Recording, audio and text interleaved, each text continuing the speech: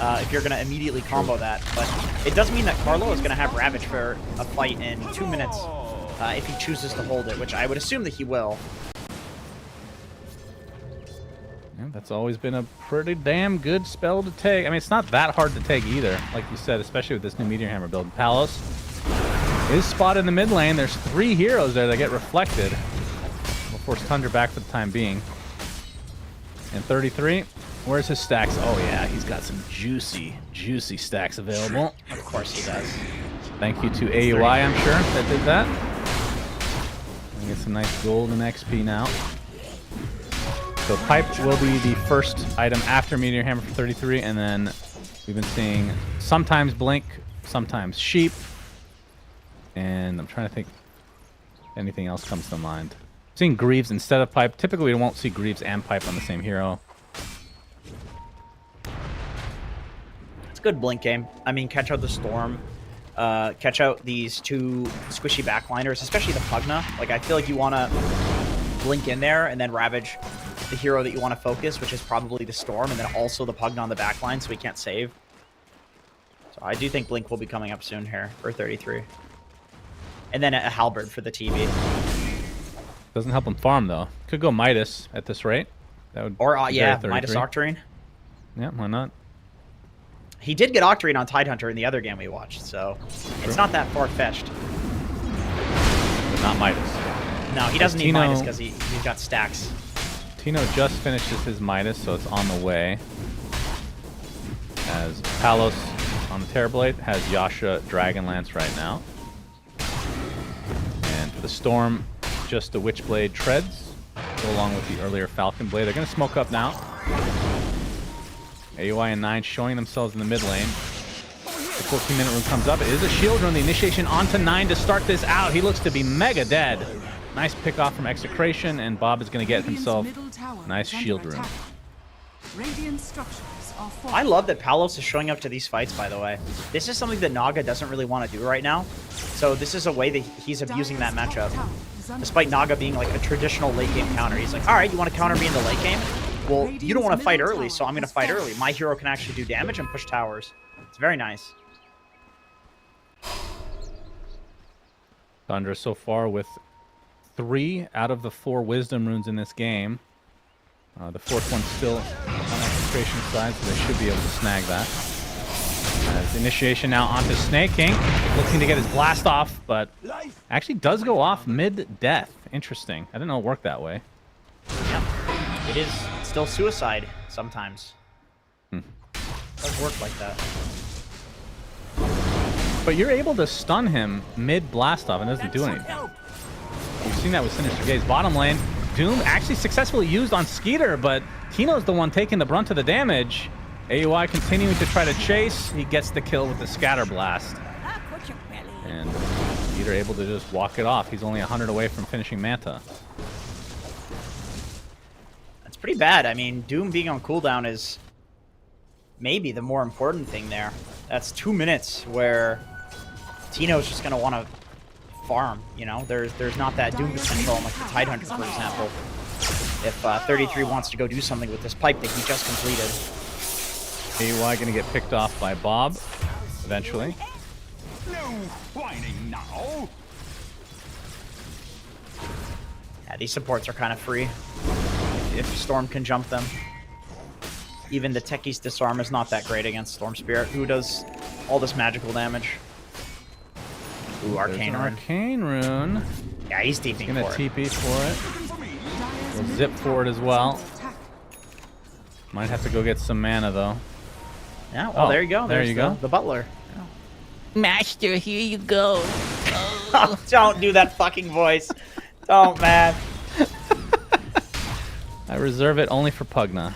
He deserves it. They're gonna smoke up. AUI might be tanking another gank, although big jumping from 9, trying to focus down Carlo, who gets healed a bit by the butler, but it's not gonna last as he drops first. And Snake King and company continue to go on. Skeeter still has the song available. They're gonna get the ensnare onto Shanks. That's 2 supports dead. Nice counter initiation there from Tundra.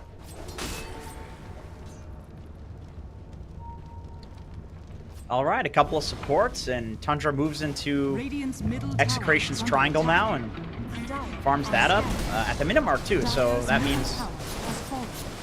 this area is not going to be available for the next minute. Pretty nice. There is a Wisdom Rune as well. Carla will TP for it. Dire's It's bottom been tower there for is 3 under minutes. attack. Indeed. Figured it might have been stolen, but just stumbles upon it now. As this tier 1 tower will be falling in favor of Tundra. Has his level 2 dragon form now. He went for Midas, by the way. Radiant's After the top blink. tower is under attack. What is he doing? Why did he do that on the creep? Dire's bottom tower What is did he under do? attack. He was just canceling his auto attack over and over again for some reason. Excited having that Solar fun. Crest was on him. Yeah, he's having a good time, it was like. Tundra known to have good times. Yeah, I mean, you got to keep yourself entertained somehow as a pro player, right? Yeah. Are they actually going to get this tier 2 completely uncontested? I mean, you can see Execration trying to get some sort of trade here, but it might just be snaking.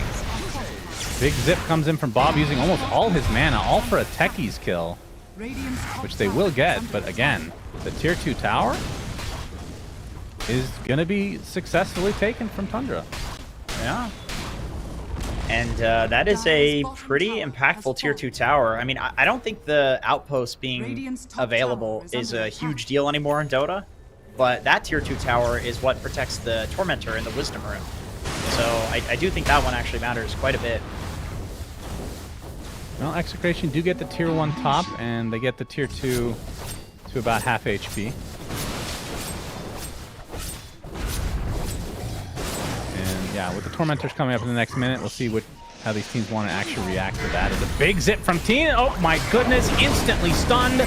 Cookie on top, ensnare as well. Bob completely punished for the zip, and that was a absolute masturbate, as some would say, from Tundra. Yep, some people might say that. 33 was actually the one masturbating because he was top on his own, and they thought maybe Yeah. there were people behind him, but no, he was completely on his own, Dire's and the middle rest of tower is Tundra were under actually attack. still bottom, so they're going to keep going. Yes, they are. Well, the Crep fight makes a little bit more damage now for the Mortimer's Kisses. He's going to get rooted now by the Ensnare. And I don't think Tundra are too scared to go for this. Scatterblast actually finishes them off. They actually use Doom as well, and Skeeter's just able to walk it off again. That's the second Doom of the game, kind of just thrown out there. Yeah. Hoping, I guess, that there was some follow-up to stun the Doom Naga and maybe, drag him down to the abyss with the Doom when he went down, but nope. Dire's It's another middle wasted tower Doom. is 2 under minutes, attack. that's on cooldown. Tundra can take over the map again like we just saw them do. That started all of that when they walked into the triangle. Tundra has free reign. Yep. I mean, it's only a 2K lead. It is against a Doom, so maybe it would be more like a 4K lead normally. But at the 20-minute mark, not the Dire's craziest. turret has been Seen a lot killed. bigger for Tundra in this tournament. Yo, check out 33's inventory, man. He's got the occult bracelet because that's just an OP item. And he's got the Philly Stone that he's probably swapping in and out when he dies. I love the Philly Stone because it like retains value even when the tier 3 neutral items come out, because no matter what, you can swap it in when you die and get value out of it. So it's like just such a value tier 2 neutral item, especially when the tier 1 ones are so strong. I've been waiting to see somebody do this. Keep the occult bracelet past tier 2. Because 10% magic resistance, that is not a joke, man. That's a lot of magic resistance. Yeah, I agree. A bit surprised that wasn't nerfed in the last letter patch. Well, we will continue to see it as is. And the funny thing is, I thought it was really good before they even added magic resistance. Yeah, it was. Dude, It's 2.5 stats and mana mana regen, are you regen. kidding me? Yeah, it's very good. So Roche will go the way of Tundra. And Skeeter will have himself an Aegis. He Radiant's hasn't middle really tower been is dying. under attack. I mean, he's been pretty active, actually, for a Naga. 1, 0, and 9. So 9 assists at this stage of the game is pretty massive for a hero like that. Yeah, yeah. I mean, he has the Orchid, so definitely happy to get active now, now that he's got that. Normally, by the way, like I might say that Execration should be in range to protect that Roche as they jump. this is a tough kill. Yep. Even if they get him, remember, he's got that Philly stone. Very important. Gets off the Ravage, gets cookied out into safety. 9 jumps in with the Dragon Tail. Mortimer's Kiss is now on top of Palos, who gets off the Sunder. Meanwhile, kind of stuck in place right now as there's a big initiation from Snake King, and now the focus completely on this Terrorblade. Palos is dead.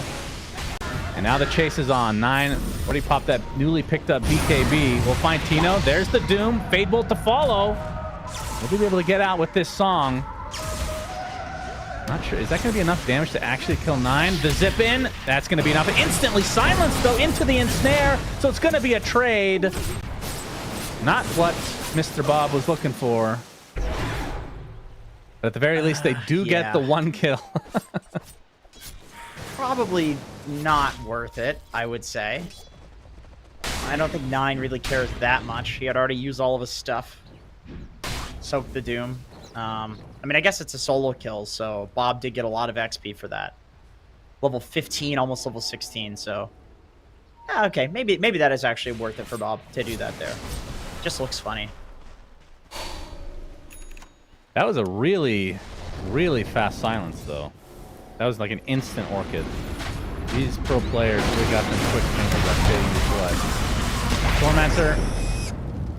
Yeah, literally no idea why he did a Texan accent, but I like that. I like the bait mid. Like, we've seen that in other games where one team gets the Aegis, and then because they have it, they feel audacious, and so they just go push out the mid lane on some hero that's tanky, and then the hero's alone and they die.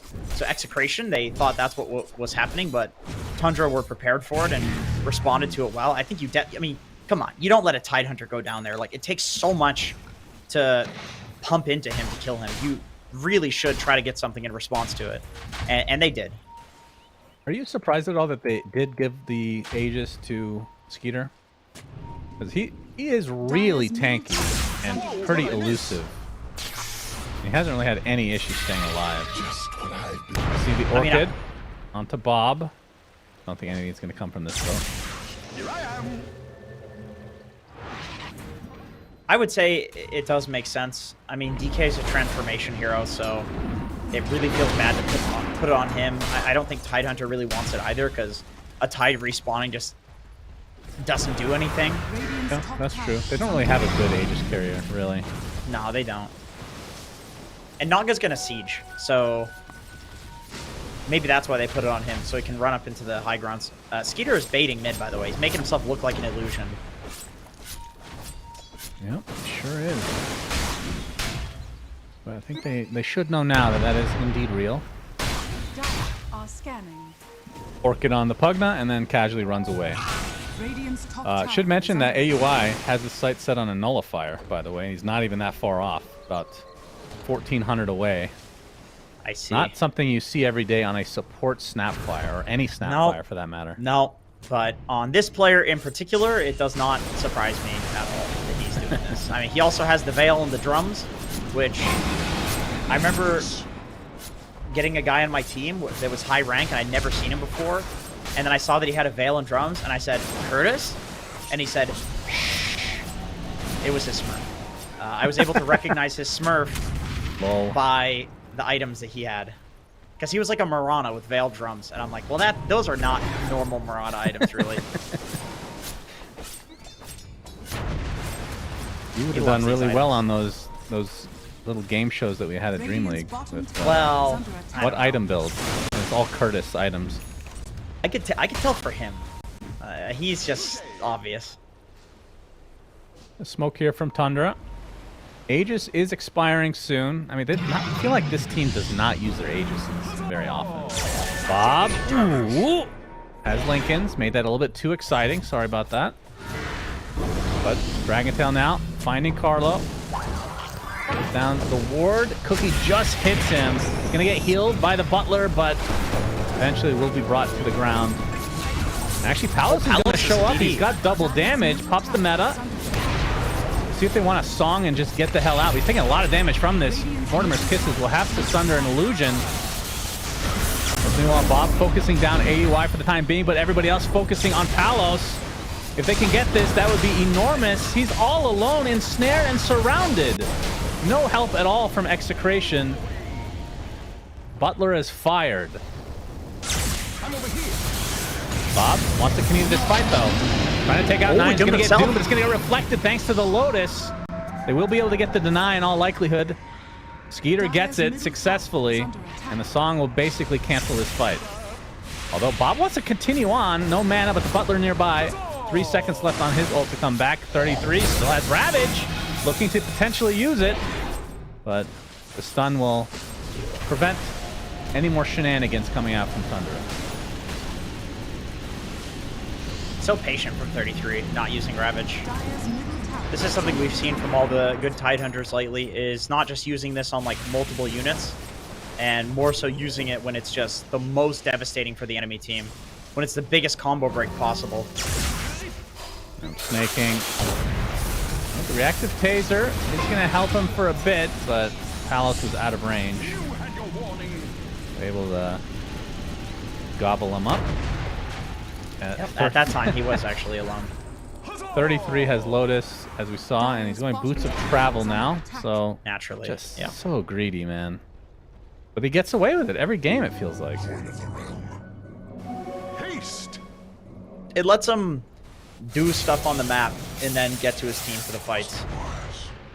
Bob like doing it. a nice I mean- job of forcing out the BKB from 9. Who almost has his Heaven's Halberd, by the way, so that's going to help Tundra a lot when it comes to dealing with this pesky Terrorblade, who has been quite impactful, honestly, in these fights. Like, Palos has had a... Radiant's middle tower He's is 2 and under 6, attack. but he's had a pretty solid game in terms of what he's Yeah, how helped do you his team die? accomplish. How do you die 6 times and you're second in net worth? I don't even know how that's possible. I'm telling you, he's doing good shit. He's also kind of getting unlucky and not getting the kills. He has 8 assists.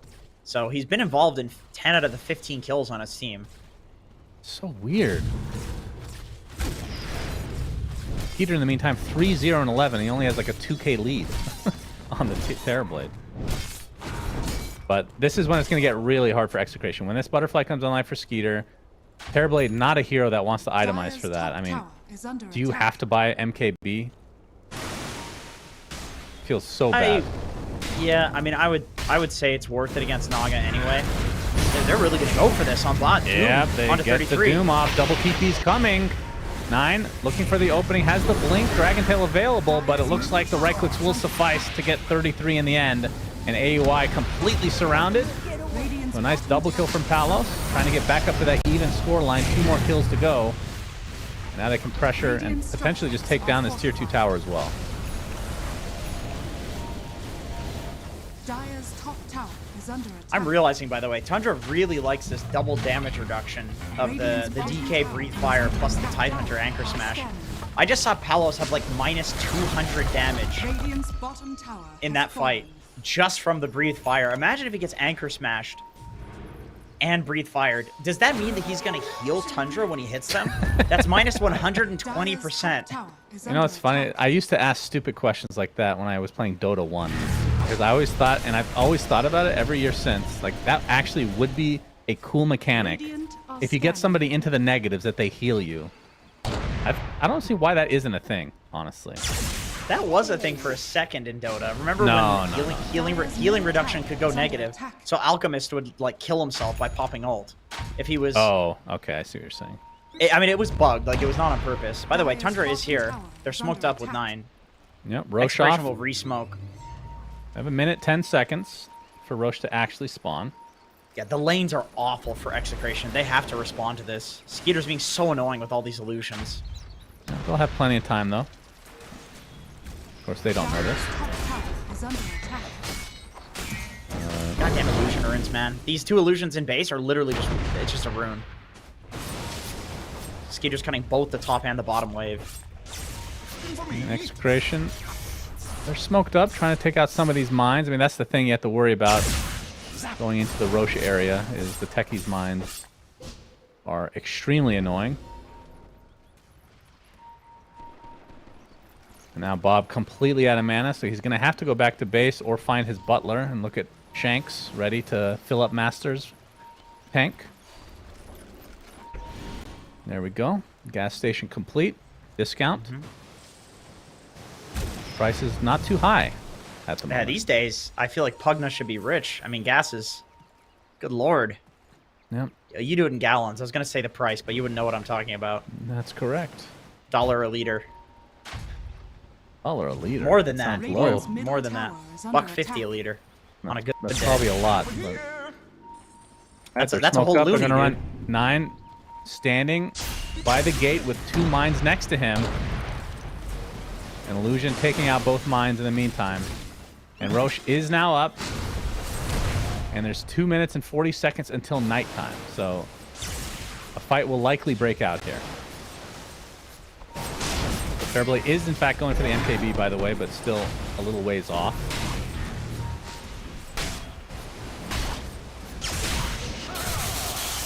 As the zip is in from Bob, trying to bait some things up, but Snake King not going to be baited. 33, he does blink in, gets the anchor smash onto Palos, minus 112 attack damage for the time being. As 9 and company having to deal with these illusions, but Execration, same thing. Illusions. So annoying. 9 already popped his dragon form, though, so they're going to go into the pit now. They're going to try to take this out. They do have the song advantage. That is one huge thing that they do have in their favor. But considering that the dragon form was popped, means they have to go for this. Execration, see if they can get any illusions there. There's a couple mines. Is that enough to actually kill it? Yes, indeed.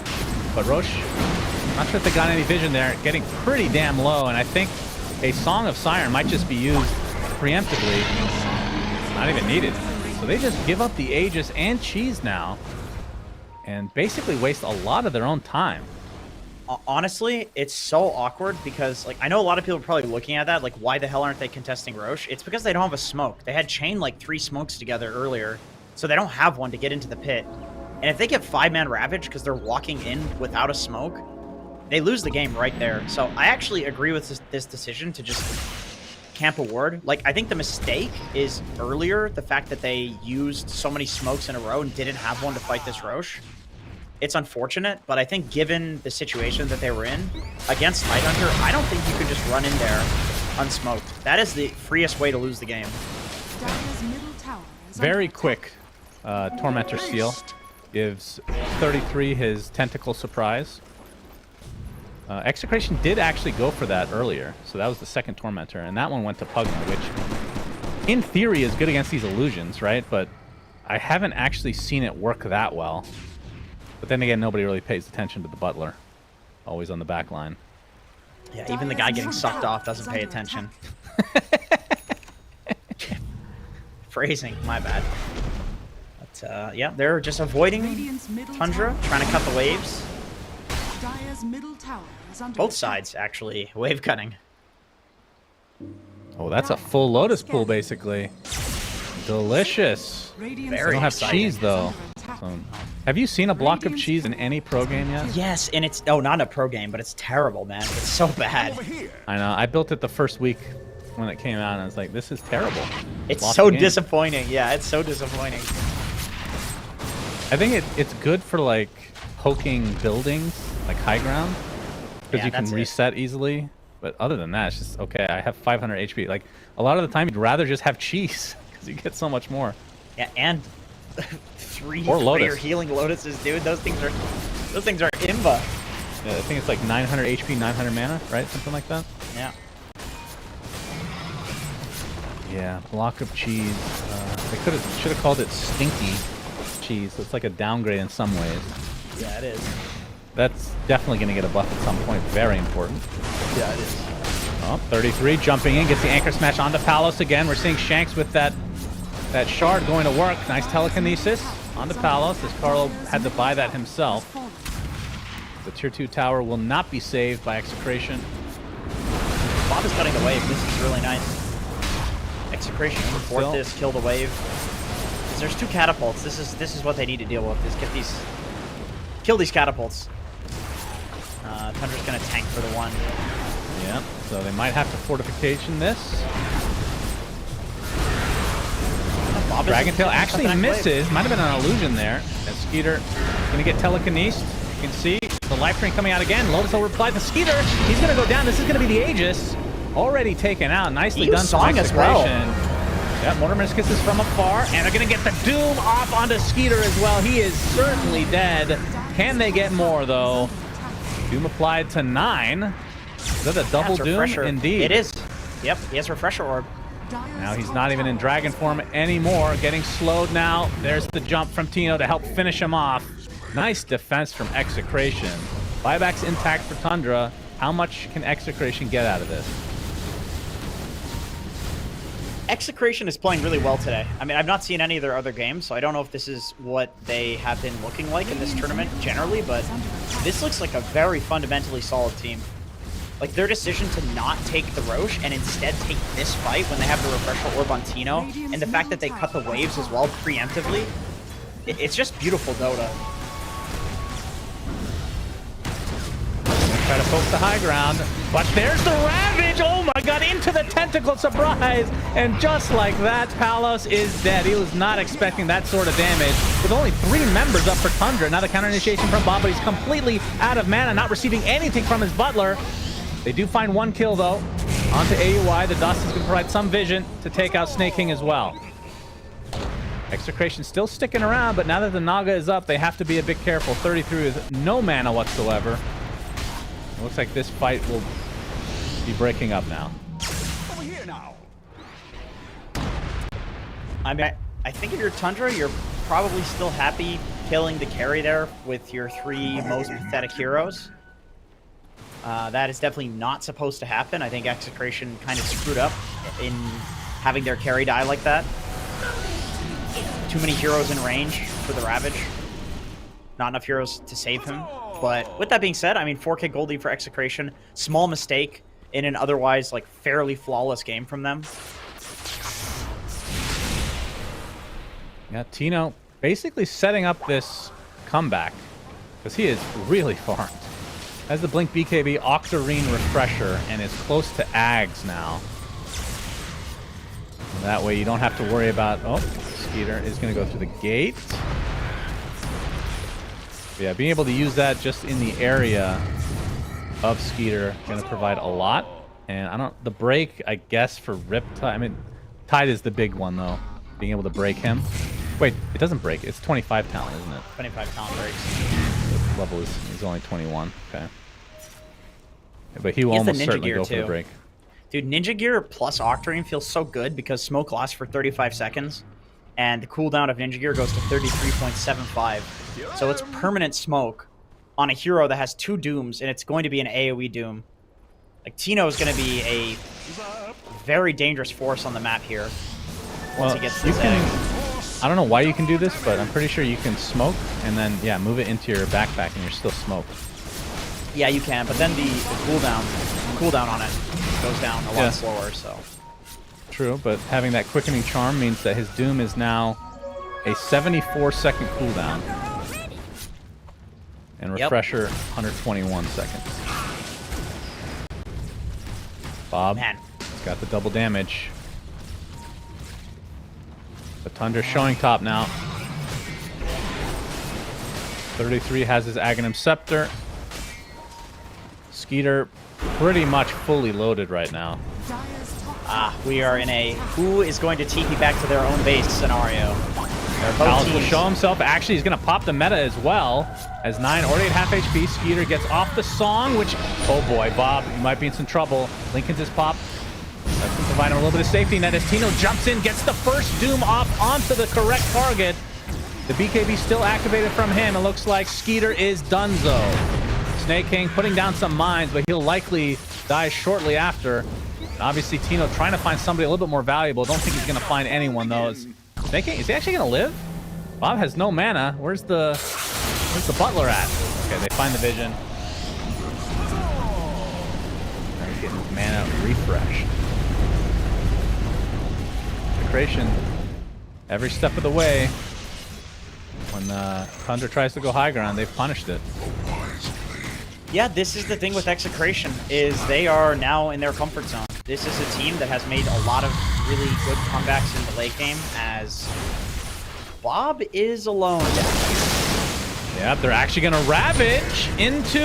Oh, they actually do take off the Lincolns just in time. The stun lock is there. Do they have the damage, though? Tentacle surprise! It's still not enough.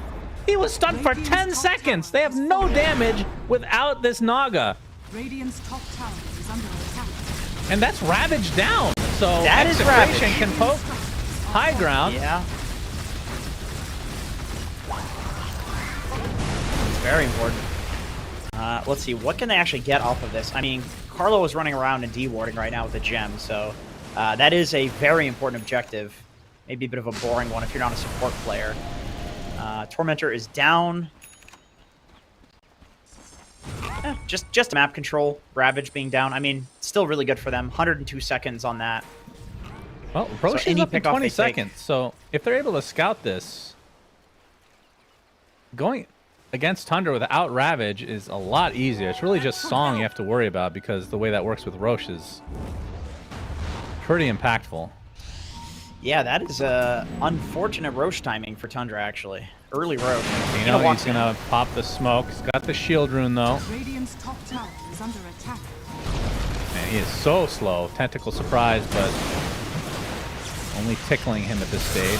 Big zip in with the Shivas. Gets the stun off on to 9. And there's the first doom coming out from Tino. And it's on the Tidehunter. But Bobby's pretty much out of mana at this point. Where's the Pugna? There he is. And 9, he's going to get out despite using that dragon form. So, few spells being used. Tino did not pop Refresher for that. So, I think they're just going to try to chill for the next minute. Yeah, Doom is such a short cooldown. They have no reason to really refresh and try to force something. They can just wait for it to come up again. BKB will be up at the same time. Although the issue is, you know, Tundra will have Ravage at that time. But Tino wants to Doom the Tide anyway, as we just saw. Like, he doomed a Tide without Ravage, so Tundra is actually kind of okay with that. In the next fight, if he does get the Doom off and 33 has Ravage, then, you know, probably we would see Execration committing a lot harder to a fight like that. Yep, he's got his Ags now. Does Tino. 20 seconds until Doom is up. They know that Roche is up now. But so does Tundra. And this is a really big Roche. Although 50 seconds until he switches spots. You're going to have to kill him that fast for the Ags to drop. And by the way, I don't know if you... yeah, looks like Tundra, they're playing ahead of the game here. Going through the gate. They're going to wait for Roche. So it'll be a Refresher Shard Roche. Our scans. Imagine if theoretically- Execration... Yeah, they could take it.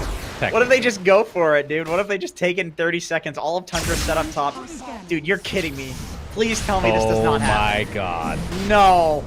Now, keep in mind, if they kill it even after, like, the second it turns nighttime, is when the Refresher Shard...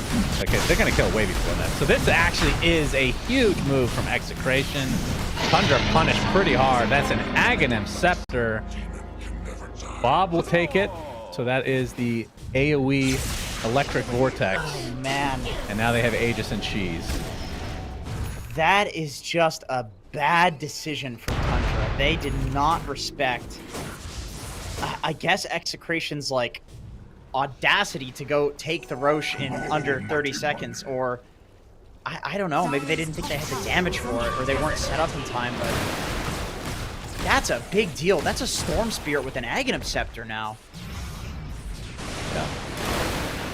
I mean, they took a calculated risk. I can definitely respect it. But the scan came out from Execration, showed that nobody was in that area. They're able to benefit pretty greatly from that. And that is now a tier 3 tower in their favor as Palos getting healed from afar. 33 gets off the Tentacle Surprise. Palos is just going to shrug it off, gets off the Manta now. Fortification is popped. There's the Disarm coming out.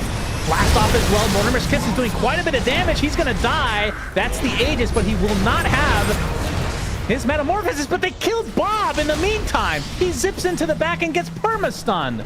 So Execration, despite having everything go their way, blunder. Big blunders here on the high ground. And they traded a tier 3 for a tier 3, by the way. Nine's Illusion's top. Or actually, I think it was just his body. He just hit the tower, took it down. Yeah, I mean, Bob really needs a BKB. I think the big blunder is more in his build. It's that he does not have a BKB. Instead, he went for the Lincoln Sphere.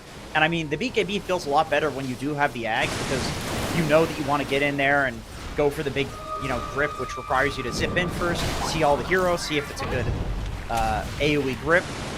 And he didn't one have that moment. until he took the Roche. So they're getting this Tormentor. It could go to Palos, who just purchased it, but he hasn't delivered it yet. Surprised they're not waiting. Okay, they get lucky. They get pretty lucky. How does that work? Can it actually go to the guy that Yes. has it in the... Oh, Yes. shoot. So then you That's have to sell your shard. But we will not see that today.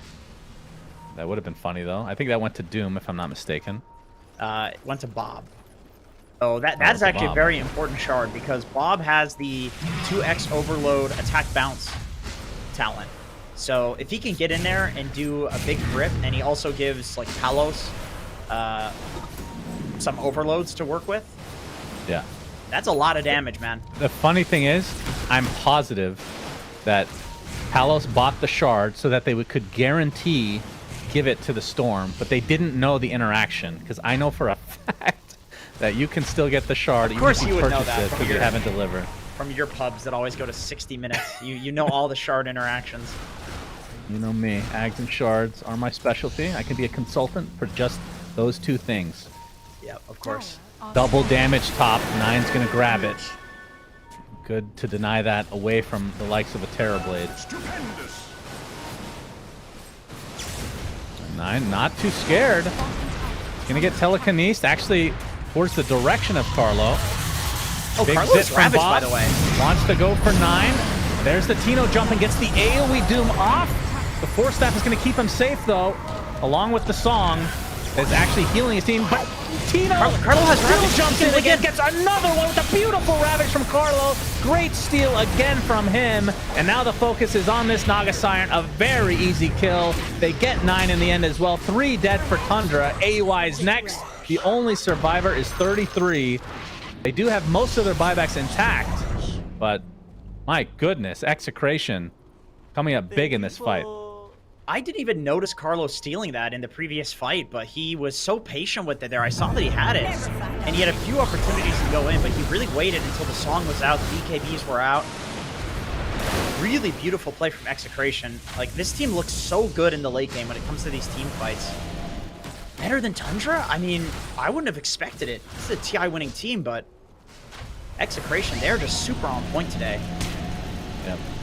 Definitely look, I mean, like you said, we haven't gotten to cast them yet. We just know that their record is not super great right now.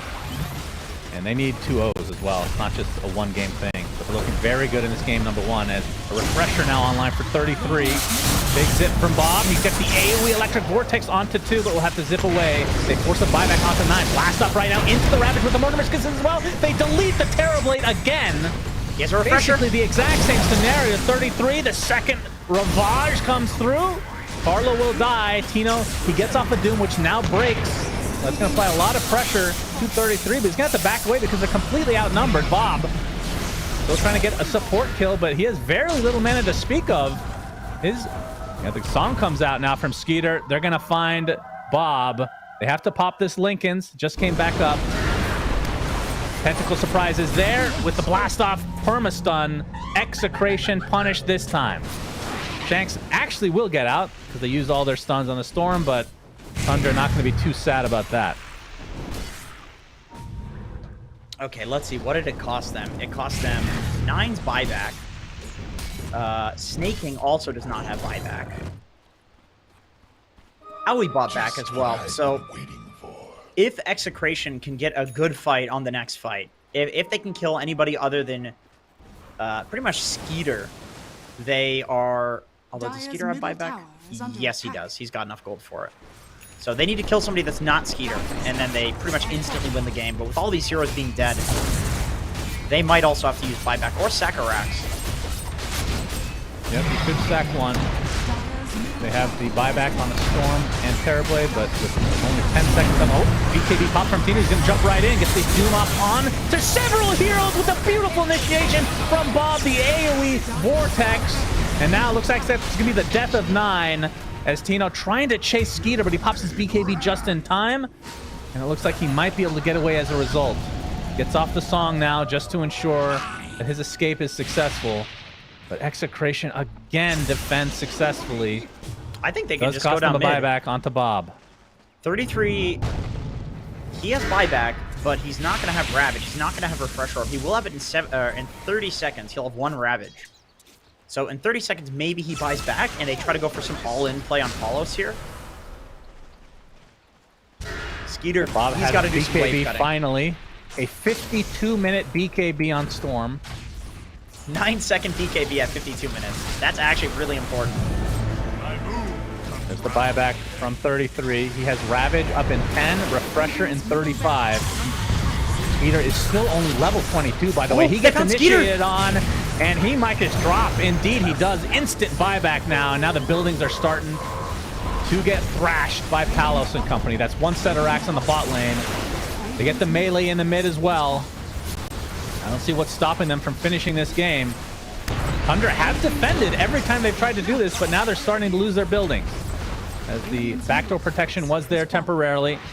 So they get the 2 sets of racks. Palos still has a good amount of duration on this meta. Swift Link as well. I mean, really nice wave cutting from They need a Skeeter. wave. It is coming, though. Yep. Oh, the big vortex again from Bob. 33 gets off his Ravage. Not really going to stun anybody because the BKBs are finally online. And Skeeter has to song. The meta's running out, though, on Palos. It's getting relatively low. Here comes another Ravage from 33, but now the counter initiation from Tino gets off his AoE Doom. Bob gets 4 stacks to safety, and this is likely the end of game number 1. AUI trying to limp back to his base, but he's going to get doomed. Another Doom available if Tino wants to use it, as now Mega creeps in tow for Execration. Bob, okay, he's getting relatively low, going to get stunned up. The heals coming out from Shanks. The Butler has done it. Nullifier and the Silence coming out onto the Storm, but he's going to be okay. And there's the AoE Doom. Skeeter, he just bought back. This should be it, surely. The AoE Vortex with the AoE Doom is actually disgusting. My goodness, what a game from Execration. I'm just really impressed with this team. With how Tundra has been looking in the games, at least that we've casted from them, Tundra looks like they're in fantastic form. And Execration completely kept up with them. And then when it came to the late game, Execration was just making way better decisions, which I would normally expect to say, you know, if Execration gets into the late game, even from a deficit, like, you do have to look out for this team. But they went into the late game with an advantage or an even game. And holy hell, they looked really good. Like, Tino on that Doom, he was finding all the AoE Dooms. Bob was playing to his limits on Storm Spirit, like knowing that he had the Butler to back him up, just zipping in like a madman. Palos showing up to the fights early, I think, is what kept them in the game to get to the late game. Just all around, very well played by every single player on Execration. Yeah, pretty impressive, because every game we've cast from Tundra, they have pretty much dominated from start to finish. 33, I mean, he did get a lot of farm and a lot of space to get that farm, but like you said, Tino was the counterpart, and he is playing Doom. He had Midas, he has Devour built in, and they were able to make it to late game, which I think that's the biggest part of the game, is when Tundra tried to go high ground a couple times, they just lost those fights, and that gave enough space for Execration to get to this late game. And then I think that last Roche was kind of the nail in the coffin for Tundra. They made a calculated risk, and like I said, I respect that decision. That was a cool, like, it was kind of like a fake out, right? Like, I don't think they're going to go for it. They probably think we're here, but they had that scan. They were able to take it in less than 10 seconds. And the Ags and whatnot, we can see how powerful it was. Yeah, Shannon. I mean, it was basically Tundra took a vacation to they took a vacation to the Radiant side when Roshan was actually on the Dire side, like a vacation to the beautiful Ayana estate, which I've closed the sponsor readout thing by accident. Enjoy the largest integrated resort in Bali. Oh, here it is. I found attempt. it. Enjoy the largest integrated resort in Bali, the Ayana estate, with its beautiful ocean view, secluded beach, lush jungle, and rock bar, ladies and gentlemen. I don't know if that means rock as in like rock and roll AC/DC sort of stuff, or rock as in like a boulder, but both sound awesome, so check it out. Yeah, check it out indeed. All right, so that's the end of game 1. That was a long one, but that was extremely entertaining after the 30-minute mark. But hopefully we get to see more of that. So we'll be back in a bit with game number 2.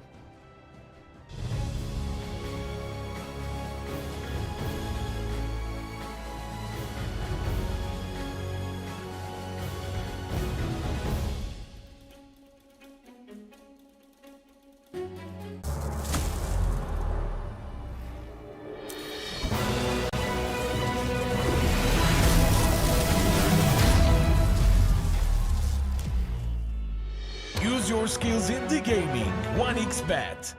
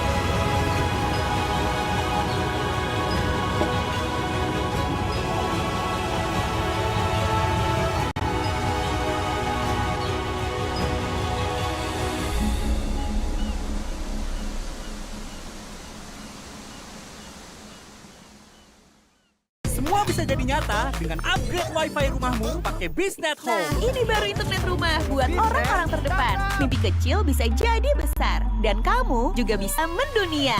Jadi, siap wujudkan semua jadi nyata?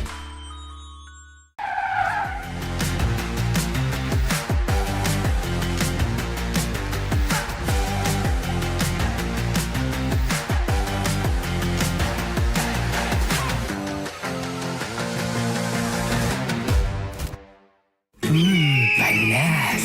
Di oven nih. Hai. Ya kelar. Wih. Nah ini Sukro Oven si paling seru. Mau gini seru. Mau gitu seru woy.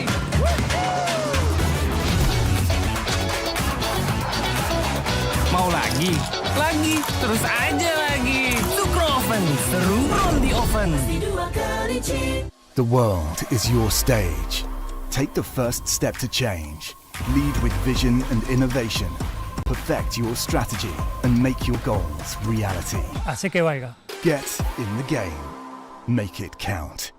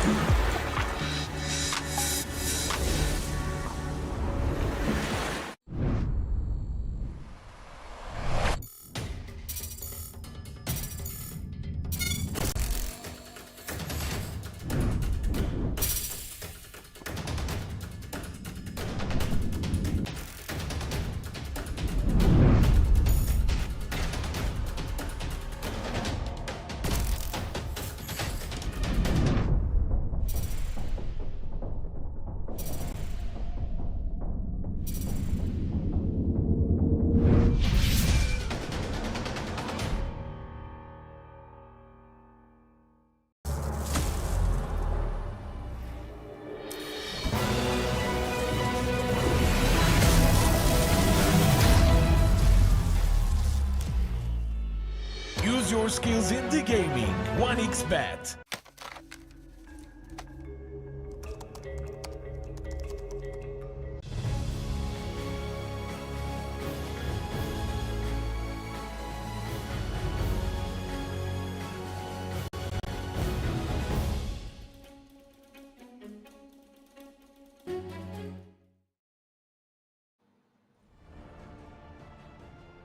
Welcome back, ladies and gentlemen, to game number 2 between Execration, who actually won this game, against the TI defending champion, Tundra Esports. AUI filling in for Soxa has done really well, actually, I have to say. Not that that's too surprising, I guess, because AUI himself is a 2-time TI winner, technically. Jenkins, you're joining me today. How are you doing? You look very greasy. How are you? Did grease up before this. I know it's what you prefer. Well, it was interesting to see how he play his third hero. He's had quite the small hero puddle so far. Quite pathetic of him, I would say. He's really fallen off. Only 3 heroes in 3 games. Just, weak. But I'm excited to see if maybe he'll get a 4th one today on this next match versus Execration, who played beautiful Dota, by the way. I am very excited anytime I see an SEA team performing like this, because this is a region that is typically known for being individually very high skill, but maybe missing some of the fundamentals as a team. And in that game, that was just very fundamentally good Dota, kind of the opposite from what we saw with Blacklist Rivalry, where it was the kind of traditional, really good at Dota, but not going to the Roshans, etc. Like I want to look back to that decision where Execration didn't fight the Roche into Tundra because they had already used like all 3 of their smokes in attempts to kill Tundra earlier. They made the conscious decision, we're not going to do this. Like, that is just cool, smart Dota right there. And they won because of that. Hindsight's 2020. If they wait 10 seconds, they stick around for 10 more seconds for Tundra's side, then I think Roche ends up going to the other side. You mean on the play where Execration took it in like the 15 seconds before it walked to the other side and Tundra was set up? Yeah, that is the second point in that game where I think Execration was making a fundamentally very good decision. And I think Tundra was as well.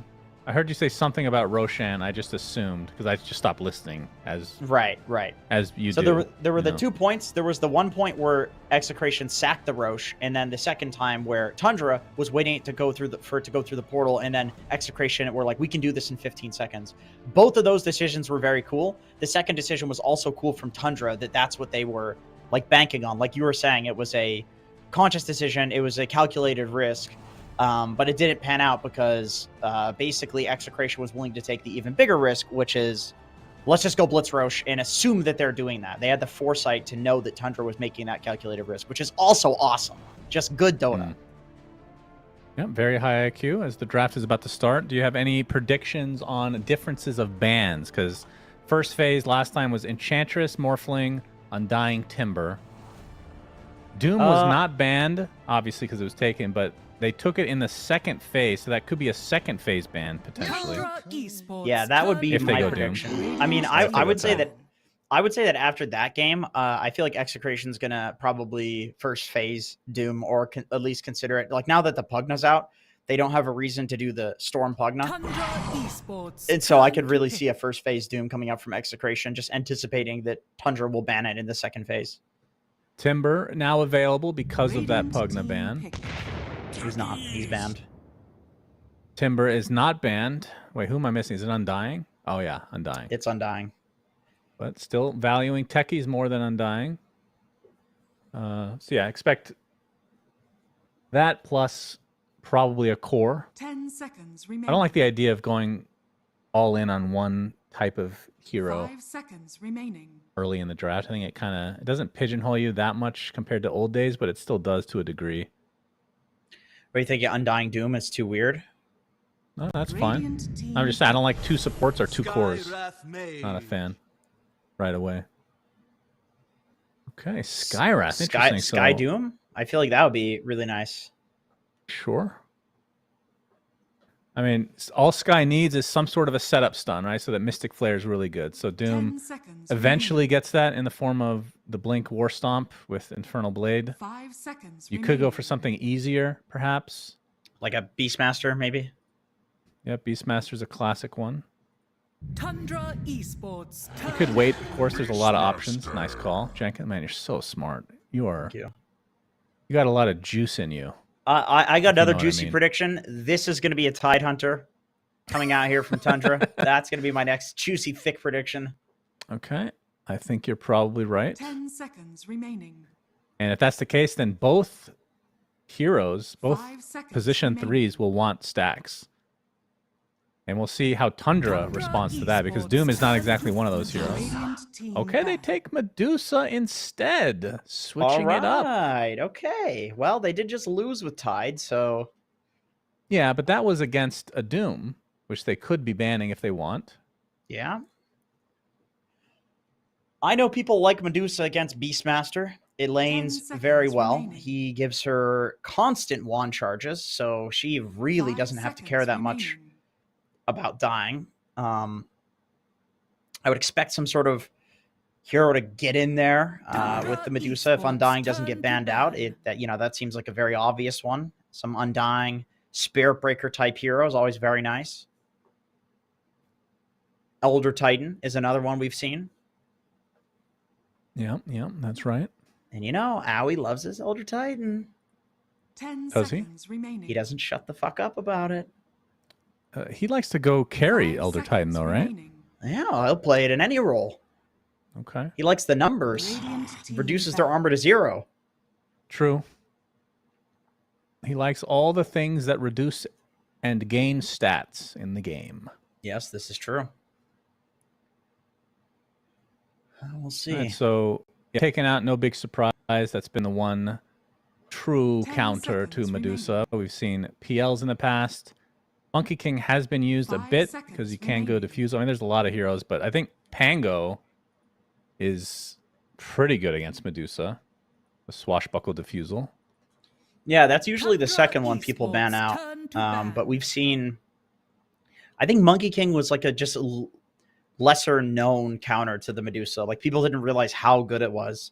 But obviously Tundra realizes because we saw what they did to Shopify with the Monkey King versus Dusa matchup. It was not pretty. 10 seconds remaining. Yeah, that was the biggest 5 seconds lane remaining. or out lane I've ever seen on this patch, at least. 19-1 for 9 on the Monkey King mid. So last ban for this phase coming up. I would expect Pango to be here. But then again, you could just pick a hero that dominates Pango mid, which there are a lot of those. So if you don't care that much about it. Slark has been used as a counter to Medusa as well. Another diffusal buyer and stat reducer. Darkseer is also a nice one, but I was with going to the mention beast Void being as picked well, up. but figured the other two would be higher priority. yeah, Void is that's the Bet Boom and 9 Pandas counter where you basically just play to kite the Dusa, kill everybody else. 10 It's seconds not remaining. super traditional in the fact, like, I don't think I've ever seen a Void go for a Diffusal Blade 5 against Dusa, at seconds least not on this remaining. patch, not a good Void, but it still Mhm. feels very strong.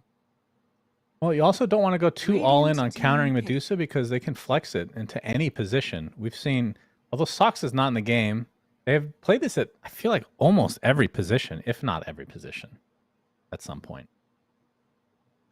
Yeah, that's true. And I feel like 33 will take any excuse to play his Medusa off lane. But with that being said, 10 I do think it has a seconds remaining. fantastic lane against Beastmaster, and that's probably why they picked it in the 5 first seconds phase. remaining. So I would expect them to put it in the safe lane, unless something from Execration comes out here that like really hard counters it. Then they'll probably flex it just because of the counter.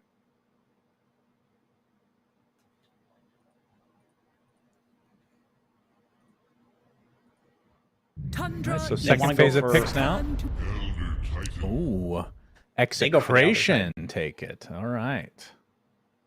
I'm not sure how good that is against Dusa. I mean, she doesn't give a damn if her armor is lowered. So, because armor is not considered with her mana shield at all. So Yeah, but that's when you like get a through that mana shield and she has 100 HP, then the armor. Oh, hell matters. yeah. Hell yeah. I mean, actually, you know what? 5 I'm seconds stupid. remaining. ET is a very good counter to Medusa because when you sleep her, she takes damage to her mana, so she never wakes up. Oh, It's actually yeah, that's right. It's actually That's a right. god tier counter. I totally forgot about that because it's a weird interaction. But I remember seeing a lot of people theory crafting this one when everybody was trying to look for Medusa counters. And I've played with the Medusa on my team against this, and it's just complaining constantly from the Medusa. Oh, first duplicate hero from AUI now. So he's going to get his Snapfire, which means... And the Darkseer picked up for 33, which means Medusa is almost 10 certainly seconds going to be remaining. played by Skeeter now. Unless we see some weird mid... I 5 seconds feel like remaining. I cast one game with mid Darkseer and it was atrocious at Dream League. Like they got mega stomped. I can't remember who that was though. It was like the biggest stomp of the entire tournament. I could see people theory crafting that because of the fact that he's universal. So you can build these stat items and have a really good lane. Like out deny pretty much anything. It is a bit weird. I would say like this might end up being a Snapfire mid, just because I feel like you ideally want to run Darkseer with a melee hero, but I don't know. We'll see. I don't think 9 has played the Snap mid yet this tournament. He has not. Yeah, we keep mentioning it as a flex, and it just never happens, so... Would be a nice switch up, though, depending on who the mid or Execration ends up being, and it will be a Pango. So, we'll see how much Tundra actually care about this. Well, Medusa is pretty countered, I would say, with these two picks. They've done a good job covering that base. So, Echo Stomp, she has no way of waking up from damage? No, not from what I've seen. She just does not take enough damage to her actual health. So then once you get Ags for Pango, you basically get 2 swashbuckles right away with Diffusal. That's going to drain her quite a bit. And you might still end up going a carry that buys Diffusal as well. Because if it's good in the game, like Slark looks fine this game to me. I don't know if you agree. The only thing I don't like Slark against is I feel like it'll get pretty shit on by a Darkseer in lane, and Techies is the highest win rate hero in the game against Slark. Yeah, because that's fair. You can't purge. Like, if you purge the disarm, you attack Techies and just get disarmed a second time, and all of Techie's stuff is ground targeted. That is true. I never really think about lanes for some reason. But it's a carry to support matchup, though. That's the thing. Is like it's not the most important thing. Like, you're still a core who's going to have way more net worth than a Techies, so it's not going to entirely dissuade you from picking Slark, but it is a negative you need to consider. Will PL, I guess, have the same issue? Do you just need a ranged hero in that case? Esports turn to ban. Something that lanes against Darkseer that is also good against Medusa. Jug would have been amazing. But it's banned. Anti-Mage is banned. That would be an obvious great one. 5 seconds. Yeah, I mean, looking at Skeeter's hero pool, not much is left that would do well against both of these heroes, which is presumably why I'm an idiot. We're looking at Execration. Okay, Palos, what does he play? All melee heroes, other than Morph. TB, maybe? But I'm not a huge fan of the TB into Medusa matchup anymore. I know it used to be very favored for the Terrorblade, but now Sunder just doesn't do anything to Medusa. She doesn't care if she's low HP. And they do ban out the Slark on Tundra, despite Slark not having the greatest lane versus Darkseer.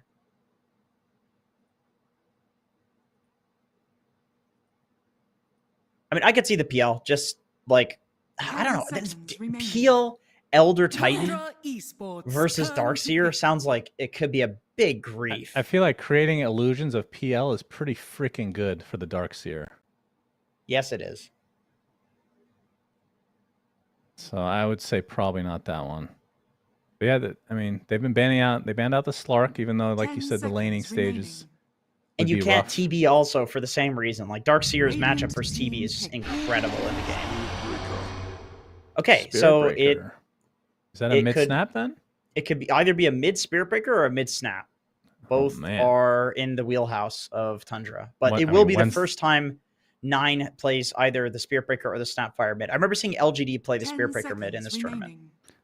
In this Tundra tournament? has not. Yeah, in this tournament they did it. But Really? they have, yeah. Would Tundra has love not, to see that, but I doubt. Yeah, it's probably going to be the Snap. Would absolutely love to see Spirit Breaker mid. I mean, Snap does very well against the Pango. So, so it's Darkseer Spirit Breaker. A carry now. Unless you want to be a cool guy and go carry Elder Titan. That's some good stuff. That actually would be pretty hype, dude. That'd be pretty cool. They'd lose, but it'd be hype. Yeah. And they do need the 2-0 badly. I think we got to reach into the pool of heroes that he has not picked yet, because agreed, none of his heroes really look good. I don't want to see this last pick and then immediately cringe. Like, I mean, I guess Bloodseeker, like if you think that Medusa's already answered by the ET and the Pango, I know Bloodseeker's matchup against Medusa is terrible. What about, I was going to say Clinks, but there's Spirit Breaker. Sven! Wow. Okay, would not have guessed that. So this is very similar to the Bloodseeker in the sense that it is an absolutely abysmal matchup versus Medusa. This hero hates playing against Medusa. She's so good at kiting him. However, Medusa will be slept. Medusa will be mana drained by the Pango. It's mid Spirit Breaker. Oh my goodness. That's awesome. I'm not sure how that does against Pango mid. I feel like Pango will shit on him, but Pango will be very happy. Pango's a garbage laner against any ranged hero. So anytime he can go up against melee, he's very happy.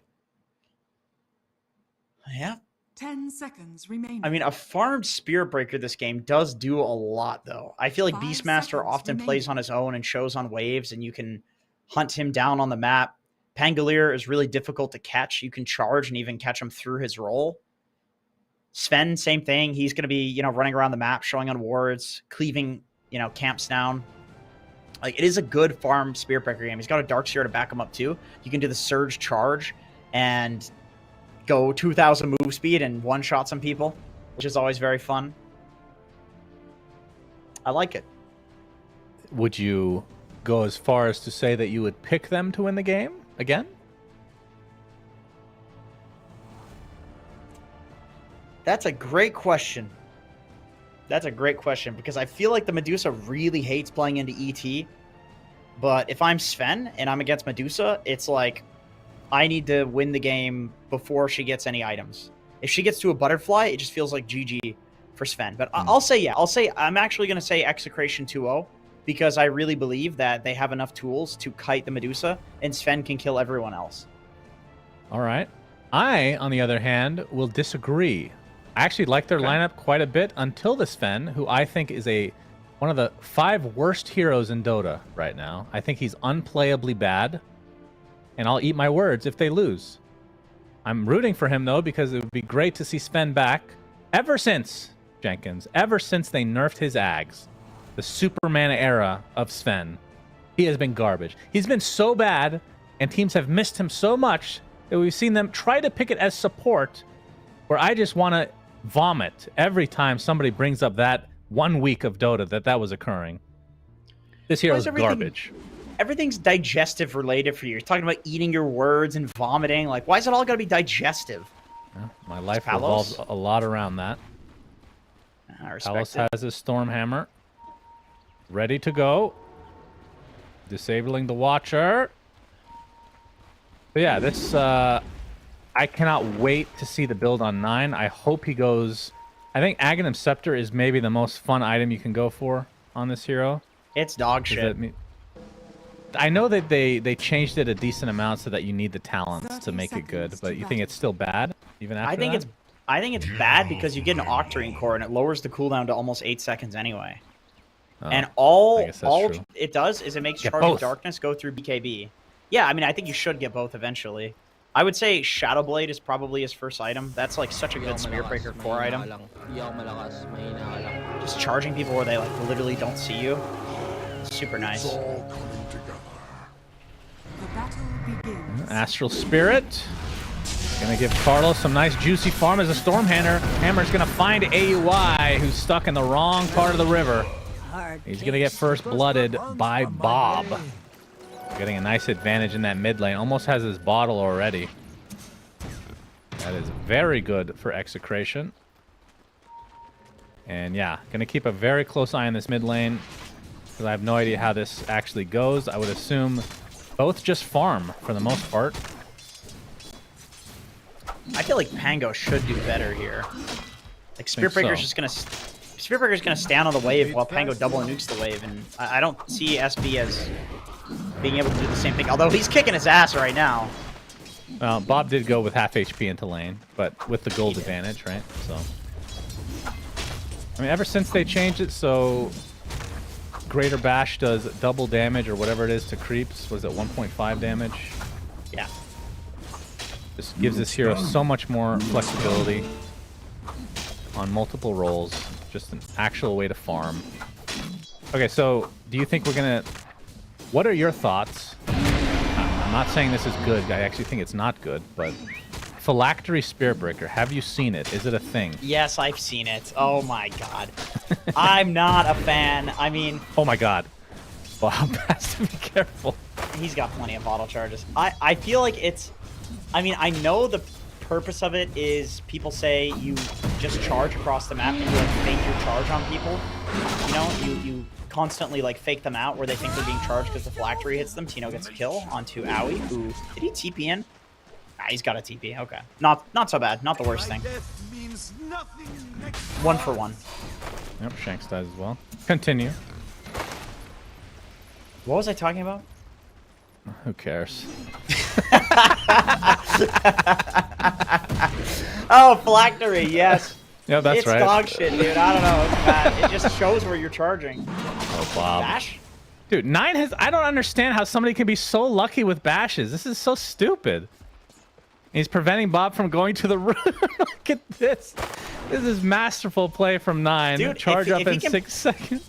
Yeah, if he can prevent it for long enough that his charge is up, it means he might actually be able to get both runes. Oh, if he bashed, Carlos going down. Yes, Carlo he is. fine. He's taking a lot of damage. Snaking, a couple more right clicks. Needs one more. Actually, he had the vision. Okay, the Tango saves his life. So we will not be seeing a kill in this lane yet. And the War Cry. Yeah, War Cry True. plus Tower Armor. He had plus 9 armor. All right, 9 will finally go for the water rune, and Bob will get the other one. So just had to stick around long enough to be able to do so. As Beastmaster actually taken out. So nice kill from AUI. Skeeter did take a lot of damage in the top lane. But he's going to get a nice little Lotus treat for himself. Like how we're just focusing so much on the mid lane and the other lanes. Yeah, who cares about kill. the side lanes? Who gives a shit, dude? I wanna watch the Spirit Breaker. This is a really cool matchup. And Palos, another hero that is going to want some stacks, of course, but Beastmaster, another hero that wants stacks. So we'll see how they end up dividing that. I would assume Beastmaster takes the early ones, and then Palos, once he gets a couple items, can start going at the jungle. Yeah, time. anyway, whatever. 9 doing really well mid. He's got the boots. Yeah, so Orbit 9 Rune coming out. right now 17-1. Bob 17-3, so very even despite the bullying that was occurring from 9's side.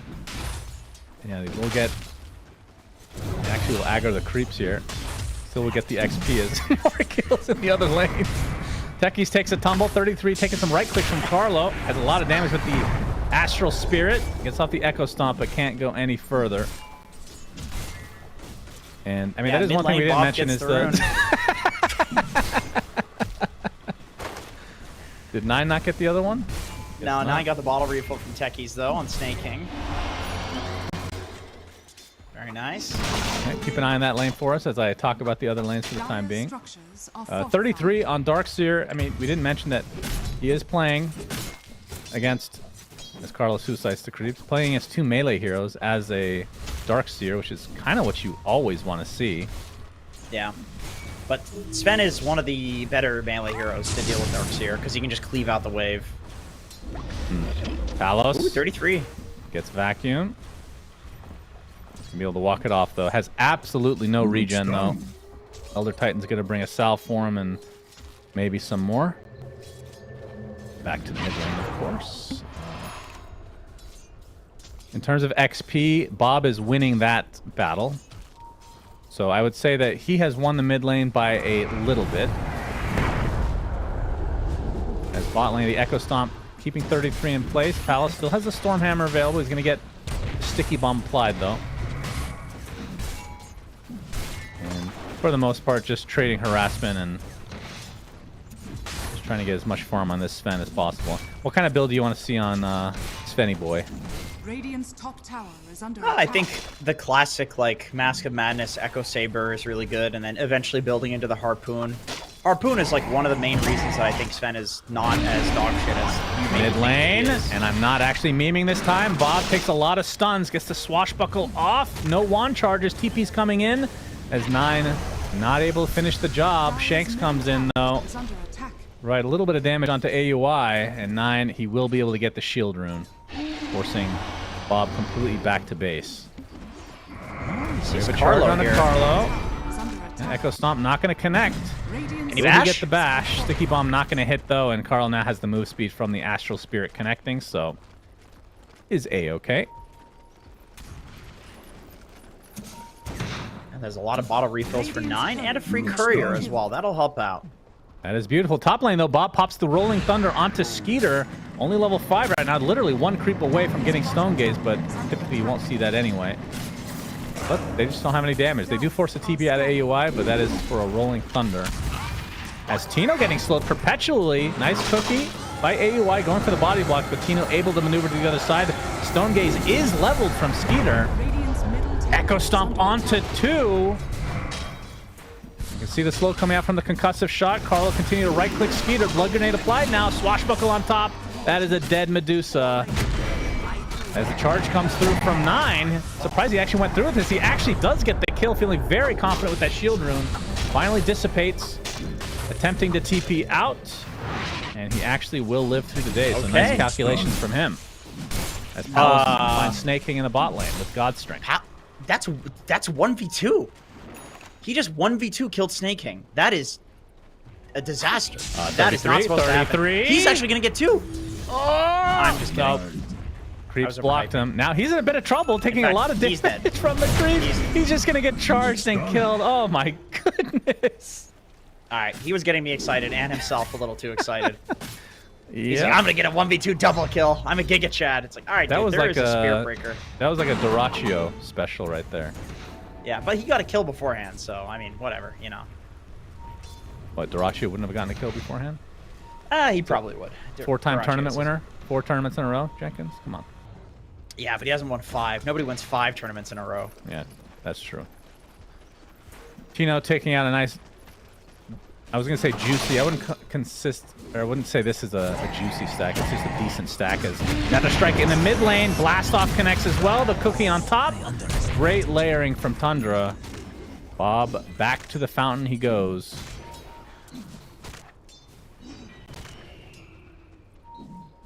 Nine right now sitting on the Phase Boots Windlace. Very interested in what that build's gonna end up being. And Tundra, they spot out this stack.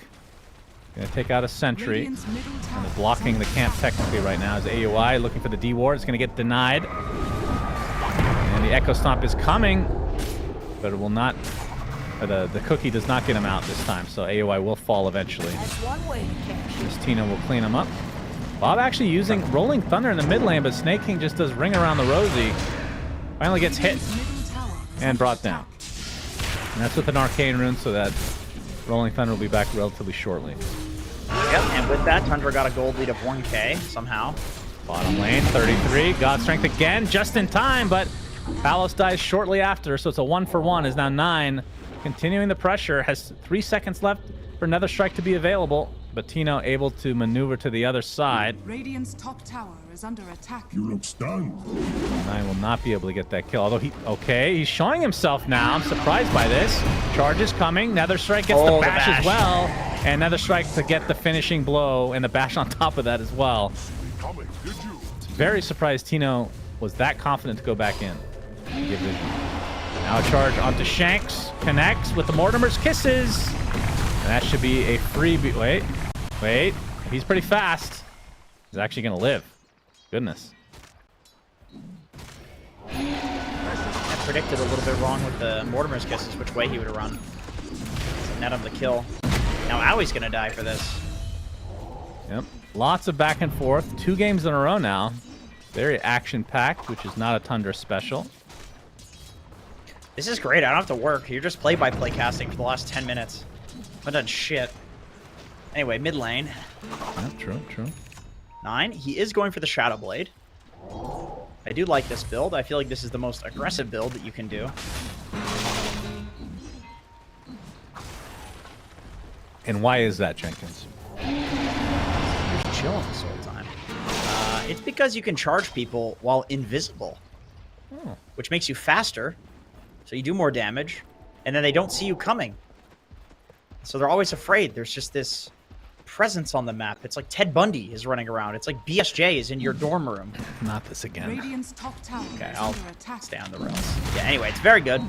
I would expect after that, depending on how the game is going, BKB looks fine. I know the Octarine Core is something people are experimenting with a lot too, and enjoy that item.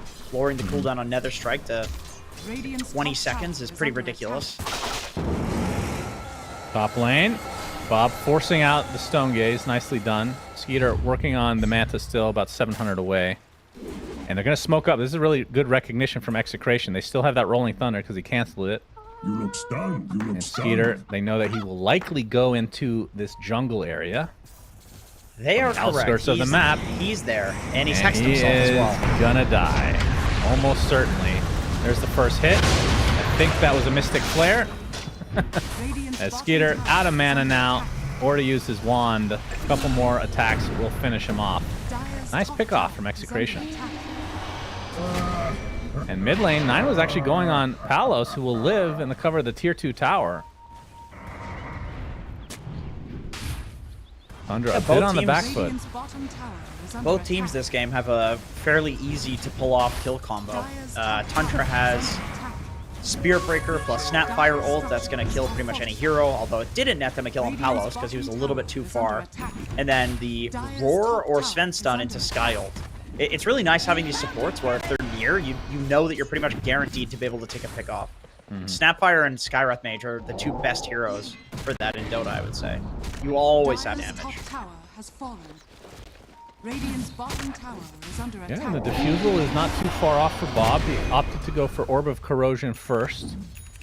But once that Diffusal comes online, Skeeter will have to be very careful.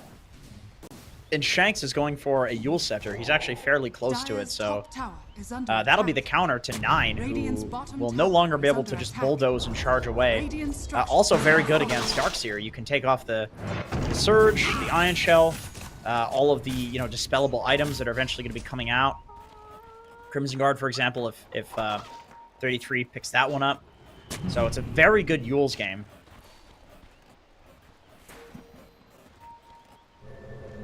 We saw that the other day as well.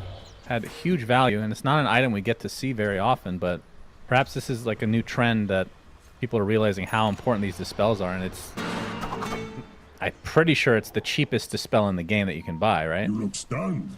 Yeah, I mean, honestly, I think against Spearbreaker, this is an OP enough hero that you have to do it.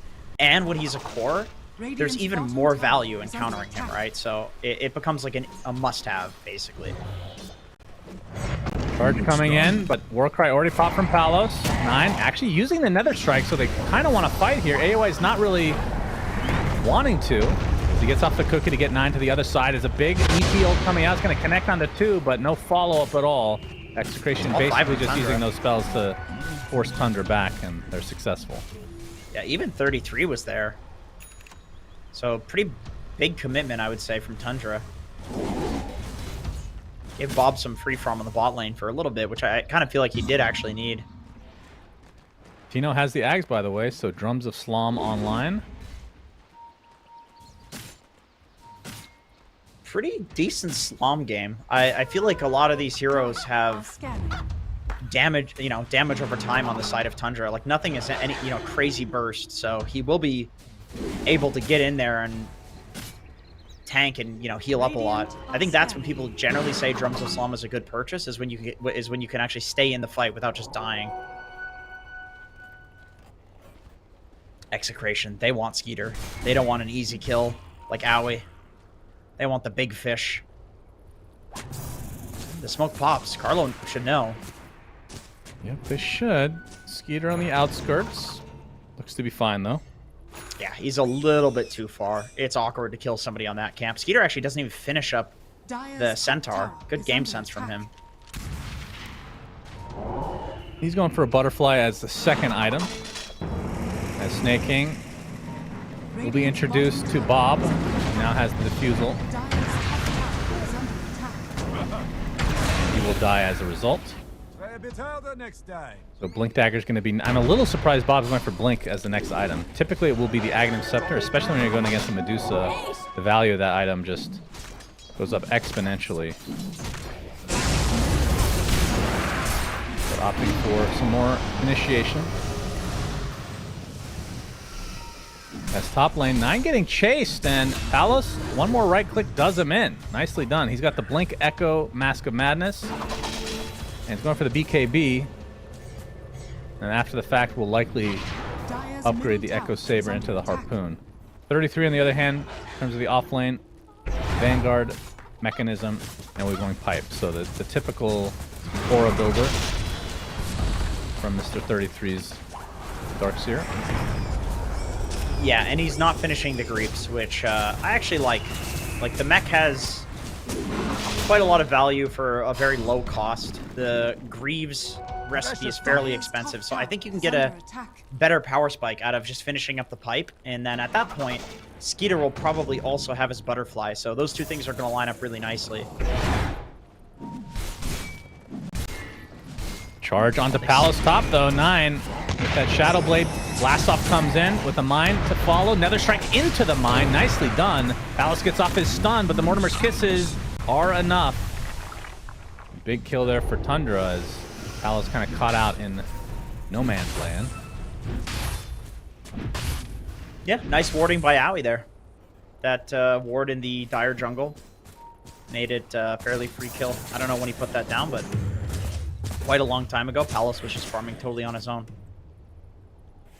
Gotta be careful against Spiritbreaker, this hero. If you're showing on the map anywhere, he just kills you. It's like one of the most oppressive heroes to play against in Dota. So frustrating. I'm trying to think from Tundra's aspect, or their perspective, what items they're, like support items they're gonna need to try to counteract this Echo Stomp. Hold that thought. We have Mystic Flare set up by the Roar. ET ult coming in as well. There's the cookie to try to save Skeeter, but here comes the roll from Bob. Skeeter trying to use his ultimate, finally gets it off. Vacuum came in from 33, the wall to follow. He's taking a lot of damage, but a nice stun from 9 coming through, and that's 2 dead from Execration. They're likely going to try to run away, and Skeeter getting whipped. Another swash from Bob. It's not enough to get the kill on the Skeeter. 33 extremely low as well. Shanks, look at where the hell he is. Double kill for AUI. The charge onto Bob. All they want is this Medusa, but it looks like they're not going to find him. Swash doing so much work, but it's not enough. Triple kill for AUI 2000 on a support Snapfire. He's rich. Execration just kind of underestimated how powerful Tundra were. That pipe timing on 33, very impactful there. Medusa was low enough mana that the shield actually had an effect, and it was enough to just barely protect Skeeter. I think the big mistake there for Execration is that wasn't really Skeeter being out of position. I feel like he was right next to his tower, you know? Execration just getting a little bit ahead of themselves because they have this timing of the Beastmaster Ags, and because Palos just got that nice kill up on the top lane. So they feel like he's very strong. But it's still Medusa. She's very hard to kill, and the only mana burn is Pango. He does not have an Aghanim Scepter. Yep, and still doesn't have that blink that he's opting to go before the Aghanim Scepter. Still 1,000 away. But now that AUI gets a bunch of kills, he has a Force Staff. And talking about that Echo Stomp, or the way that interacts with Medusa, you need The 4 staffs you need, I would assume a Lotus perhaps at some point for somebody on Tundra's side. Dire's middle tower has Do you think that fallen. that's 100% needed? They have the whip for extra move speed. Like anything you can put on this Medusa to make sure that she doesn't get wrecked in that Echo Stomp. As 9 is found out. Stormhammer's there, but he had the Bulldoze activated. Gets another strike off into the charge off to 2 with a big vacuum wall. Mortimer's as well being used to try to slow down Tino, but he has that haste rune. It's about to end though. 9 with the charge in 1 second. There's the roar. Big axe is coming in, and with the drums of Slan, that's enough to turn this around a bit to at least get some sort of a kill on Execration's side. Tino getting slowed though. There's the cookie as Skeeter will finish the job that 9 started at 3 for 1 in Tundra's favor, and they're starting to pull away in this game. This vacuum into charge combo is actually looking pretty damn strong, dude. I don't know. It's a weird combo, but it is a big AoE stun, technically. And if you vacuum in, it's quite devastating, especially if it's standing right in a wall. Amazing what you found laying around. They take the Tormentor. Curtis gets the shard. Look at his farm, by the way. He is very farm for support. He's a plump boy. I wonder what he'll go for next. I mean, I feel like the Snap Ags is pretty good with... He's got quite a few heroes that he can throw in there, and with Medusa on your team, you don't really want to go for the typical, like, Pavis, Glimmer Cape, stuff like that. It feels less good because she doesn't benefit at all from the shields. Her mana still gets drained from the mana shield, so that's why Snake King has the Solar Crest and he's going for drums. Like, these are typical items to purchase with a Medusa on your team. Yeah, I would love to see the Axe. That's another save for the Medusa on the Echo Stomp, right? Yep. And a way for her to initiate as well. I mean, that's the last hero you're going to want to see right on top of you with the Stone Gaze up. As Greaves now officially finished by 33. So has Greaves Pipe. And the Gossamer Cape, which we've seen as the counter to TA, most notably, but pretty good against Sven as well. Does hit really hard. Yeah, I like that a lot. They have 2 of them. You can tell that they've talked about... Like, this team talks a lot about the nerdy stuff, and the neutral items are very impactful right now. So, 2 Gossamer Capes. I imagine they'd probably have more of them if they had gotten offered them. Yep, most likely. And into the Roche Pit, Tundra goes with a 6k lead right now. This should be a free one. And on the side of Execration... okay, so he did change his mind, thankfully, on Bob. Will be going for the Aghanim Scepter, only 300 away from getting it. They actually smoke. They want to try to contest this, but it's going to be too slow. We'll see if they still want to fight, though. We've seen some teams fine fighting in this area because if you get there quick enough, they're kind of constricted into the corner of the map, but they're too slow. Kalos is dead. There is no way out of this. Maybe he can get a kill on the way down. That's a big one again. He's caught all alone for the... That's the 2nd time now. Yeah, he knew he was getting charged, so he didn't want to BKB TP. He wasn't sure when 9 would make it there, but it was very obvious that he was getting charged. Dire's bottom tower is under attack. I like the Ags on Pango, by the way. I think that's the right call. Just because Bob is getting charged here. Oh, he gets off his Rolling Thunder just in time. Could really use the shard. We'll see if he... I mean, obviously they don't have their own Tormentor to get. So we'll have to buy it manually. As Skeeter. Radiant structures are Force pumping away on the mid tower. Tier 2. Yeah, all alone, Totally but on has his the own. Aegis. I think if he didn't go for the Ags on Pango, there's very little way to kill Skeeter. That was nice. Has his own way to dodge the Echo Stomp now. Radiant's top Yeah, tower is under that'll do it. attack. If you can just time it perfectly every time. Yeah, well, wouldn't put it past him. Tino is... Oh, he's going to be spotted. Oh! Did not have charge up, so had to go for the Nether Strike with that long cast animation. Or a bash, you know? He could have tried. Does Drums of Slum damage through fog? Do you know? I'm pretty sure it does. I think it's just an AoE. I think it does. I mean, trying to TP in fog can be a negative then in that case. Yeah, it can.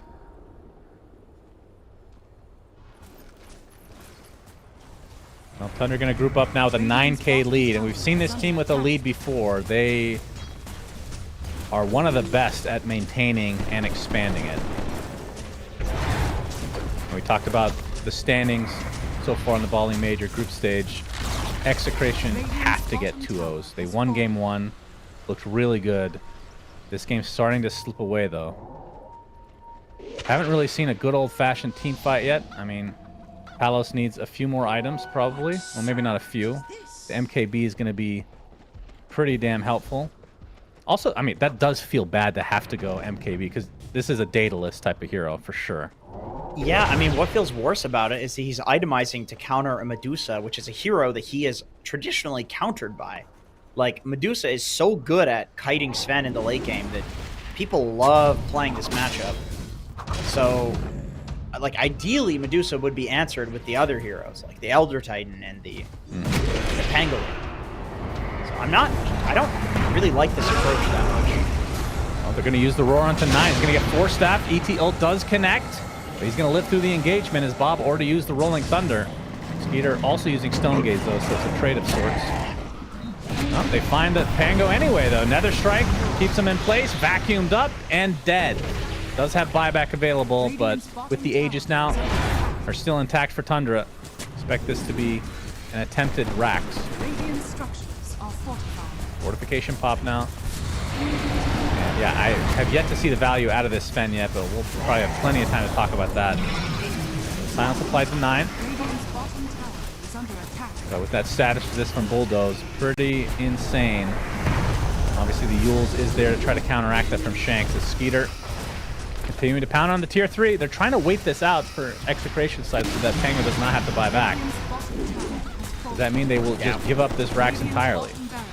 I think so. Palos is not interested in showing up to this, but he did get charged. He was standing on a ward, so 9 can interrupt his TP. He can just hunt after him and cancel his TP with the Nether Strike if he wants to. Yeah. Oh, he's got charge up he gets again. the Nether Strike as well as the melee Rax is taken out. So Palos getting whipped. All you have to do is chase. Oh, the blink. He's fine. But still, they lose a full set of Rax. And Aegis, it will expire in 15 seconds. We'll see how aggressive Tundra want to be without that. But it's just hard to believe that Skeeter can die in these fights. I think the Pango is the most important hero for that. Oh, it's going to get a double damage. Oh, boy. You dirty dog. Palos has his Monkey King bar now, so maybe there is a scenario where they sleep the backline and they roar Medusa and all in her. Like I think if that happens, they can get her. But it's a tough team fight. Like Tundra has to be out of position in order for that to work. AUI sitting on 3K gold, by the way. Has not decided what to get yet. Thinking of all the options. There's Initiation to start things out. BKB from Palos with the God Strength. Will they have enough to take out Skeeter? Finally gets the Stone Gaze off, though. And now continue to right-click. And, of course, has lost the Aegis. But look at the right-click damage. So much physical DPS from Skeeter. He gets a triple kill. Execration completely shut down. That was a really good attempt. Very close to getting it, but no cigar. Tino is next on the list. And not only Skeeter surviving, but they lose 0 other members. You know who won that fight for Tundra? Snaking had a greater healing Lotus in his inventory that he was saving for just that. Called. That was the greater healing Lotus impact on Skeeter, keeping him alive just barely. He was very close to going down there and not getting his Stone Gaze off. Is that the fully upgraded Lotus, the big one? I think he may have had the big one, but I know that he was sitting on a great healing Lotus and then 2 of the small ones. So he may have upgraded that because that was a little bit earlier in the game, but he was holding it for a situation like that. That is exactly why you pick those up on a support. And honestly, as stupid as it sounds, like there's a reason Medusa and Morphling are very powerful heroes. Like part of it is the fact that those lotuses are so effective on them, and you can use them on other people. Imagine if you could use a cheese on other people. Like how OP would cheese be then? That's what a greater healing lotus is. It's a cheese you can use on someone else. So that a fight like that can happen. Just beautiful stuff from Tundra all around. Yep, so Tundra end up tying the series, and we can see the post-game stats here. Can we have a quick discussion about Sven? I don't understand why this hero is ever picked right now. It never... Like, the one thing Sven is good at is farming. But even with a lot of farm, like, what does he do in this game? Like, you talked about Medusa, it counters this hero already, and they picked it into it. This was a second pick Medusa. Am I wrong? Second pick. No, you are correct. I mean, I would say that they were banking on the Elder Titan, who can sleep the Medusa, and she can't do much about it other than Manta dodge it, which Skeeter was doing in that game. And the Pango, who in the early... I mean, we really didn't see the Pango's effect versus the Dusa in that game. I can't remember a single fight where he actually mana burned the Medusa and killed her. Like, he killed her before he had the defusal, and then after that, there was just never a fight where his mana burn had any effect on her. Yeah, you gotta... I don't know. Medusa, it's a strong hero. I think you need a better plan than that to take it out, especially on a TI winning team like Tundra, but that'll bring us to the end of the series. Shout out, of course, to BizNet, the official internet partner, the Bali Major 2023. Hashtag Poke BizNet and be a champion! ! With that, we'll bid you all adieu for this first series. The next one is going to be PSG LGD, which another team we've cast a lot of, which I'm not complaining, versus 9 Pandas, both of which are tied. So that's going to be a really good one, I think. So stay tuned. We'll be right back.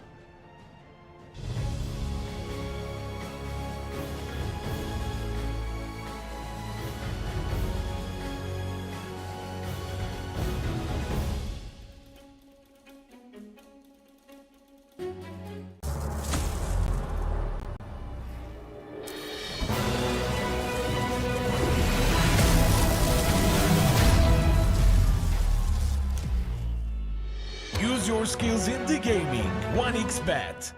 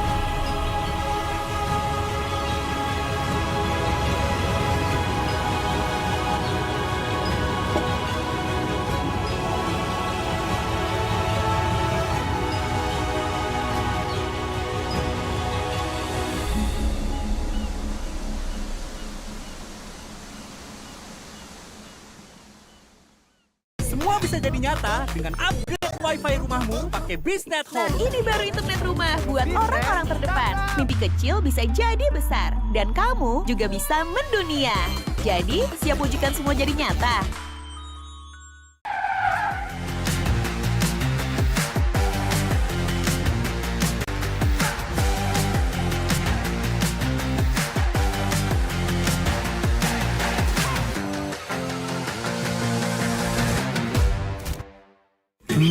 Panas. Di oven nih. Hai. Ya kelar.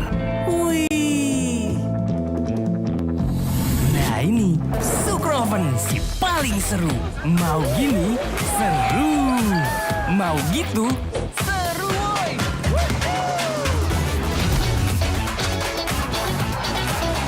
Mau lagi, terus aja lagi. Sukroven seru from the oven. The world is your stage. Take the first step to change. Lead with vision and innovation. Perfect your strategy and make your goals reality. Así que vaya. Get in the game. Make it count.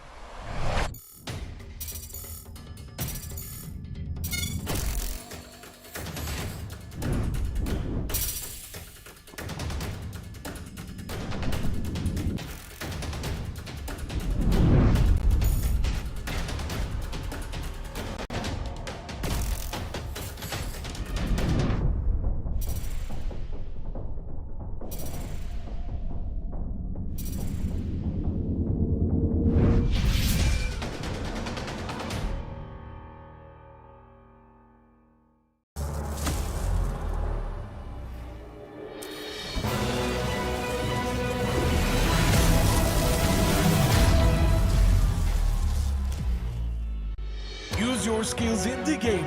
1xBet.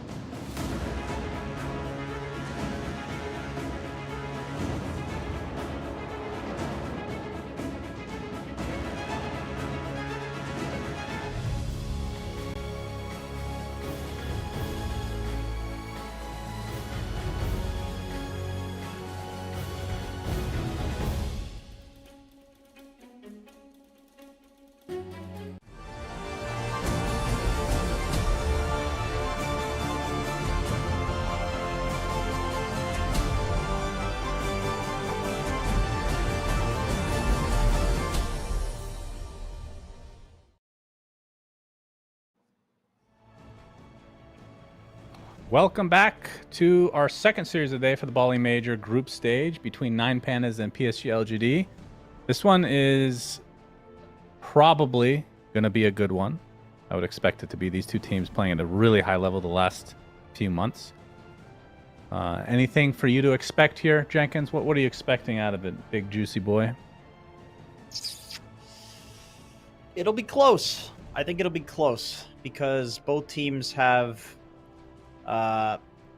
played against good teams and lost, and played against good teams and also won. So I don't think either team is like on some flawless Game and Gladiators level, but also both teams are like capable of keeping up with a flawless Game and Gladiators. Not that Game and Gladiators was flawless in the last tournament, but maybe the 3 ones that they won before that they were. By the way, why don't you join the lobby? It'll be close. Why don't you do that? You're holding up the game. Do that for me, big boy? Yeah, I'm getting in there. Oh, wait. Okay. Yeah, go ahead. No, I'm going to wait to talk until you join. We're just going to sit here. I have to look up the password, dude. Just keep talking, man. We could have Just joined say the same something. party and joined together, but no, you just try to do it on your own, but you're so disorganized and pathetic that you can't deal with it. Dude, what do you... All of LGD is not in here. No, they were. They just... Not anymore? It's a full Now they lobby, are. actually. Oh, there's so you can see the standings. There's the here. standings. Yep, go Yeah, ahead. both teams 5-5 right now, and they are tied. A little surprised LGD is in this scenario right now. I thought they would be towards the upper echelon. Then again, this group is kind of disgusting. This group, I want to say, is better than Group A. Clearly, actually. Yeah, I mean, at this point, it seems like it. I mean, I also think this happens because EG are losing to literally everybody, so there's like a clear bottom in this group. Whereas in the other group, the scores are like a little bit more spread out. Also with LGD, I guess like what I want to say is with regards to them being in this position, they have tied quite a few times. They are EG's only win. They tied in that series. But then also like BetBoom is owning most of the teams in this group, and LGD also tied with them. And in fact, in the tie that we saw, LGD obliterated BetBoom. Like, it was not even close. The game was over at 15 minutes, basically. It went on to be 30 minutes, but they legit could have called it at 15 minutes. It was just out of, like, let's play Dota because we enjoy playing Dota sort of thing, that BetBoom didn't just call it at 15 minutes, but there was no coming back. Yeah, and we've been seeing a little bit, well, maybe not a little bit, a lot of that in this patch where I feel like you win the laning stage and the game is just irrevocable.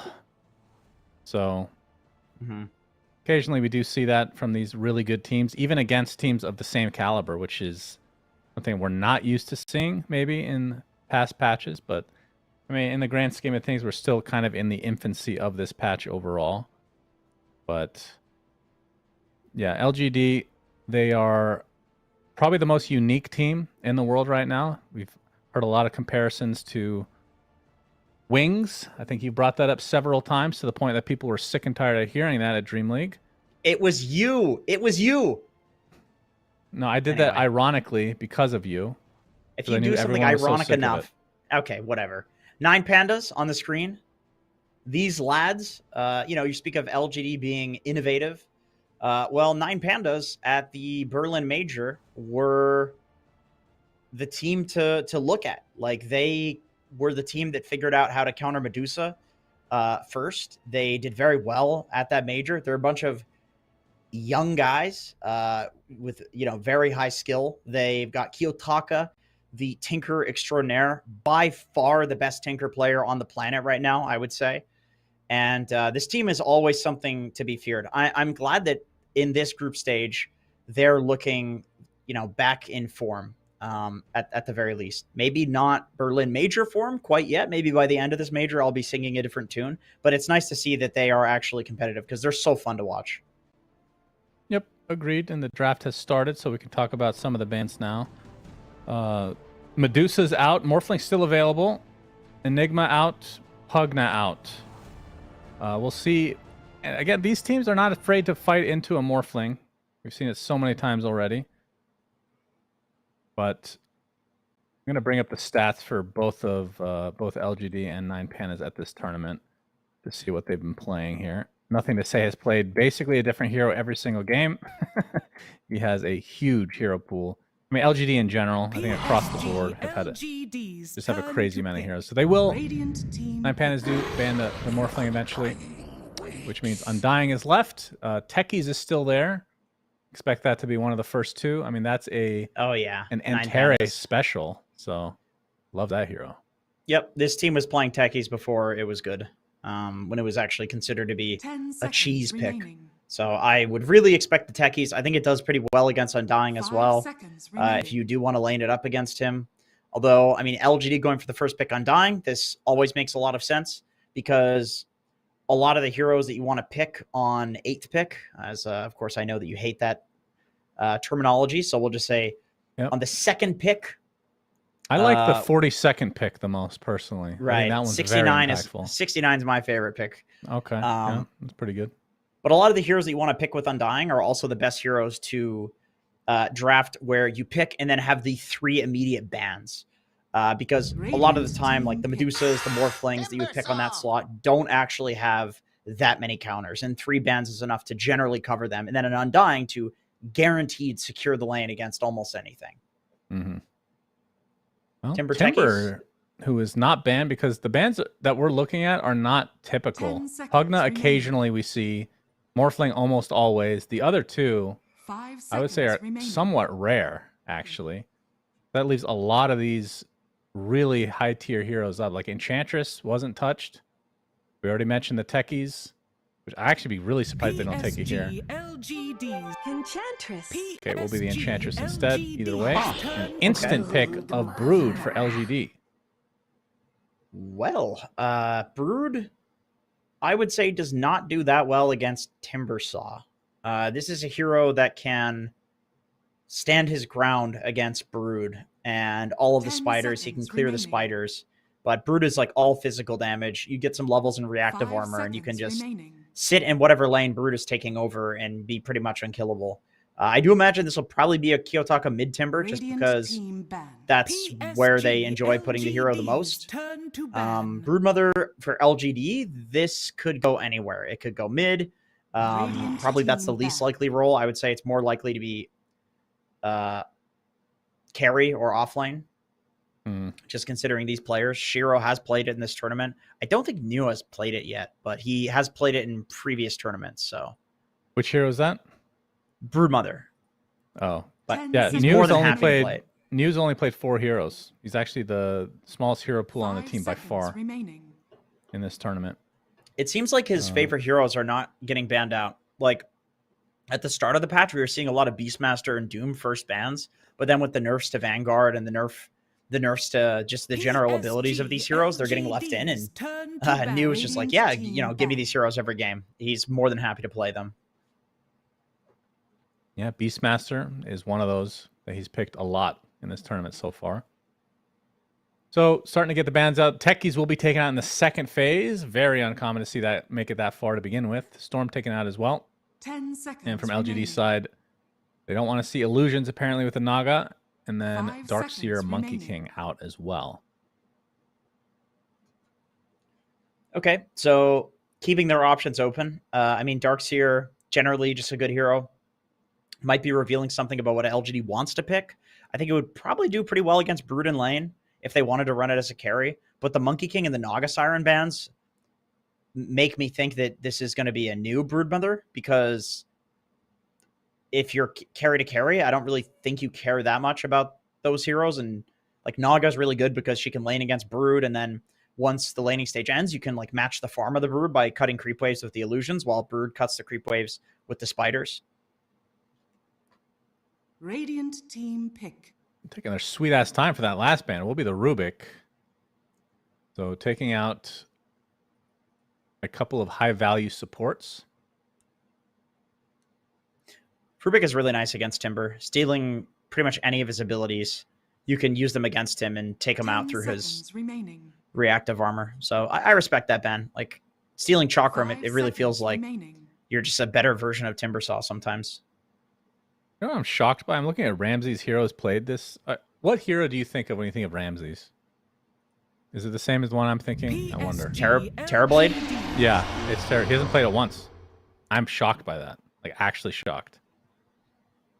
Juggernaut is his most played. I mean, I can understand why he's playing a lot of Morphling. It's just like the first pick hero. If it's available, like he'll take it.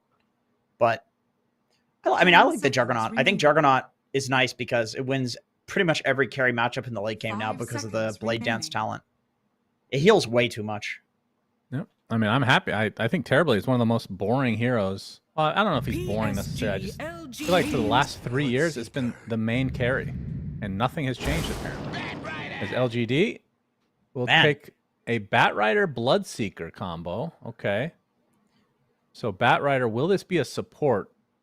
It was nerfed in the fact that the Flame Break doesn't provide that much move speed slow anymore, but we've still seen it as support even after that nerf. I would actually like to see Nothing to Say play the Batrider just because I feel like it's one of the few heroes that'll do very well against Timbersaw in lane. It's considered to be like a classic counter, and I know the Sticky Napalm has been nerfed, and that's what makes it the counter, but I feel like it is good. Wow. With that coming out, though, maybe not. I am shocked they picked this into an Undying. Grab Ally just deletes this hero entirely. Okay. It's not only that you're saving the hero, but she continues to try to duel and just stands there. She's stunned. 5 It's Well, a that's hard stupid. counter. And I didn't know that. That's really dumb. I really think it should end, but I do like Legion against Brood. You can never go on her because she'll destroy you in the spiders with her Q. And it's also a counter to Batrider Lasso because you can press the attack it off. So I feel like it's a good Legion game other than the fact that you're playing into Undying. And I'm actually really shocked that LGD did not ban out the Spear Breaker. I feel like this is the best answer to Broodmother in the game right now. Yeah. The way you answer her is like, okay, number one, now that you do 1.5x damage to creeps, you can kill the spiders really easily with charge. So he's a spider killer. But also, she shows that all on the map, and you charge her. And the most annoying thing about Brood is just catching her and locking her down. Remaining. And Spear Breaker's the best hero at doing that. 5 seconds. Do you think we'll see Brood as a mid potentially, or will it almost certainly be off lane? Like, do they have any flex? That's a good question. As you see the beautiful Windows loading screen there, Brought to you by Broodmother- Windows 11. Yeah, shout out to worst Windows operating 11. system. Very awful. Yes, I literally revert my settings to be Windows 10 so I can know how to change my sound and audio and stuff. Well, you know how they skip generations. It's always the 5 even number that seconds ends up being good. remaining. So 12 will certainly be amazing. You know what my dad said? He said you should download Windows 11. It's really good. And he's going into the registry and changing things to get it to... And I was like, Dad, if you're going to the registry and fixing stuff, it means it's not a good operating system. But what is a good operating system is Primal Beast. Nothing to say. Just one. a fantastic player on this hero. He invented the Blade Mail first build that pretty much everyone is copying now. 10 seconds It's remaining. a pretty... It's an okay 5 Primal seconds game. It's remaining. not the best. I feel like there's a lot of like disable and slow for his trample, and Timbersaw will obviously munch through Primal because he's the highest strength gain hero in Dota. So just a comfort pick overall last. You may now select your heroes. All right, TA against a Batrider. Interesting. I mean, it is a support Batrider, so maybe it doesn't matter too much. Refraction charges will dissipate on that fire float. I guess other than that, maybe it's good against the Brood, I would assume. Yeah, I think the Spirit Breaker is definitely an issue for Brood. It's only a position 5 on solo. But Jenkins, I'm just gonna make a prediction, okay? You know me, I ignore the lanes, how they're gonna go, even though it pretty much dictates who's gonna win. Grab Ally is gonna win this game. Okay? You're literally you're stunning Legion Command. It's literally a stun on Legion. It's too hard of a counter, okay? That's just what's gonna happen this game. Okay. I mean, I also think that LGD is going to win, but for different reasons than the grab ally. I think Bloodseeker versus TA late game is actually pretty nice for the Bloodseeker because his Shard is a different instance of damage, Maelstrom is a different instance of damage, and then obviously his right clicks. And if he gets a Manta style, it's very quick and easy to take off the Refraction. So I would consider Bloodseeker. Then obviously the Rupture can take off Refraction as well. Bloodseeker is a pretty good late game hero versus that. With that being said, both drafts are very weird. So it is hard to say how this is going to go in general. Primal mid is a weird hero into Timber mid. I'm not sure who wins that. Probably Timber, I would imagine. But Primal does a lot of magic damage. So there's a lot of question marks in this game. But I'm excited to see it. Let's turn those question marks into answers. That's right. Okay, that's it. It goes for the high five mid. Actually, a good strat to see if they have vision. Because if they high five across because somebody's just really excited to be playing at the major, then you know that they have vision. It's happened before, man. I've seen it.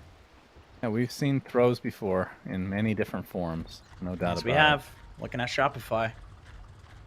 Yeah, this does look like a pretty good Bloodseeker game. The Timber 30 seconds is being played by Kiyotaka, like you said, so the mid lane.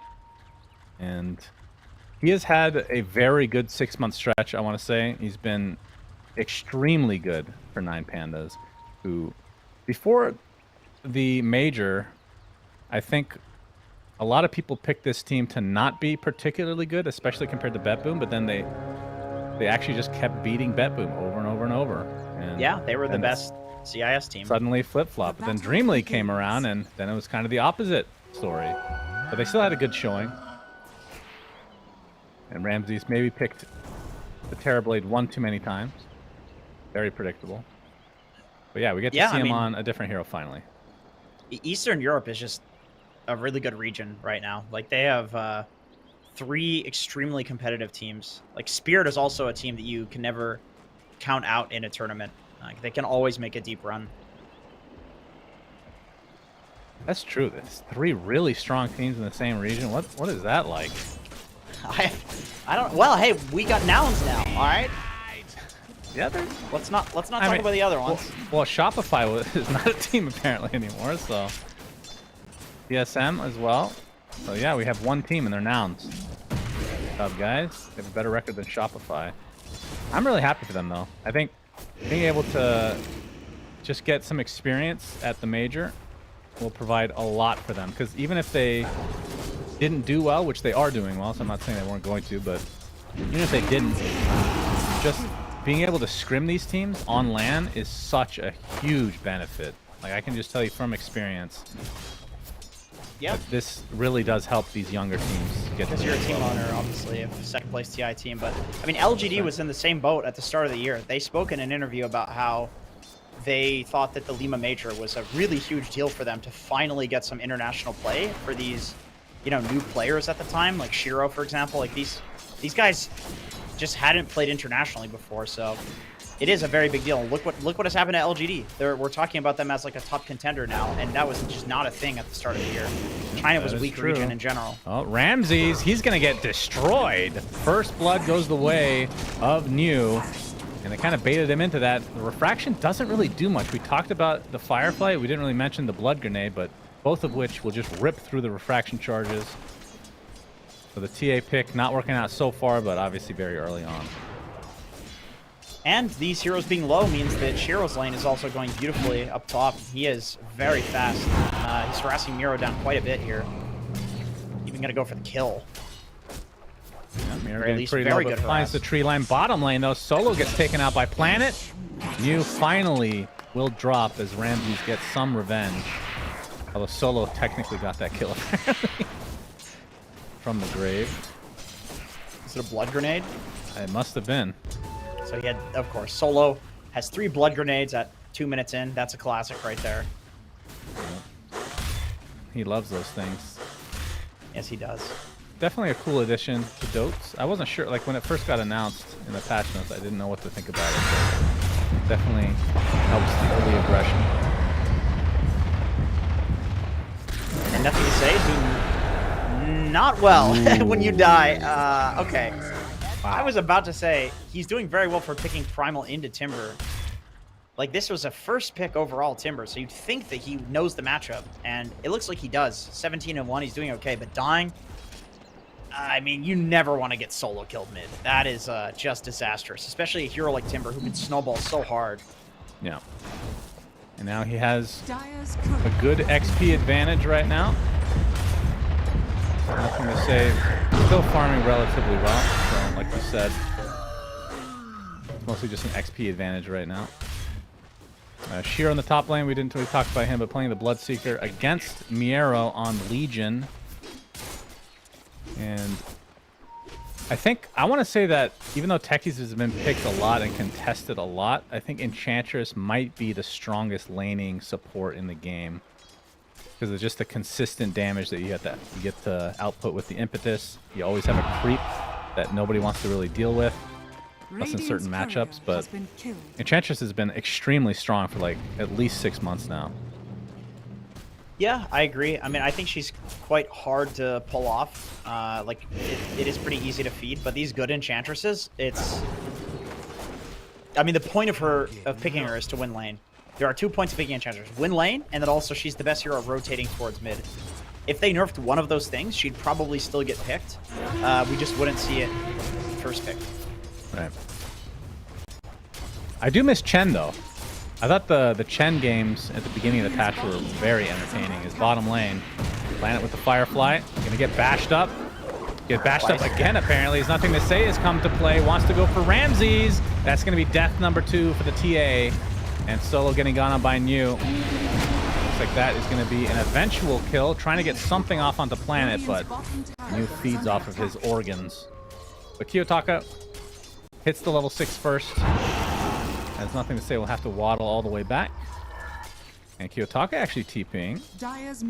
Showing himself in the bot lane, wants to go on top of New. Oh, almost gets the kill outright. Timber Chain gonna be dodged. He gets the vision thanks to the counter that you talked about pregame.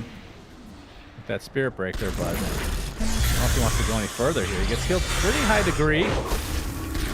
More damage being applied as New actually pops his Insatiable Hunger and will live, so Kiyotaka actually wasting a lot of time here. Feels like he really needs to find a kill. New gets a kill. Oh, onto a courier apparently. Nice flame break. Nothing to say has come as well. There's the Pulverize on to Kiyotaka, and they get the kill in the end. Oh my goodness, what a disaster for Kiyotaka. He wasted so much time, didn't find a kill, and died. That mid lane advantage is gone. Yeah, that was just a bit overzealous. I like that Nothing to Say, instead of just sitting mid and getting owned, because he's a strength hero against Timber, he is rotating. It's one of the best things that Primal Beast can accomplish from mid. Like, we see a lot of Primal Beasts going to lanes at level 5, which he did this game, but even not against the Timber Saw, people are doing that. So I like that he's sticking to that. He's being super active on the map, winning all the lanes for his team. Because even doing this, he's winning the top lane too, getting all these heroes low for the Bloodseeker. Well, getting a bottle refill. Oh, never mind. Just the smoke. They're going to go to the Legion. 3 stacks of Uproar. Antares did take out the shield rune, so is a lot tankier than normal. But I don't think he's going to be tanky enough. Upper stacks really come in handy here. Nice kill for Nothing to Say, although Kiyotaka wants to try to punish this movement. Charge onto Why You Smile. They were thinking about going for the Wisdom Rune, but with Kiyotaka there, and they know that the charge would probably be coming if they did go for the rune. Kiyotaka very deep right now. Shiro not quite level 6. Rupture would definitely punish this play normally.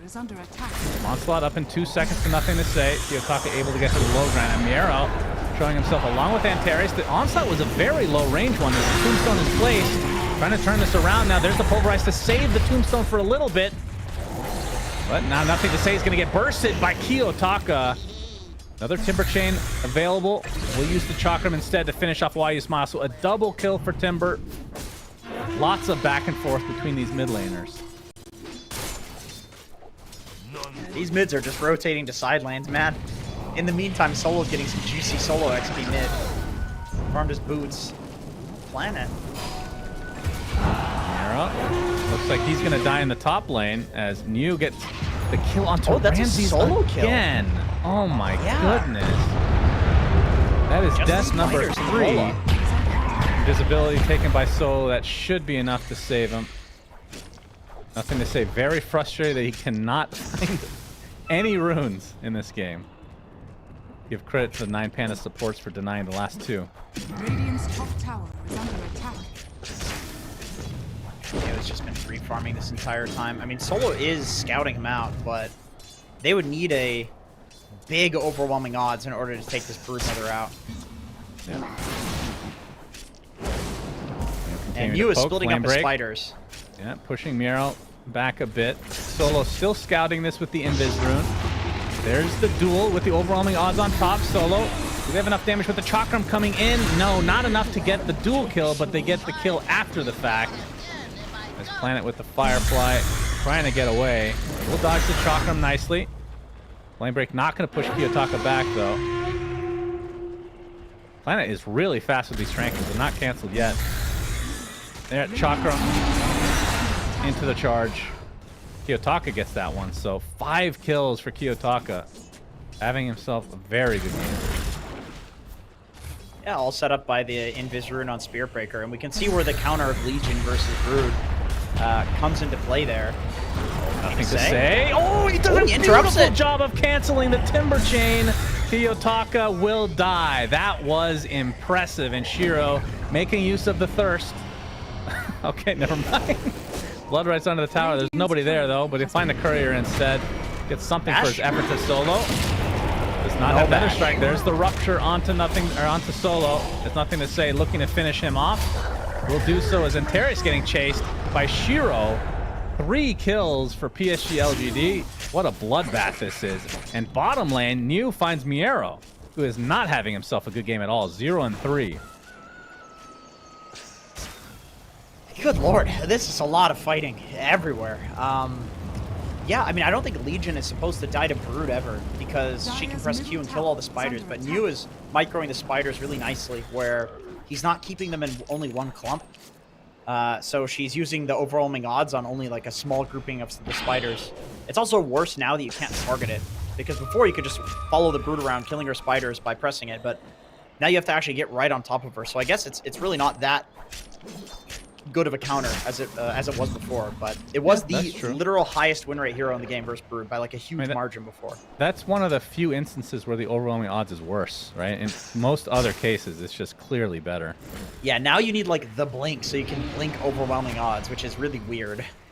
Yeah. All right, the smoke up from PSG LGD. Miero, is this going to be death number 4 for you? I think so. They will lasso. They will pulverize. He actually has blade mail. Does a lot of damage with it, but not going to be enough to find anything. As New now has an Echo Saber. So we're going to see pretty similar build as we have throughout the last couple months on the Brood. With the Harpoon incoming, I'm sure. Radiant's middle tower is under attack. Pressuring this tier 1 tower now. Nothing to say, opting to go for a very... He did not go Blade Mail this time, so what do you think about that? He's going for a very fast BKB. He said he was the one that kind of pioneered that build. We have to hold that thought. Tombstone placed. And that's going to break things up. But they kind of want to protect it so they don't get some free gold.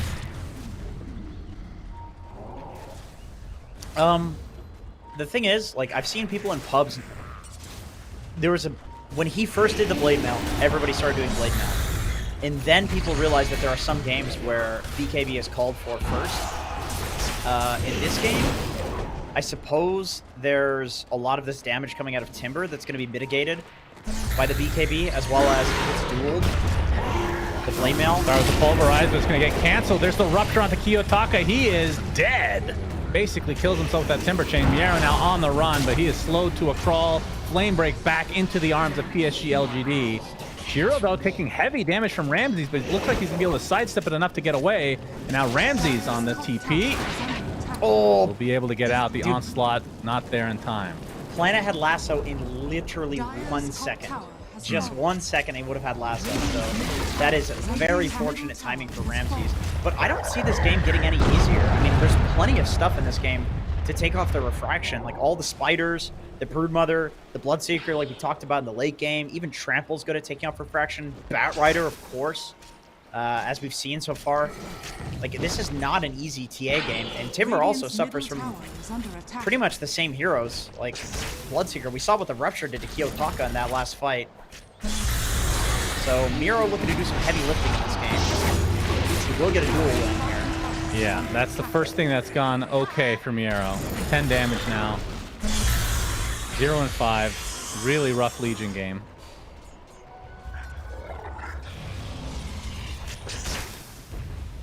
And it's not going to get any easier with that grab ally eventually. Yeah, I was going to say, Of course. you talked about it. It is actually a counter. You cannot bank on the Legion popping off this game because there's always the dual counter.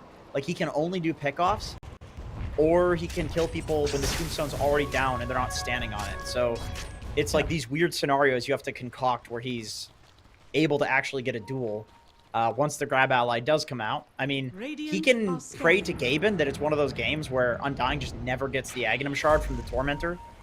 You and have to that he's prioritize it. I think it's objectively a mistake if you don't buy it if he doesn't drop from the first Torment. Some people are greedy, man. I don't know. I agree. We've seen it, and we've seen people lose because of it. Solo, gonna get another strike back into the Black Dragons. Why You Smile will live for the time being. Solo now is gonna feel the full wrath of nothing to say. At bot lane, Miero, he's dead. That's just what he's been doing this game. Kiyotaka now on the run, will TP out and be fine.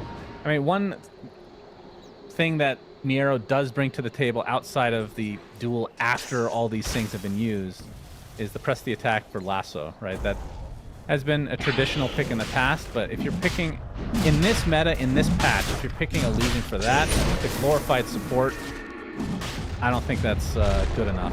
It's a glorified grab ally, to be honest. Yeah, in a way. Radiant's bottom tower is under attack. And It's a poor man's grab ally. Come on now. Yeah, of course. Dire's middle tower And it's is a under attack. 4-position Batrider too. Oh, it's nighttime now. Roche is running through the portal. It's a bit awkward. Yep, this is awkward.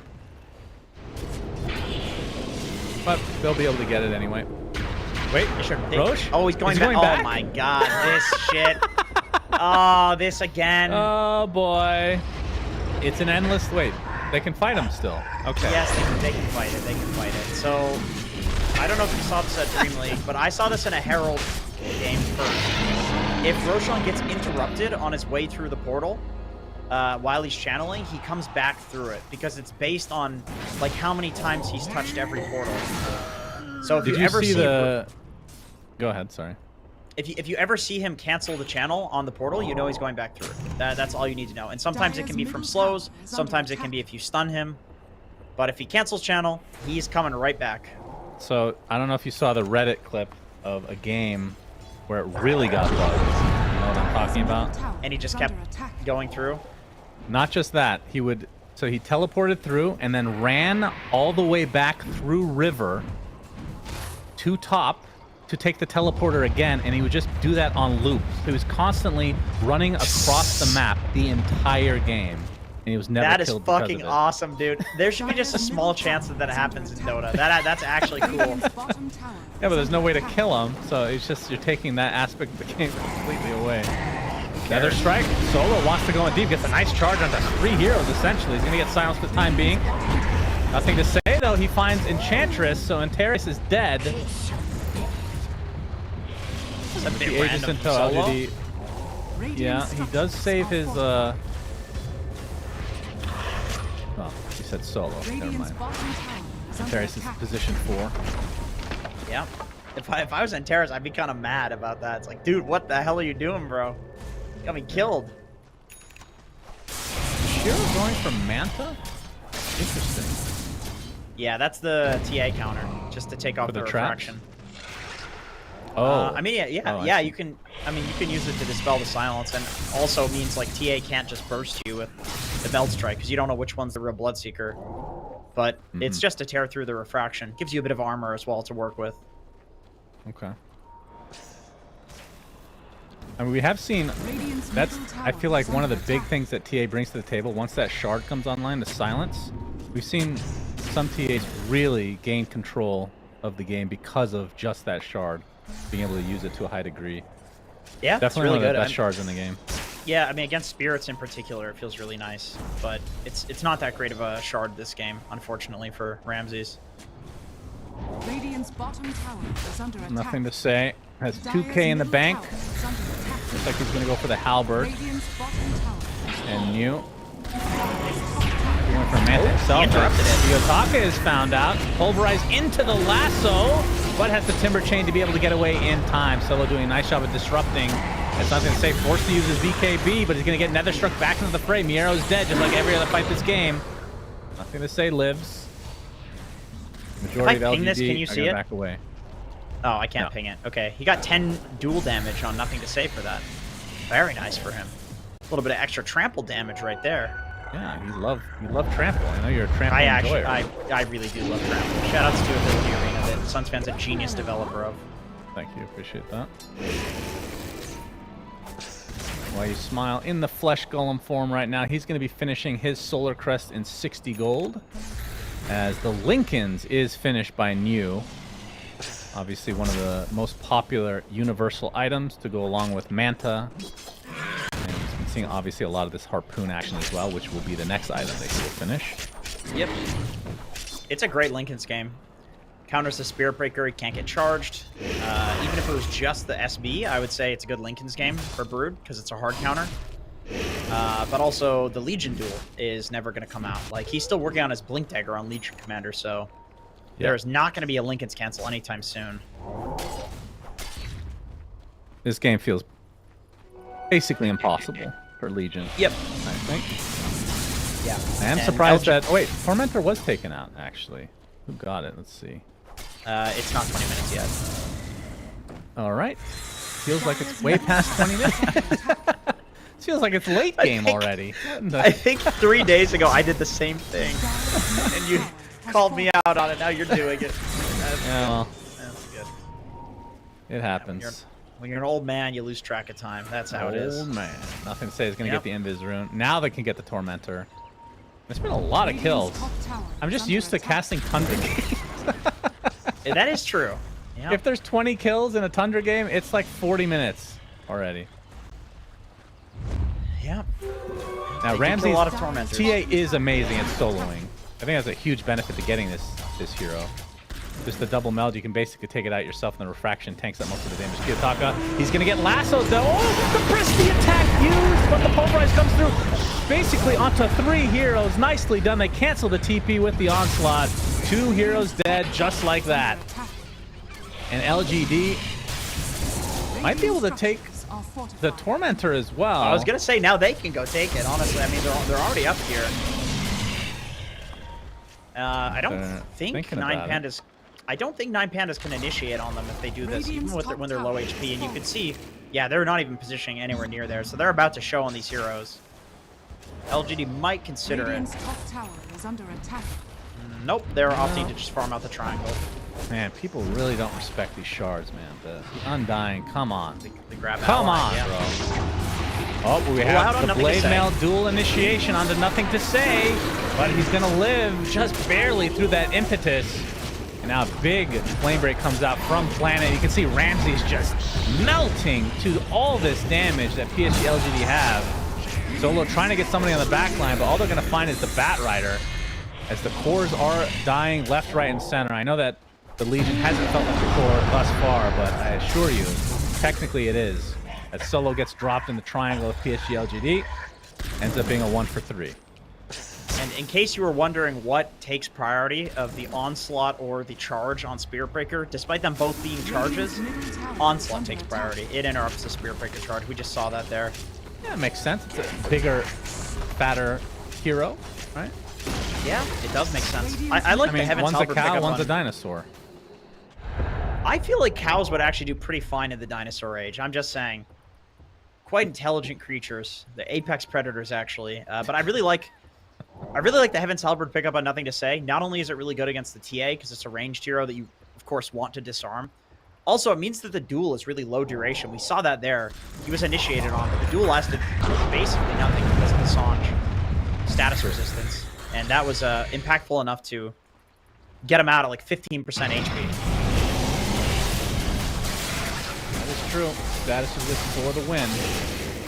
Nine Pan is smoking up. They are down They got it. 12,000 gold. They got to get They something got the grab out of this. ally. It's Oh, over. You're right. There's no winning this. Right. I hope we see the interaction because it's actually literally broken. Oh, they popped the Lincolns. All right, this might be some dual damage for Miero. And he has 28 now with that 10 talent being put to good use. Just got to do that like 6 or 7 more times. And then you're still countered by grab ally. So, Aghanim Scepter from Kiyotaka. Do they have any way to dispel? They can't grab enemy. That would be a good way. Yules is almost finished on planet, so that's that's gonna be their counter. It's a oh my god, it's a really good Yules game. Another one. Teres lassoed up and trampled down. Solo wants to play apparently. He'll get away though because he is an Apex cow. Kiyotaka showing himself, nothing to say. Has the Arcane Rune right now, dodges a lot of spells from Kiyotaka, and gets up a nice Pulverize, has the BKB still available. Tombstone is placed, and grab ally used, in fact, onto YU Smile. Kiyotaka gets the Ags off, a big duel comes out, though, so Shiro does fall. Nice pick off from Nine Pandas. There's big burst damage from Kiyotaka, but he will die shortly after. Ramsey's forced to BKB, but now he's completely surrounded as Miero melts as if he's a freaking creep. Ramsey's on the side of the jungle. He'll finally get pulverized. Triple kill for New and a dieback from Solo. They only lose one. It's an important one in the Bloodseeker, but they lose 6 heroes in the process. Full team wipe in LGD's favor. Oh yeah, he did a lot more damage than I thought he would do to the Bloodseeker. You know, so that's cool. But still, full team wipe and buyback also from Solo. That is a pretty devastating fight. Roshan is up as well. It's about to go through the portal. Let's see. Does he interrupt the channel, ladies and gentlemen? If he does, he's going to go back through. Oh. He doesn't. He's going to stay. Oh. This is a dire Roche. You know, technically when they kill him on that side, he's still a dire Roche, though. We've seen that before. Oh yeah, that is actually true. It's just when it turns to that time, his items just instantly change. Nice little trivia. Although trivia is technically useless most of the time. I think that's useful. I don't know what a useful trivia is called. Tidbit, perhaps? Yeah. Factoid. LGD looking for a fight. That's worthless. Oh, Miero! He tried to get the initiation off, but he melts again. And now nothing to say. Continue on with the trample. He's going to get his pulverize off as Ramsey's trying to take out the Broodmother, but now has to run away. He gets ruptured and has to stand his ground, but he will die like he has how many times already? Number 6 to his name. Oh, he called GG? The game is called. Yeah, okay. Not surprising. Right. They got trampled this game. No pun intended. LGD all over them. I'm going to be honest. I'm so used to seeing Ramsey's like do the GG in pubs. Yeah, I agree. Where I actually didn't clue in that it was a real GG. Anyway. Fantastic play from LGD. Game 1. We saw a lot of the counters to TA in that game. I can understand the early GG. I don't think that was getting any easier if he didn't have a very solid early game. Shoutouts to Nothing to Say. They pick Primal Beast into Timber mid, and we saw as this beautiful... Thank God it's not us on there. That's actually a nicer screen than seeing our faces. But yeah, picked into, you know, what should be a somewhat of a counter and still had a fantastic game just because he was so good at making these rotations and getting his team into the game. Very well played by LGD. Yeah, new 15-3-8 on the Broodmother. And I will say, during Dream League at least, the Brood for LGD did not work out as well as I had heard, because I had heard legendary things about New's Brood, but didn't get to see it in the games I cast. Maybe I was just unlucky, but either way, he comes out with a vengeance and completely dumpsters Snipe Pandas. Ramsey's just could not have, he just didn't have a game. Got first blooded right off the bat. They had a lot of answers to the refraction. They itemized for it later on as well. So give credit to PSG LGD for not only getting off to a good start, but able to maintain it and increase their lead over time. And remember, enjoy the same world-class comfort as the best Dota players in the world. DX Racer is the official chair sponsor of the Bali Major. Visit dxracer.com to get your very own now. Use the code Bali Major for 5% off at checkout for U.S. customers. So with that, that's the end of game number 1. And a very entertaining one, but slightly one-sided for PSG LGD. Let's see if Pandas, 9 Pandas that is, can try and tie this back up, because they were tied in terms of the standings coming into this. So it feels like they really need this win coming up. Stay tuned.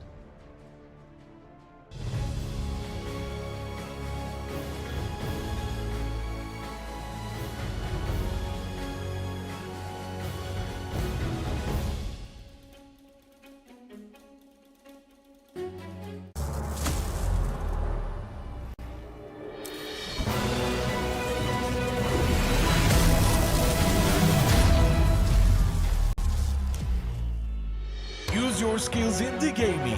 1xBet.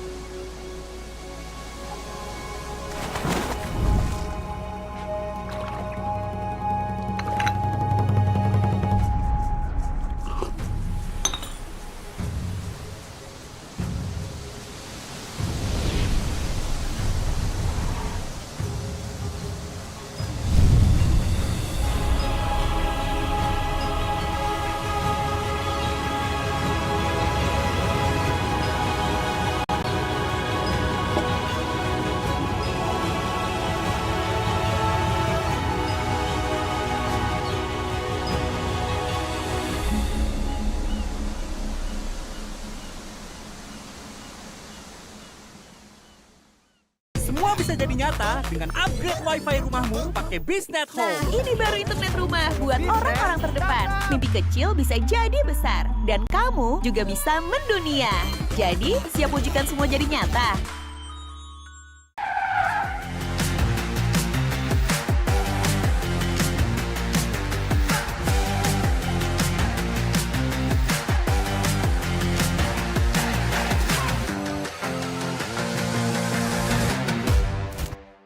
Panas.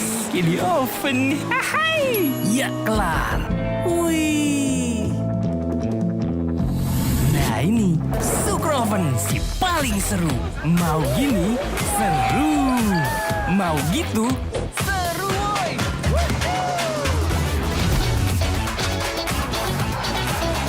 Mau lagi? Lagi. Terus aja lagi. Super Oven seru roll di oven. The world is your stage. Take the first step to change. Lead with vision and innovation. Perfect your strategy and make your goals reality. Así que vaya. Get in the game. Make it count.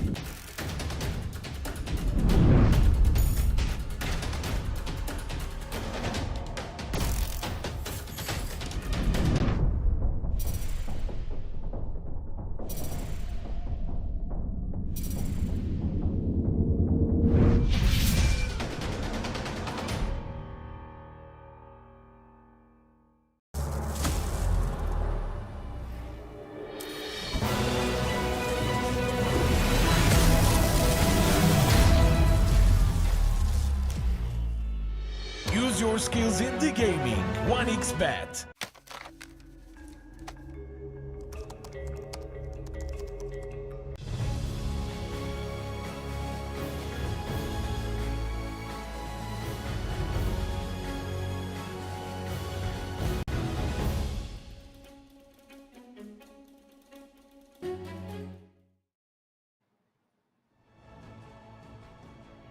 Welcome back to the final game for us today. Of course, there will be more games on the stream, but this is game 2 between PSG LGD and 9 Pandas.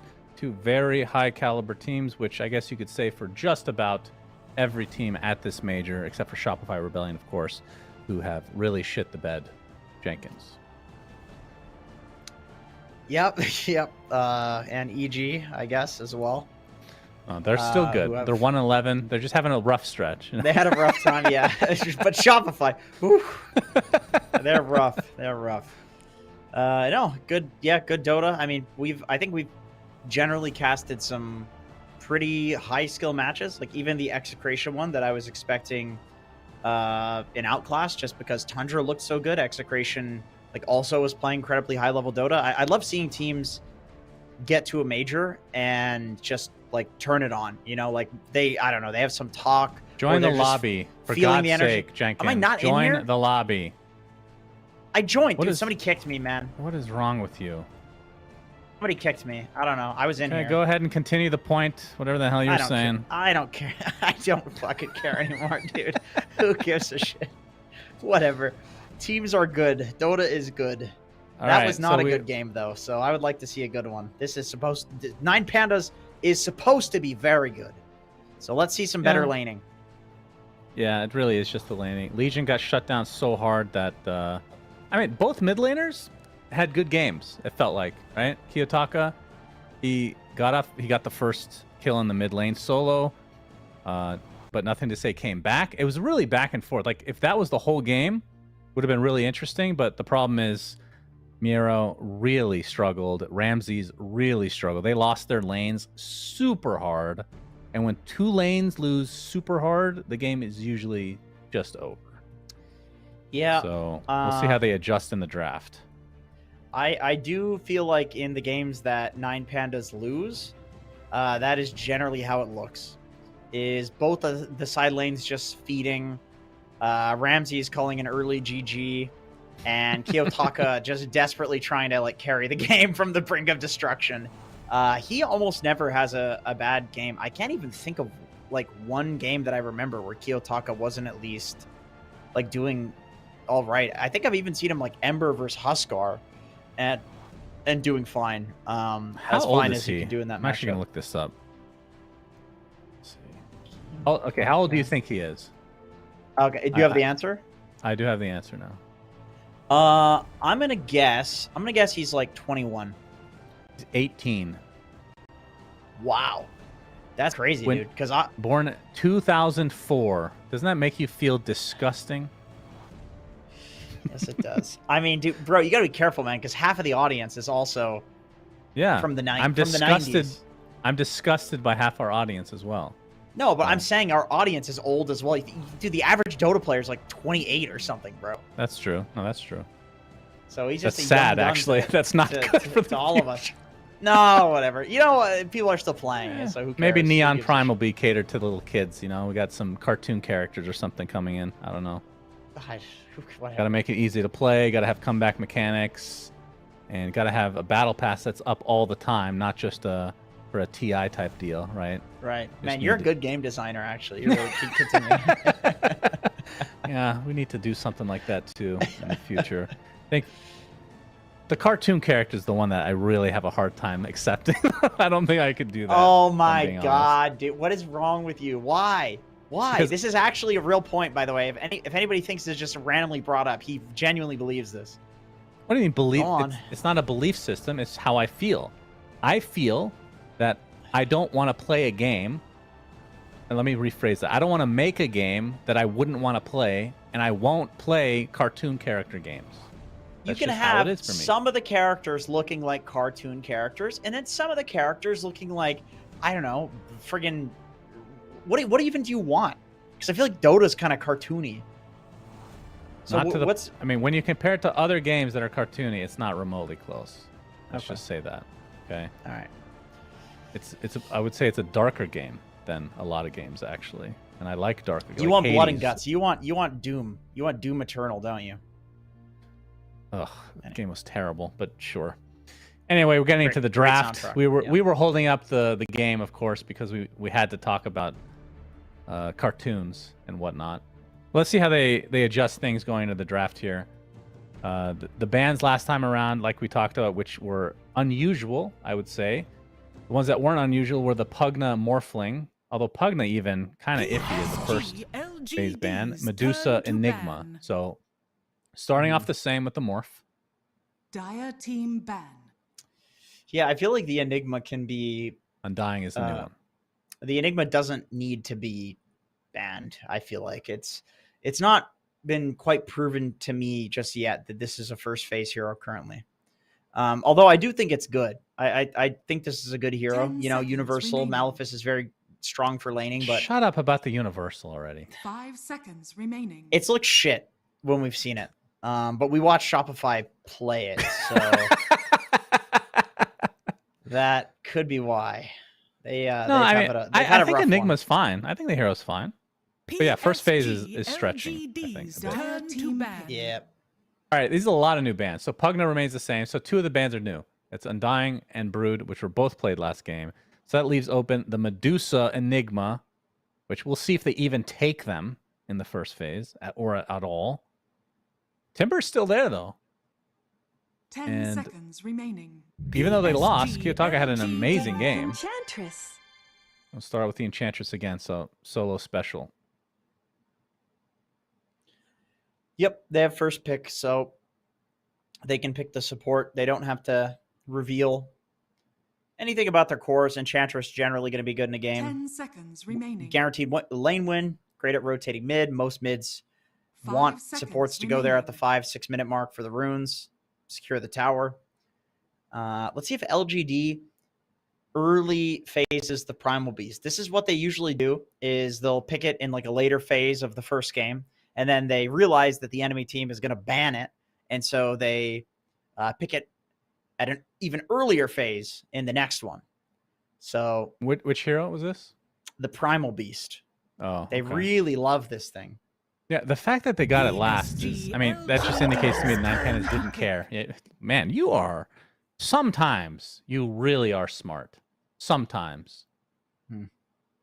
Dire That's team impressive. pick. I can't believe you just said that. Who's paying you? Oh, and we get to see the Clinks again, which we cast yesterday or the day before. They all meld together at the old age that I am living at, and Medusa is the last pick of the first phase for Nine Pandas. Yeah, living is definitely a stretch for you. But Medusa coming out against Existing. the Clinks. Here's a question. Diffusal Blade Clinks. Yeah, why Yay not? or nay? Why not? I was expecting that to be rhetorical. I would say that's a hard nay right there. I've seen it in the patch, not on this patch. 10 I've seen it in the seconds patch. It remaining. was actually pretty good for a while on the pro scene a Okay. couple years ago. 5 All right. seconds So remaining. I don't see why not.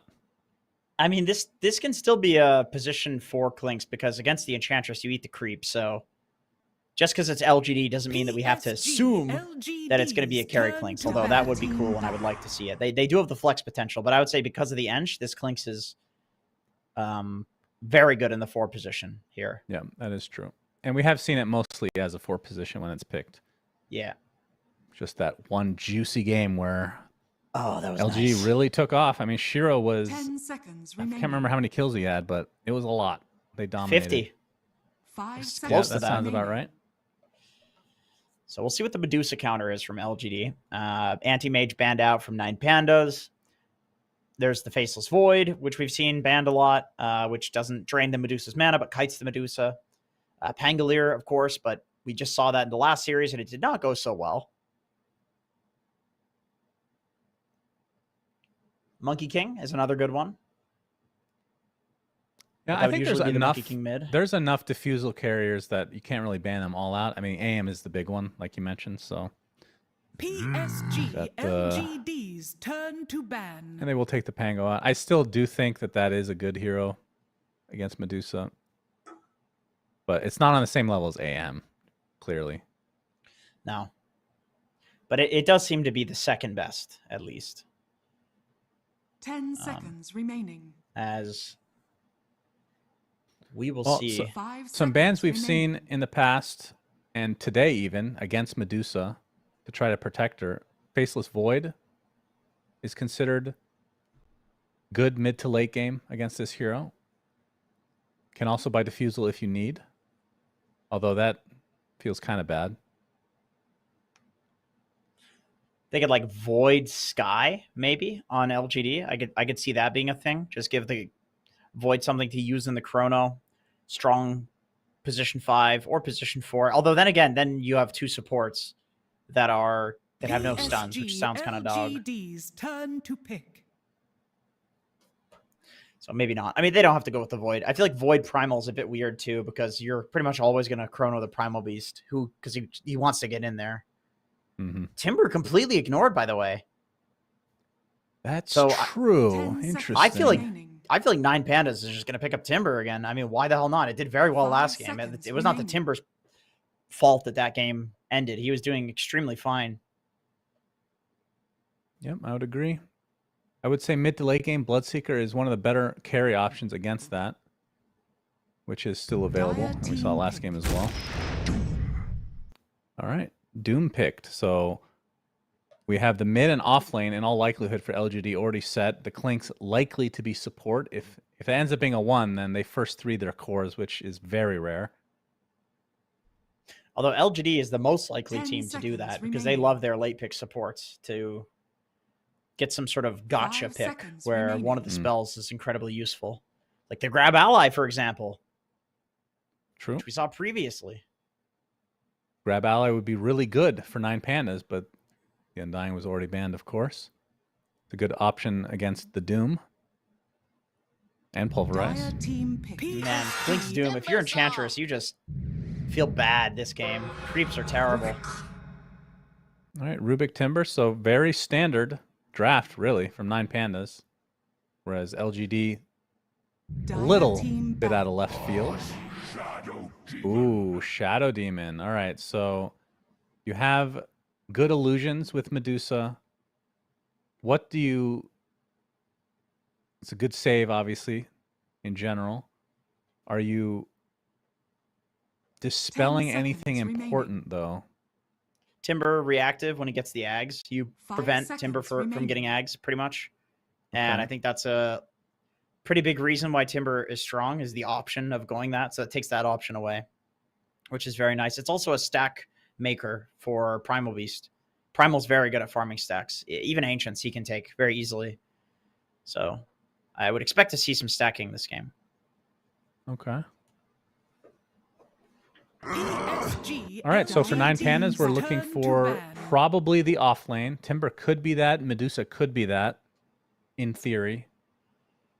But I would guess that it will be an off laner. I mean, Beastmaster was still there, apparently, so that's going to be banned out. And then for LGD, likely the position 1 for Shiro. 10 seconds which remaining. Faceless Void was banned. 5 seconds what else does he play? He plays Phantom Lancer. Is this a good Phantom Lancer game? I mean, obviously Diffusal Carrier is what they're going to try to prioritize. I think it is. I mean, it's good against everything but Timber, pretty much. Like, the supports don't do anything to a PL. I don't see how they ever kill a PL. And I do think once you go eventual late game against Timber, he's a really good hero to drain the mana of. I really do feel like 9 Pandas have got to ban the PL here. Maybe they're confident that either their last pick or the Timber is enough to deal with the potential PL. But it's like, if you look at Shiro's list, okay, they banned the Slark. If you look at Shiro's list, there's really not that many heroes that look good in this game that aren't banned out. It's like just the PL. I mean, Marcy, but man, Marcy is bad. I don't know. That hero is a grief. Mm-hmm. And what's left for Miero? We saw Legion last game. I'm just going to go out on a limb and say that that will not be picked. Shadow Demon's a pretty good hero against him. Her. 5 seconds Enigma already remaining. banned. Beastmaster already banned. Doom is already taken. Batrider is available. But I would say Shadow Demon is decent against that too. Yeah, it's SD's a counter. It's a counter to Darkseer Darkseer as well. PSG LGD. You have to pick something though. It will And be they the go bat. for the bat anyway. Okay. I mean, it's the only one left that is just not banned out right now. But I do think like this is going to be a super effective SD. Maybe that's why they picked SD, is they also felt like 10 an offlaner seconds had to come up remaining. from 9 pandas, and that it was preventive towards like the only heroes that are left for Miro. 5 seconds remaining. That's a really cool pick if that's the case. All right, so likely a Shiro hero. I mean, if they pick a support, I'm going to be so happy to see what Clinks can do again, because didn't really get to cast very much of that game because it's so fast. It was won instantly. Yeah, they could. I mean, they could go like some support Spirit Breaker, and that hero deals very well against Batrider in the game. I know I've said this before. Ursa's actually very good. Very good. Holy crap. Diffusal carrier as well. Good against Enchantress, good against Tim, good against Medusa. It's very good against Bat late game too. Like once you get the Ags, it's not possible to kill an Ursa. All right. If they don't pick Ursa, this hero doesn't exist anymore. I mean, we've seen freaking Sven, for God's sake. I That feel hero like sucks. I mean, it's like Jug or PL. Jug also looks pretty good. Good in lane against Bat. Not really a diffusal carrier though, right? Not a great Or do you diffusal think carrier. that's not important? I feel like the PL is the most obvious one. I mean, it's not as good against Bat in lane as it used to be. Phantom Choose your Sad. hero. This was such a good Ursa game, man. Holy cow.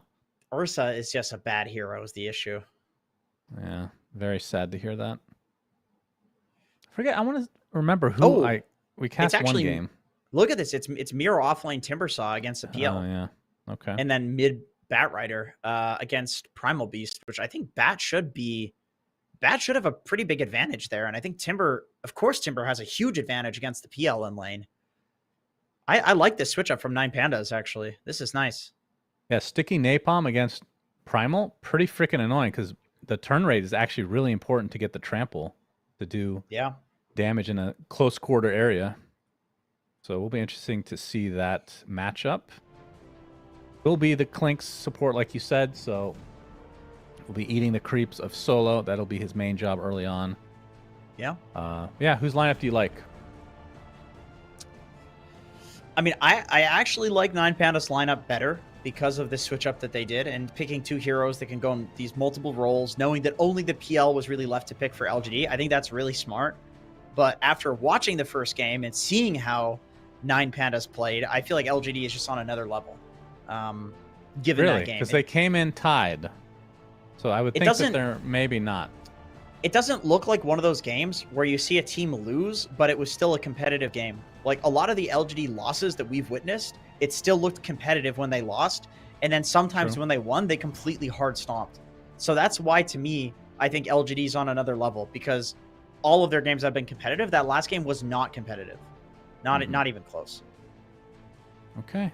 Well, let me actually go look at the standings again to see. I mean, I know they came in 5-5, but compared to everybody else, they are kind of middle of the pack. Both are safe at the moment because, and this is the team I really wanted to cast was Azure, because they're kind of the big unknown, but they're bottom 3 right now at a 4-8. That just goes to show that even if 9 pandas lose this, they're still in okay position to maybe get lower bracket. But obviously, every single win is going to be extremely important at this juncture of the group stage at the Bali Major as we get into the game for game number 2.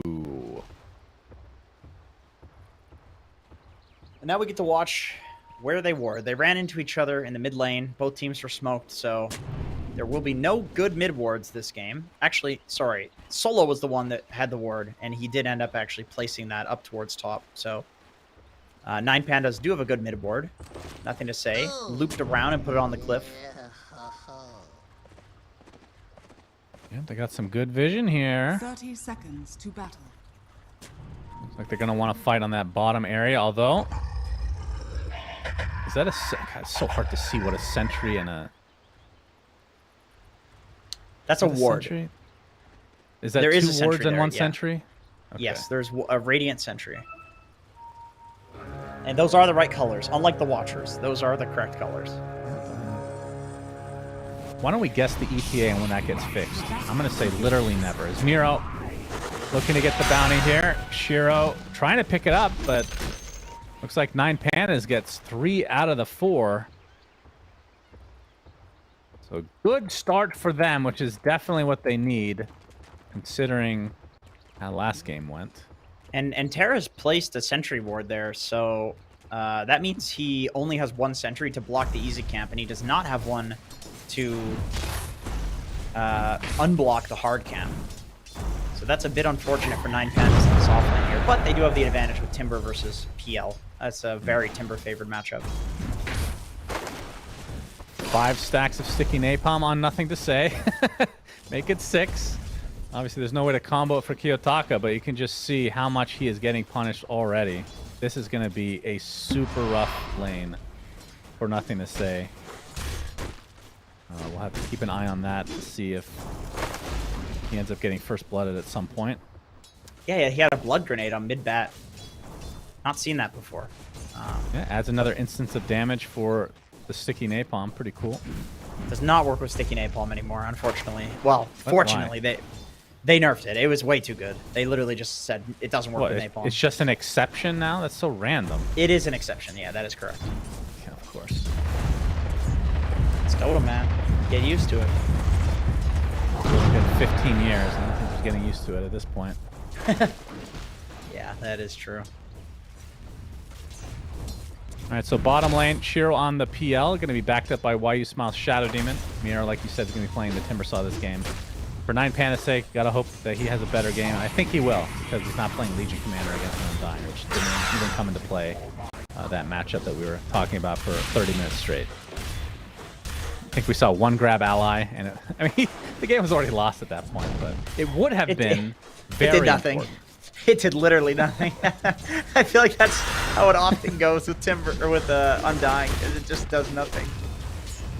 Because he won the game. Just the fear factor of having the grab ally available. Right. The threat of the grab ally, right? That makes so much sense. Yeah, it's the new black hole. Yep. Yeah, that makes a lot of sense. One day you'll understand, young whippersnapper. Dude, I've been getting it. I've just never used it. Anyway, Miro doing much better this game. Timber versus... 2.5 minutes in, he's doing much better, of course. He's not dead mean, 3 times already. Come on. It was a really rough last game. I mean, this game, like, he can eventually be left alone. His Rubik can go stack, which is really nice, because Timber can actually farm those stacks. Legion cannot. It would be a very slow stack farming situation for Legion.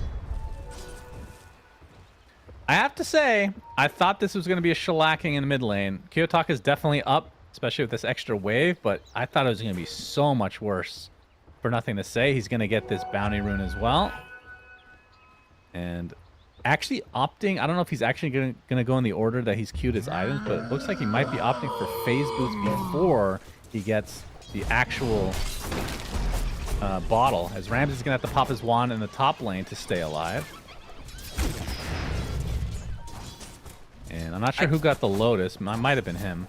I know Lotus is on Clinks right now, so LGD controlling the Lotus pool against the Medusa, very important as always. Yeah, it is. I can understand the phase boots first. It's because Bat Rider, you're getting tons of wand charges anyway, so you have the regen, and you just need to out-move speed him. That's how you deal with Bat, is you run away from him to get your stickies off, so it does make sense. And I don't think you're beating him to the ruins either. We got the disruption here. Kiyotaka is going to be able to control that water rune and the second one as well. Okay, this is a really dumb question, but I haven't actually looked at this mechanic in a long time, and I know they changed it at some point. Does phase boots still give you 0 turn rate? And how does that work with sticky napalm?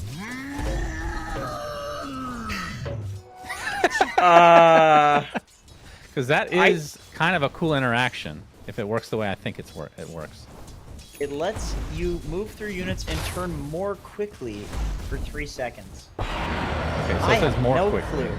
I have no So clue. it doesn't mean you're immune to the sticky napalm, but I'm sure it helps. It doesn't even say how much more quickly. Yeah. It just says more quickly. Which could be 1% quicker for all we know. Yeah, it's percentage based, so either way, it's good against sticky napalm. I know that for a fact. I just wasn't sure if they had changed phase boots at all in the past 10 years since they put that in. But that's why phase boots is so important on this hero, Primal Beast. Oh, now he is going for a gank on Nothing to Say. Solo should be dead. Solo is dead. Trample should be enough. And that's first. Wow, I didn't even realize 5.5 minutes in after last game. This is a very slow start, but Nothing to Say definitely needed that first blood. That puts him only 100 behind Kiyotaka, who talked about is winning this mid lane. Has the level advantage still on the Batrider, though. Man, the more I watch LGD, the more I'm being convinced by Primal Beast as like a first phase hero. Because clearly they have this idea that Primal can be countered in lane, and then you just rotate earlier than any other mid laner. So, sure, you're countered, but you can get gold by just killing and winning the side lanes for your team. Because he's consistently ganking at level 5. That would have been an amazing rune. Both of these Nothing to heroes, say, really wanted it. both of these heroes really like haste runes.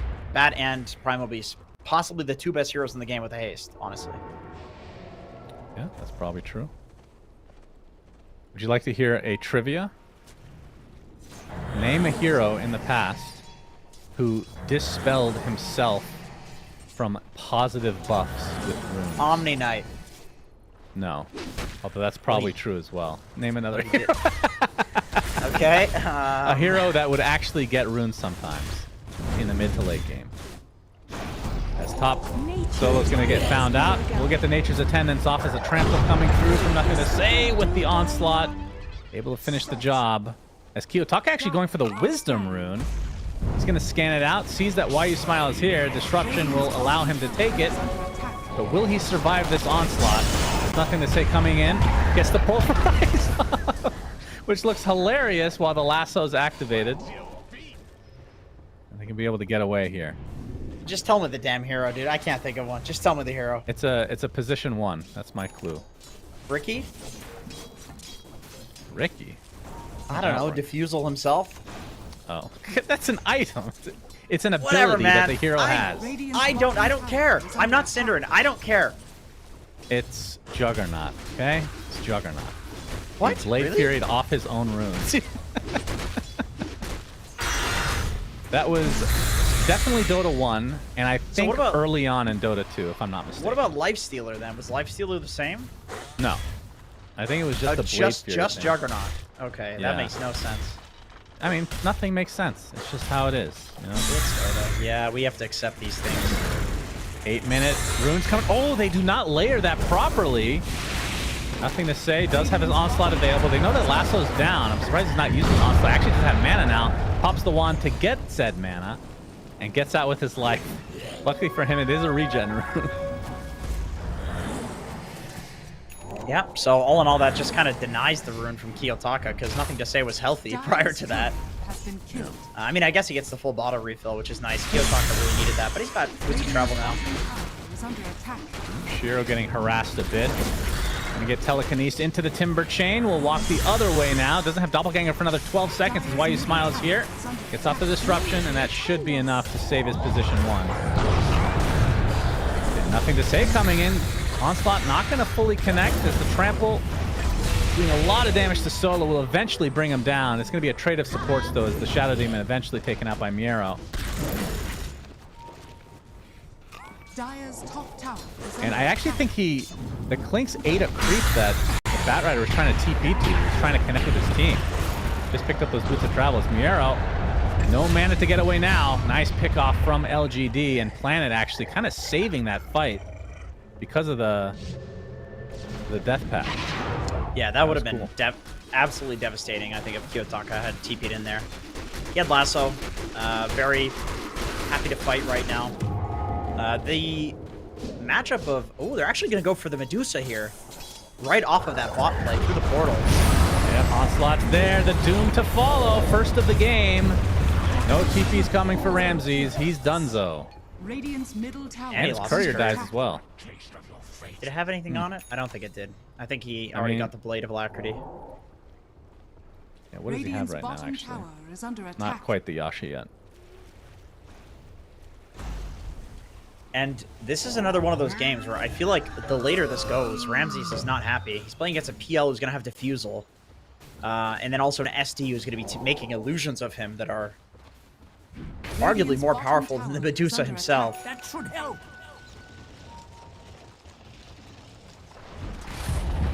Kiyotaka TPing to the top lane. New. He does have ice armor on, but that's not going to help you too much against all this magic damage. Radiant structures are So an easy fortified. pick off for 9 Radiant's Panda. bottom tower is under attack. And Planet, no surprise, is going for the Solar Crest on the support Clinks. I was really hoping he'd do something weird, like Phylactery. Wanted to see this Phylactery build on Clinks. It's not a bad Phylactery game, actually. Because I feel like the Solar doesn't really help you much versus the Timber. It doesn't help you versus Medusa because her armor just doesn't matter. It's all about the mana shield. But it does help you kill the supports. And it can also buff his team so that they're not going to die to the Medusa right clicks. So it's nice for that. Planet's going to scout out Ramses here. Just be a bit of an annoyance, but as a support, all you can do is watch like a creeper and move on. Clinks is one of the best A lot peeping about toms that. in the game, honestly. Often see this hero sniping couriers, even before this patch. I remember seeing Matthew play Clinks and just run around sniping couriers whenever the Rookie was banned. Speaking of that, it makes me kind of sad that we're not seeing Bounty anymore, especially with the likes of Antares, who loves this hero. Actually did so well at the Stockholm Major with it early on in that patch, but that hero has just fallen off so much, I'm just not seeing it at all anymore. It's weird because it's a really popular hero in pro level pubs. Like, a lot of people are still playing it. It just feels like a pub hero. Because in a game of, like, in a captain's mode game, you can always pick something that counters it, whereas in pubs, like, that often won't happen. Radiant's middle tower. But, like, if you pick a Radiant's Spirit bottom Breaker into tower Bounty, for has example, fallen. it is impossible for the BH to play. So easy to kill him, can't do shit about it. Planet actually traversing to the other side to get a bounty rune for once on the Dire side.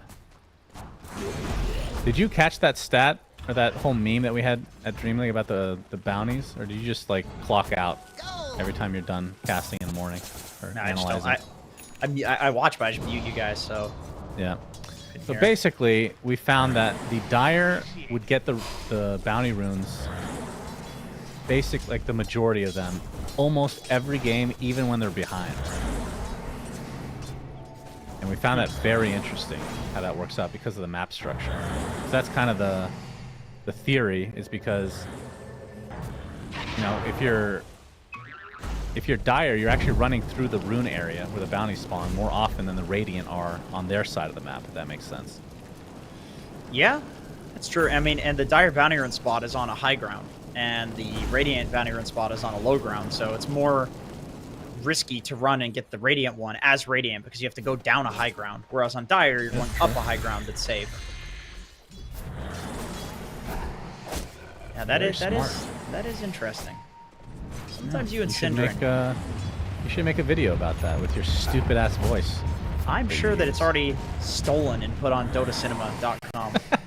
Before you've even made it. That's how good. Yeah, we are. that is usually what you do. Is whenever it's on a stream, it goes immediately onto the channel, stolen, and then other people tweet about it. I'm not gonna name names. Feel free to stew on that. There's nothing to say. We'll grab a DD rune. He's again going for the BKB first item. So this whole blade mail shenanigans that he started, that everyone else is copying, he has now evolved into the old build. The normal build. Yeah, that's weird. It is weird. I would like to justify it by saying there's a Timber and there's a Bat Rider, But those heroes also are countered by Blade Mill as well, so... Enchantress as well with the impetus. Maybe it's, like, dependent on how well he thinks he's doing in the game. Like, if he thinks he can get to the BKB by the time that they're going to be taking these big team fights and he goes for it, and if he feels like he's kind of behind and needs a smaller item to, like, immediately fight, then he goes for the Blade Mail. I could see that as being it. It just depends on, like, if he thinks he needs it for the early fights or not. Well, Shiro has his Aghanim Scepter and already 1,000 deep into the upcoming Diffusal. And seeing that be the order of things for PL as Miero takes apart the Vanguard and Arcane Boots and whatnot to make an Octarine. Looks like Nothing to Say is going to find himself some Bambi action. Another freebie for him. I think Solo ended up picking off the double damage on Nothing to Say with the enchant. Pretty sure he had that on. Yep. Nice. Checks for the ward. Cool little mechanic that you can do on any tower that is blocked by some trees. Check for high ground wards. It's pretty much every tower in the game, FYI. You should make a video on that. I already did. Do that. If you didn't mute them when... Yeah, okay. No, Planet. Scouting things out. Look at these wards right next to the tier 1 tower, by the way. Not often you see them put that early. As top lane, we're going to see some action. And the Doppelganger going to keep Shiro alive for the time being. As Kiyotaka not going to find the real one. Nothing to Say comes in. Not able to connect onto the Bat Rider. And Teres, he stole Death Pact and Skeleton Walk, apparently. Trying to finish off Shiro. He actually will find the vision. Great steals from him. And he's going to go invis with that Skeleton Walk. Nowhere to be found. Why do you also get Death Pact when you steal Skeleton Walk? What the hell is that? Oh, yeah, you're right. I thought he stole them one after the other, but what the hell? No, he doesn't have an Aghanim Scepter, dude. What the hell? Why? That's so weird. That is so stupid. This is actually a Clinks counter for no good reason. That's so funny. He's farming the enemy Ancients. All right, well, that's a new bug report. Go along with the rest, as Solo is dead again. I mean, he's the only one really dying outside of 9 Banners. They're up 3k right now. And that's against the Doom. Yeah, I think 9 Pandas is more than happy with how the game is progressing. Taka? I mean, it's a PL without Diffusal, so... Yeah. Still getting really low, though. Diffusal is almost done. Oh, by the way, Planet on the Clinks is going Diffusal. Oh, my God. Okay, I see. My boy. I'm not even going to justify it, because then you're just going to say, I told you so, and you're just justifying it, you know, et cetera, so I'll just, you know... Ignore it the rest of the game? Yeah. We have a lasso. Kiyotaka, but there's a disruption. And Kiyotaka gets demonic purged into death. Great hero against that Bat Rider, as we talked about pregame. Yeah. Tickling this tier 2 a bit. Ramses needs to get the butterfly, and then 9 Pandas needs to go off of that. That's the timing they want to go for. Miro's also very farmed as well. He's almost got his Lotus Orb. Just needs to send out the recipe. So yeah, that's the timing, because otherwise I feel like this PL, the later and later this goes, the less Medusa likes to be in this game. It's freaking Rubik, man. Just going around invisible, eating creeps. For some reason. And now he doesn't have the spell anymore. So now he's really sad. He's put himself in a weird spot, actually. He's Link dead, available man. for New. Oh! Wait. Wait, how's the invis? Oh, he has them. Wait, he took Skeleton one. Does it stay permanently? No. Kiyotaka. Gonna get some revenge on the Why You Smile. Nice steal, demonic purge on Antares. What's that? And Terra's got Demonic Purge. Pretty impactful. Probably rather have Skeleton Walk, though. It's a 2-for-1 special going on today. Yeah, it is true. That's off the dollar menu. Pretty value, as they say. Radiant's middle tower. Tier 1 tower going to be taken out by 9 pandas, and the butterfly, I think, is on the way for Ramses. But like you said, that should be go time. Lotus already finished on Miaro, too, so he's very farmed on the Timber. Basically, complete opposite of his game last time around. As Kiyotaka, he's going to get scouted by Planet outside of the range of the Sentry, and Kiyotaka Dunzo. So they have 1 Diffusal online for Shiro, and Planet is 300 away from his. The Skeletons get the Diffusal, right? The mana burn? I don't know. I think they do. And Teres looks to be done as well. So LGD mounting some momentum on their side. I mean, they've gotten most of the kills, but they've been down in net worth. If they got Diffusal, wouldn't people go Maelstrom on Clinks and use the Skeletons to farm? I feel like they don't get the Diffusal. Okay. We'll see. In Ability Arena, they do. Dire's middle tower is under attack. But we're idiots, so... Yeah, they're probably just coded incorrectly in our game. Yeah, as usual. Dire's top As usual. tower is under attack. Yeah, you're probably right. That does sound pretty strong. I just Oh, smile they on see the other side of Ramses. Oh, the disruption. They're not on the same page again. New trying to get off the initiation. Gets off the Doom, but the Stone Gate's already used. So they trade the 2 spells, and I think 9 Panda's going to be pretty damn happy with that. I think they say getting a big onslaught incoming with the trample. Not really going to find a good connection, though. But it's going to stay alive thanks to the Crimson Guardians. There's the Pulverize, hitting a couple of heroes. Now Miero, he gets the Timber Chain off, able to kind of run away. Will actually live. I'm surprised they couldn't finish him off. Doppelganger comes out. Shiro trying to do damage from afar, letting the illusions do most of the work. Actually shocked that no one died in this engagement. 9 Pandas smoke up. They want to try to chase. Not going to find anything. So that breaks things up completely. Unfortunate initiation from both of these players. I mean, I think, like, obviously in retrospect, if you disrupt first, like, yes, you do get the illusions, but you're not killing the Medusa if she gets Stone Gaze off. You have to start with the stun, and that's got to be new. I mean, I suppose you can maybe go in on her with Primal Beast, but he doesn't have she can stun. get the Stone Gaze off. He went for the wolf. That is true, but I think he could have Infernal Bladed and then maybe doomed in the Infernal Blade. Yeah, I think 0.5 you're right. seconds The stun cast is- animation for Stone Gaze is probably longer than Infernal Blade, right? Probably. Yeah, because it would be Infernal Blade plus the Doom cast point, right? So it's, yeah, or sorry, plus the Stone Gaze cast point. Like, you'd have 0.5 seconds and plus whatever Stone Gaze is. And surely Doom is less than that. Doom doesn't take a second to cast. It's another uncontested Roche. We've seen a lot of these lately. Yep. Aegis onto Ramses. Didn't need it for that last fight, but that was because of miscommunication as Kiyotaka's going to find himself a little Clinksy boy with that Diffusal. Doing a pretty good amount of damage, actually. Oh my god, Kiyotaka. Better be careful, young man. Yeah, they do not proc. You're correct. That would be incredibly good. It would. That would be an ability that would need to be removed from a custom game mode.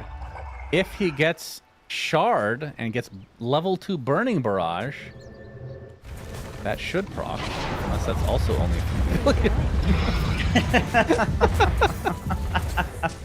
No, that does work. That does. I'm just second guessing myself. Not to say already at half HP, as Miara goes in pretty deep, has the Lotus Orbit slide.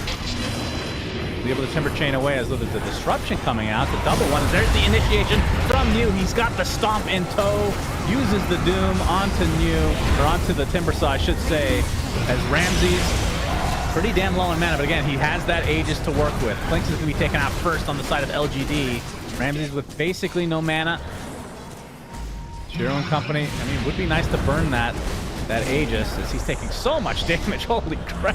Has no HP once his mana is drained. Now, there's a bit of separation here. Oh, disruption used. Looks like that was stolen version as Ramsey's going to get some illusions made of him instead. There's nothing to say. Gets the uproar off, and now the focus is completely onto Ramsey's. Pulverize is there, which is immediately stolen. Hilarious animation from Antares as Ramsey's just trying to stand his ground. Knew will die to the right clicks to Crimson.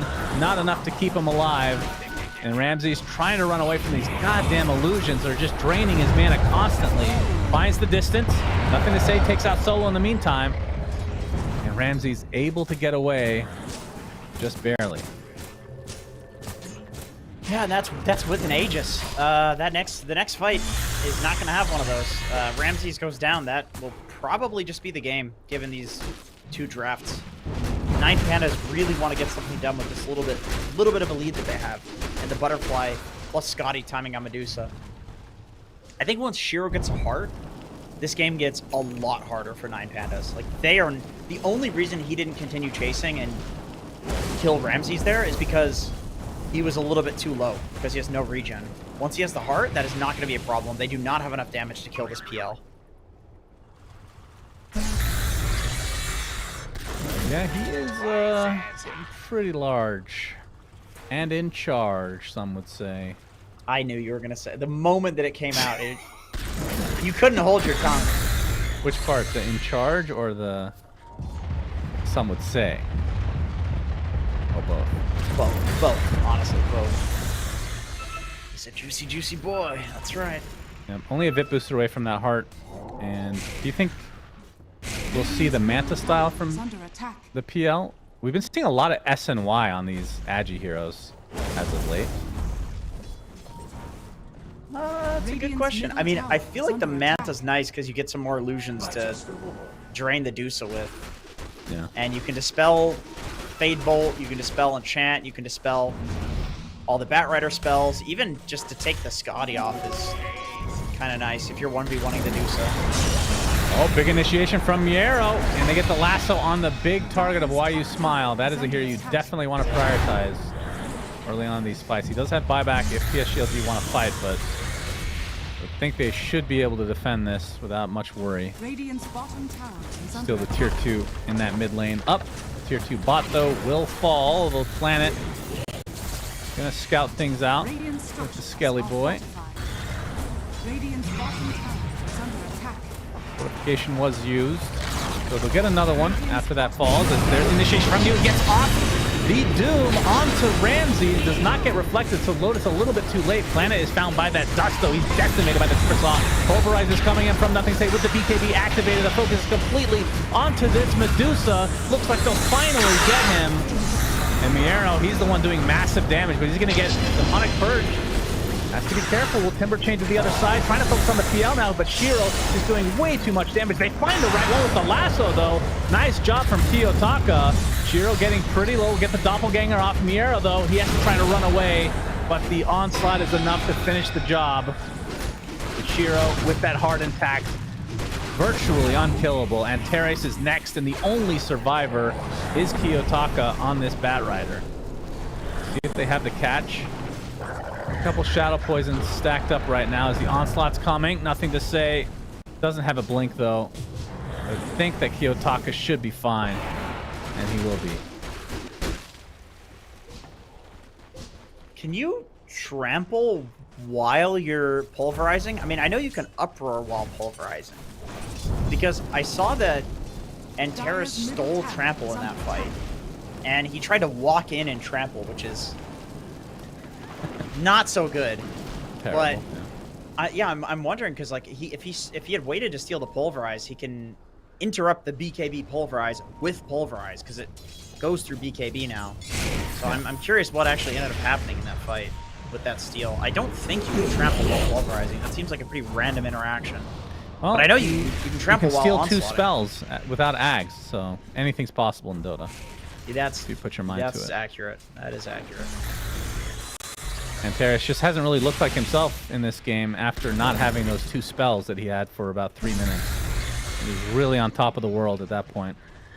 Yeah, he was having a good time. And look, now that he's had a taste of the 2 spells, He's going for Ags next. He needs.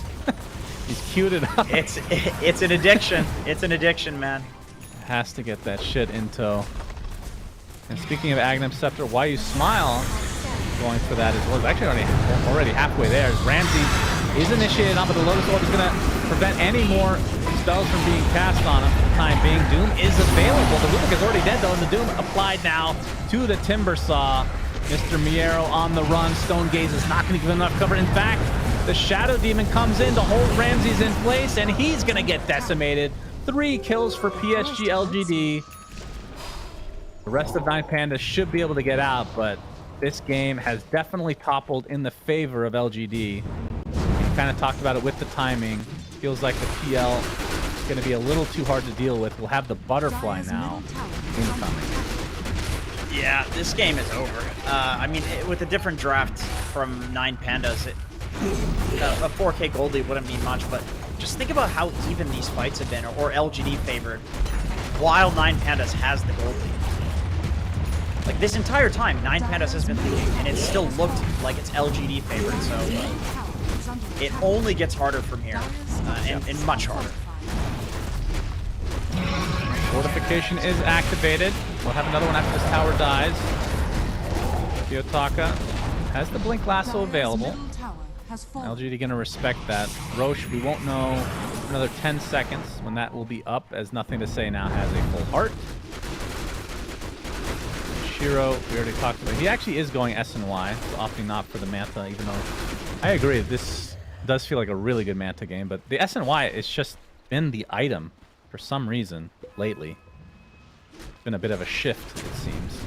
I guess the thing is, if you just want to go the Yasha for farming and you don't need the Manta early, like a lot of the time Manta is really nice because it means you can push waves without actually showing on them. Let's say you're against like a Spirit Breaker, for example. That's not a problem in this game.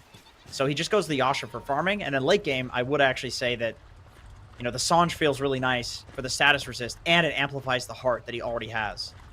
So I think that's what it is that the Sange and Yasha is the better late game option, and he's already got the Yasha, so he may as well just finish it into something good. Roger that. Woke up now from 9 Pandas.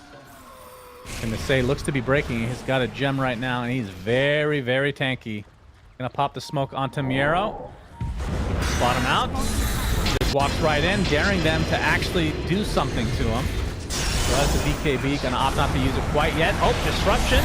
He's gonna save the lasso target for the time being. And the fight is completely segregated. It's already the Stone Gate just popped from Ramses. There's the initiation now. Nothing to say with the Pulverize on top of Ramses. Doesn't have to worry about that ult anymore. His mana is getting drained so fast. The first to die. That is not what you want to see from your Medusa. They're going to get the Timber next. And PSG LGD are super healthy. They're I'm young, surprised Ramses beautiful men. All right. I'm surprised, speaking of young, beautiful men, I'm surprised that Ramses didn't call GG off of that. That is... He's the first to die. I was expecting it as well. That is when he called GG in the last game, is an exact scenario like that. And a very similar draft-to-draft matchup, I would say, where he knows that it's not going to get easier. And that is going to be the case in this game. I mean, I suppose you can always go for a Rapier after his Daedalus on Medusa. She is a good Rapier carrier. Still don't know if it's going to be enough damage. I mean, yeah, he's still working on the Daedalus, though, so we'll be very long away.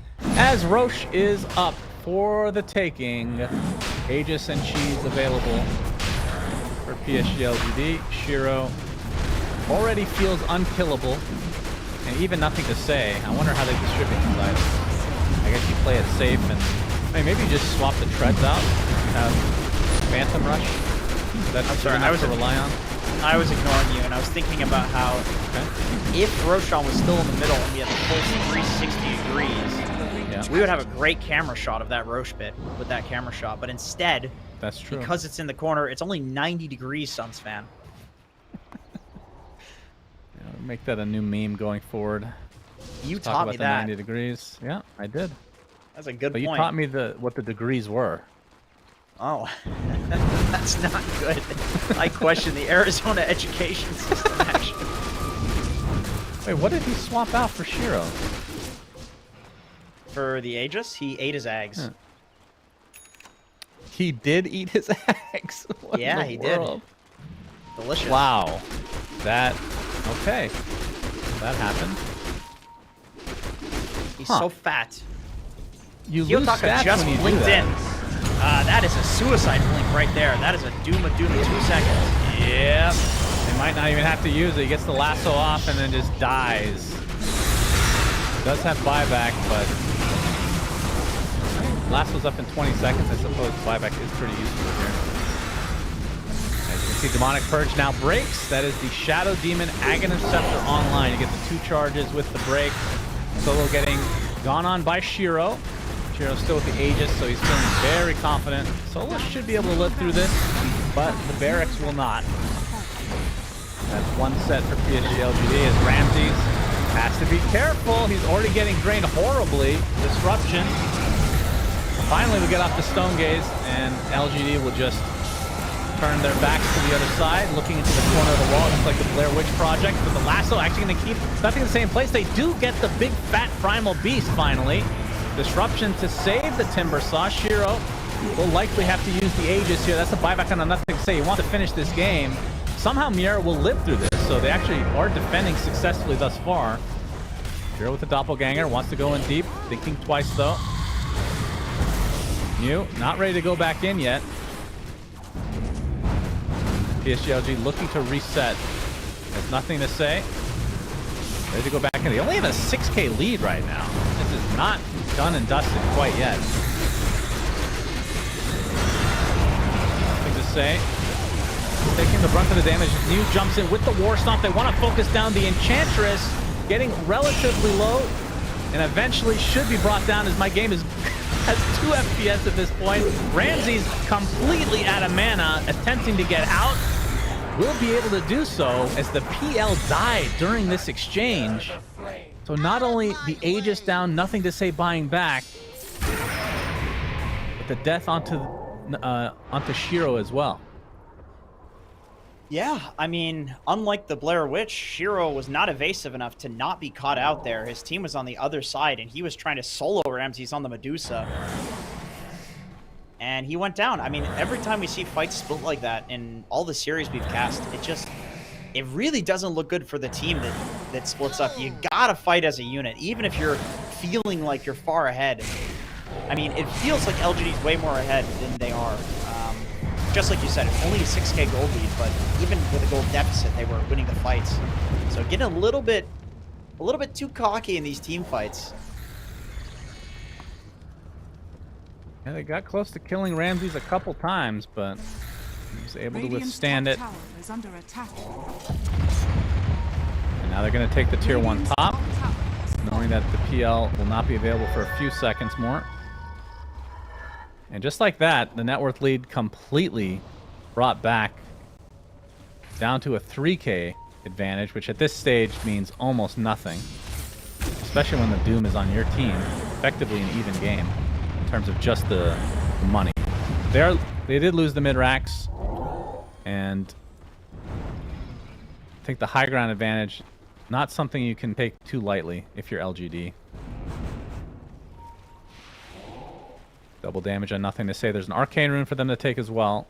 DD Arcane. Oh man, that is the dream for a Primal Beast. DD Haste is the only better. Demonic Purge solo. You don't have an ultimate anymore, my friend. You're dead. And he has no buyback available, just like that as 5v4.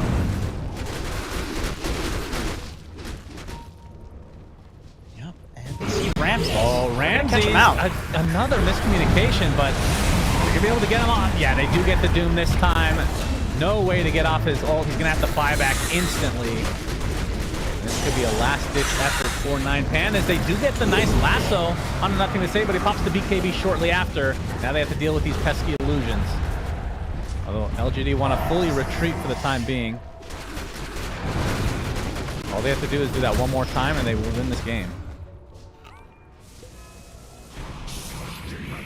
Yep, Ramses has got to be real careful. My God. And not a normal hero. I mean, I suppose this hero does kind of get farmed now because you farm stacks, or you stack and then your team farms them, but he's not really been stacking this game. It is straight up just being involved in a lot of the kills. Also, because he's making illusions of the Medusa, I think he's also gotten some high-value kills from the illusions in these fights. Oh, we He'll have get like smoke, 1,000 gold Pandas. for one of them. They really need to come out on top of this fight. That's for sure. They're going to see Planet on the side. Lincoln just popped. There's the lasso, and they'll delete him to start the fight. He does have his buyback, which he'll use right away. That being said, jumps into the onslaught. The Doom comes off as well, as the Rubik looks to be the first to drop in this fight. With the 1-for-1. Although Mew gets picked off very easily after the disruption. And he's going to buy back as well. Kyo Tucker kind of on the wrong side of the tracks here, but they're going to focus down Ramsey. He's getting extremely low with the mana. Will they focus him down? They will. He's getting super low. There's no way to defend him now. He's stuck in the corner. That's a dieback for Ramses. And that should do it as Solo stuck in the corner. And GGs are called. So a 2-0 for LGD. Very well played from them. I love that Mew in the fights is just using Doom on the Timbersaw, because if you look at the draft of 9 Pandas, the only hero that is going to offer any threat towards the PL is the Timber. And we saw it in a couple of the fights. He was doing a lot of damage with the constant whirling deaths. But dooming him, then they can focus Ramses. And the PL to Medusa matchup is really bad for Medusa. So very team fighting from LGD. They clearly knew that that's the way that they had to execute, because they were trying to do that in pretty much every fight that they could, unless it was like a solo pickoff on Ramses where they would doom him so he can't get the stone gaze off. They were consistently dooming the Timber. So very well played by them. I love watching LGD because I think there's multiple ways that they can win the game. They can win the game off of good team fighting. They can win the game off of just understanding timing's better than you. They can win the game off of a good strategic smoke that catches you out. This team just... I'm not going to say it, but everybody knows what I'm thinking. Wings gaming, everybody. Hell yeah. I will say, LGD, they're very fun to watch. They definitely know what they need to do. Their execution, not the best sometimes. Like this game, we saw multiple times where YU Smile and New were not on the same page. I think they blundered like 3 initiations, but they have a lot of time to work out these kinks. The Shadow Demon, maybe not the most common pick, but definitely worked out in the end for LGD. And they're going to take this to 2-0. So that means they are 7-5 right now in the group stage. 9 Pandas go down to 5-7. They need to pick up 1 or 2 more to ensure that they will stay. Although they might still be fine, technically speaking. But just to be on the safe side. And I believe you have a quick shout out, if I'm not mistaken, Jenkins. Is that right? That's right, ladies and gentlemen. Shout outs to H&M. Let me go ahead and read this thing here. Shout out to H&M. The action is heating up over at the Bali Major. Make sure you check out H&M's new summer collection for clothes to suit the action. This is not from the summer collection, but it is from the winter collection, because it's always winter here up in Canada. And the sky is currently burning, so make a burning sky collection, H&M, please. And I will buy this collection tonight. Okay, that was very good. I'm sure that was well worth hiring you at this event. So that's us. That's us. That is it for us today, as my aneurysm is kicking in. The next couple matches on this stream will be Tundra versus Liquid, followed by Quest versus 9 Pandas, cast by the great Gareth and Lacoste. So stay tuned for that, ladies and gentlemen, and we'll see you next time. Peace!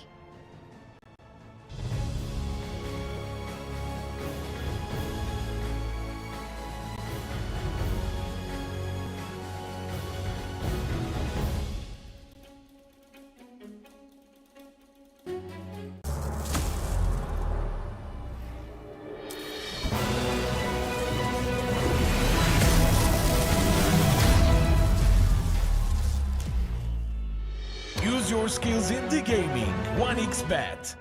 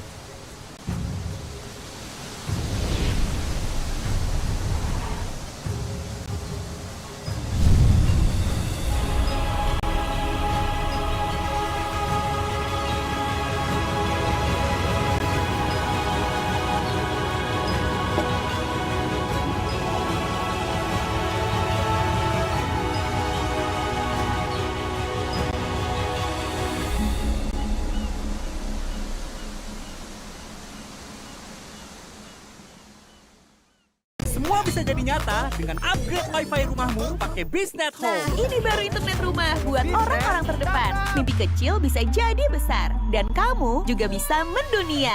Jadi, siap wujudkan semua jadi nyata?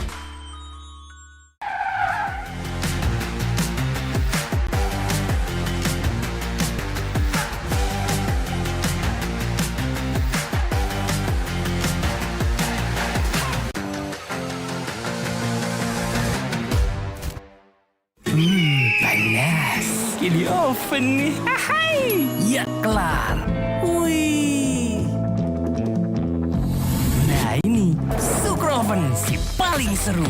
Mau gini, seru. Mau gitu, seru woy.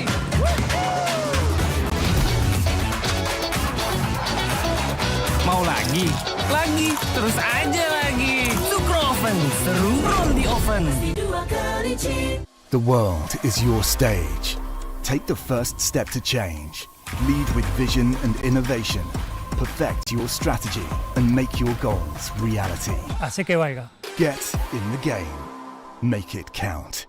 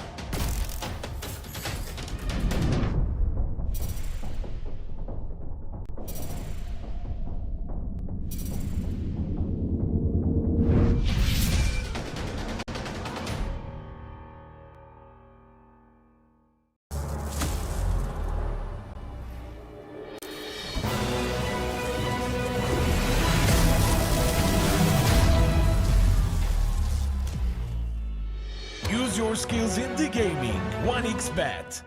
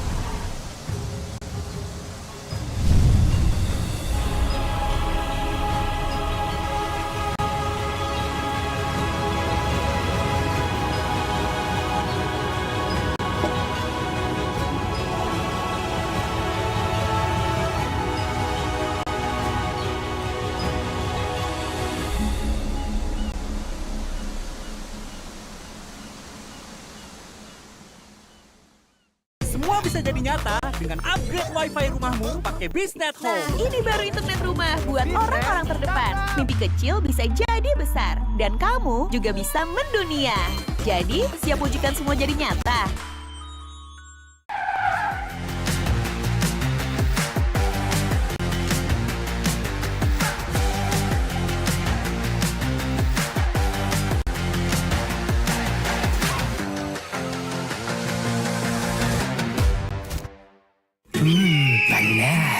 di oven nih. Hai, ya kelar. Wih. Nah ini, Sugar Oven si paling seru. Mau gini, seru. Mau gitu, seru woy.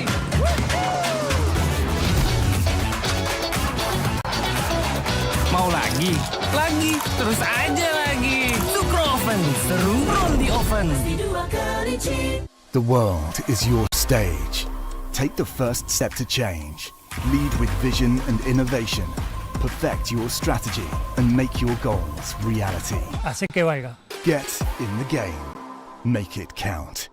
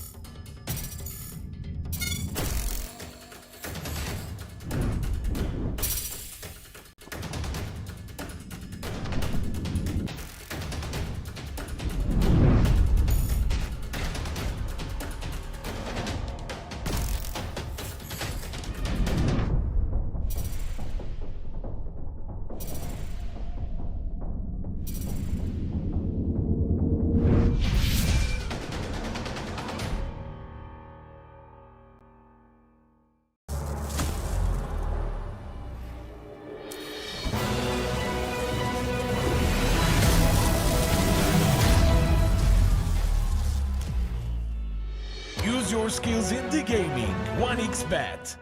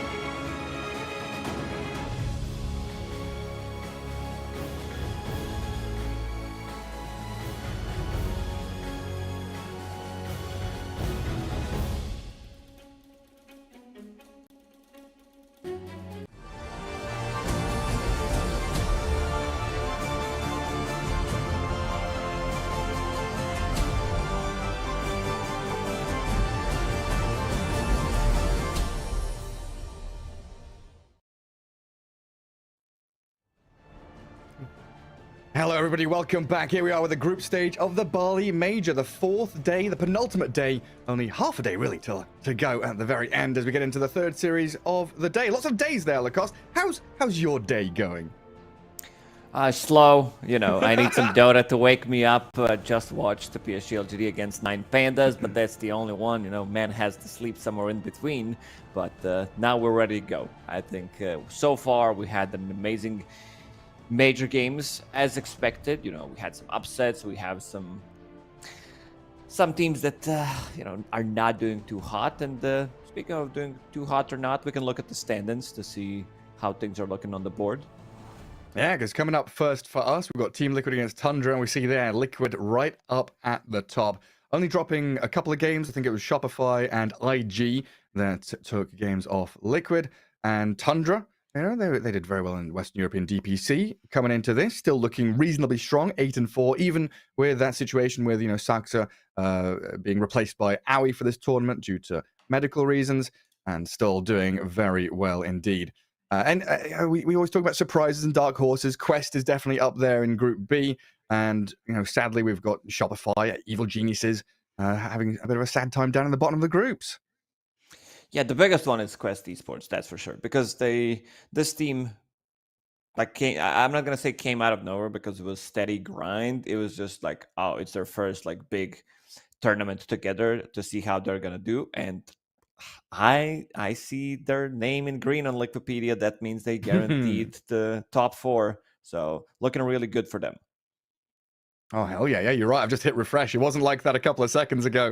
Well, yeah, we can take a look at Team Tundra's lineup as we get ourselves prepared for this 3rd series of the day.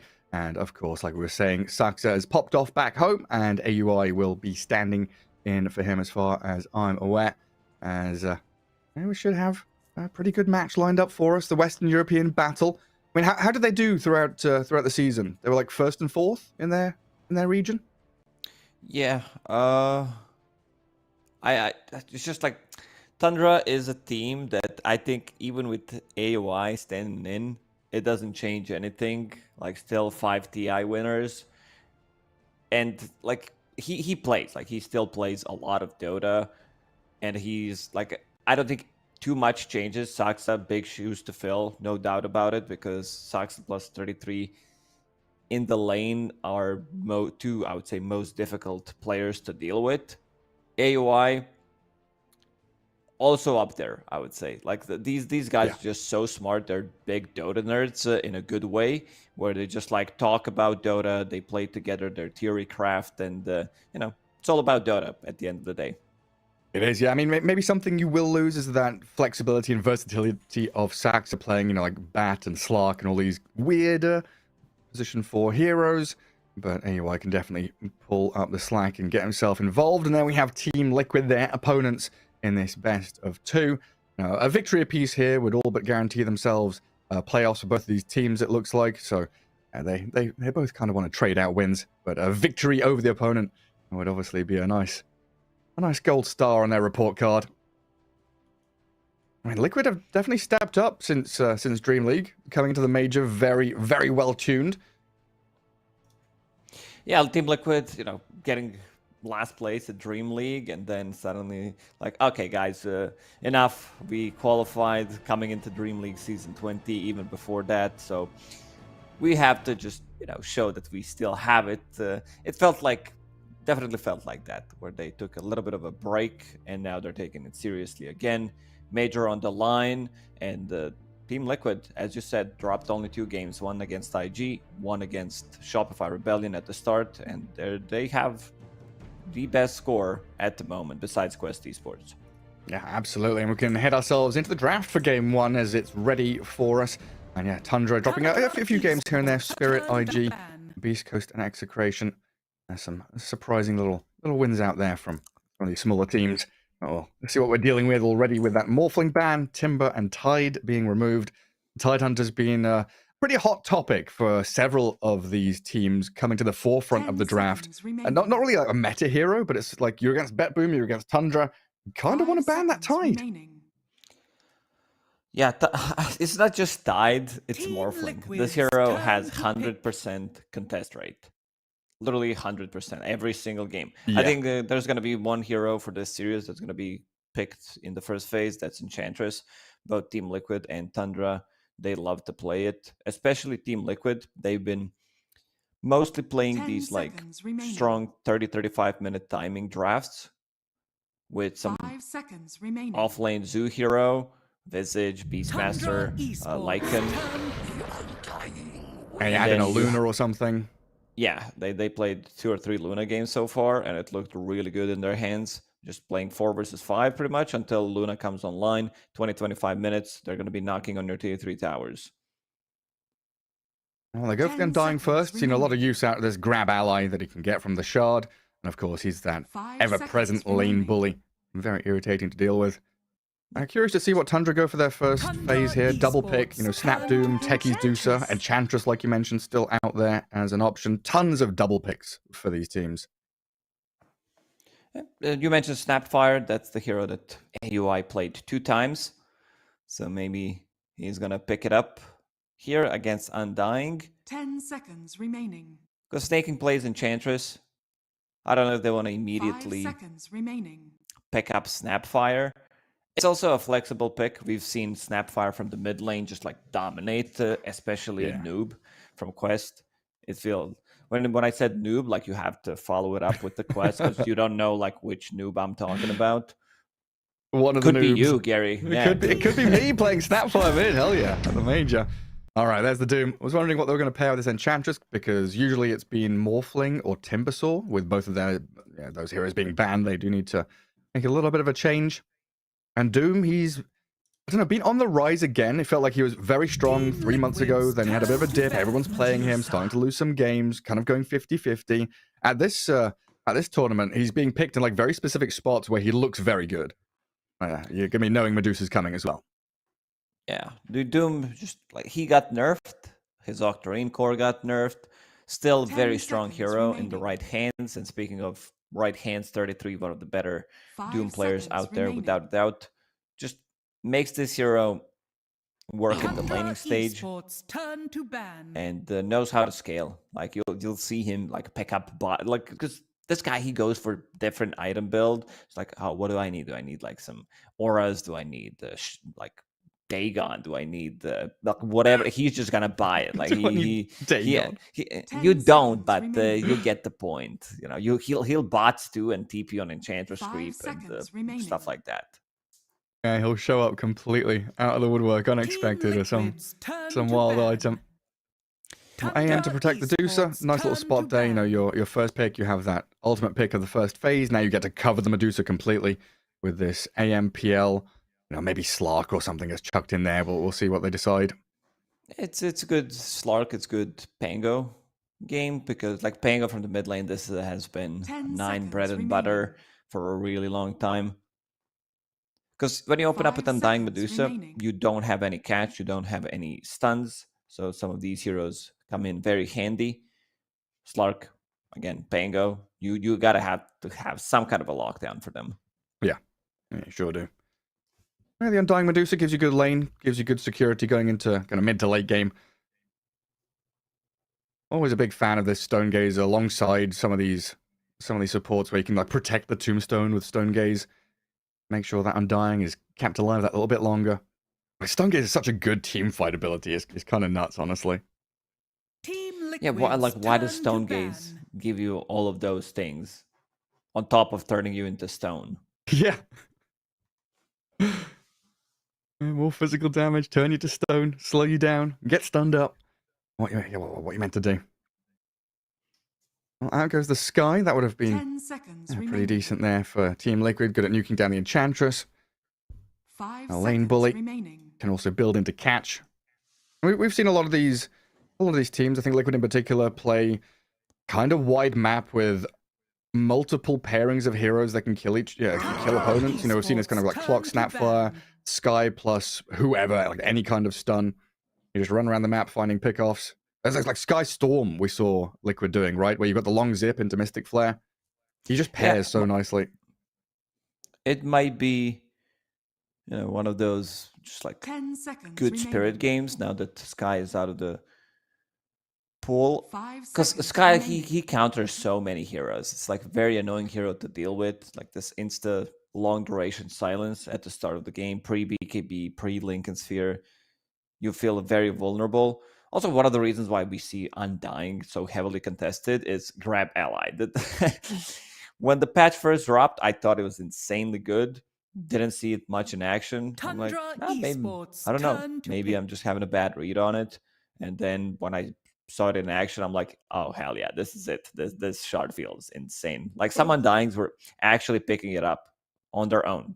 Instead of buying items, if they know, like if enemy takes their shard, they don't want to play for it. They 10 don't want to play seconds without it remaining. for 10 minutes, so they get it. Yeah, just buy it. Now we've seen. 5 Just seconds buy it, remaining. lol. You don't need other items. You get yourself some brown boots, a magic stick, and then the shard. Yeah, I mean, we've seen the rise of Legion Commander recently. Very good against Duel, good against Doom. Team Catch Liquid's someone out. turn Yeah, put to them in the pick. Tombstone. Shadow Demon going to come out here. Pretty decent hero against Medusa from the support role, which always feels very nice. I see Enchantress Shadow Demon. I'm like, yeah, take some Lycan. I feel like both of these 10 heroes seconds have a really remaining. hard time dealing with summons. Like Enchantress can take over 5 early on, but you seconds hit remaining. Helm of the Overlord timing like 14, 15 minutes into the game, depending how good of a game you're having. And why I like it so much is because like Zai plays the hero so well with some like good body blocks, lanes really well, even when he's not paired up with the strongest position 4. Like, do you want to snap it up now, or do you want to pick your boxy hero like a safe Rubik or something now?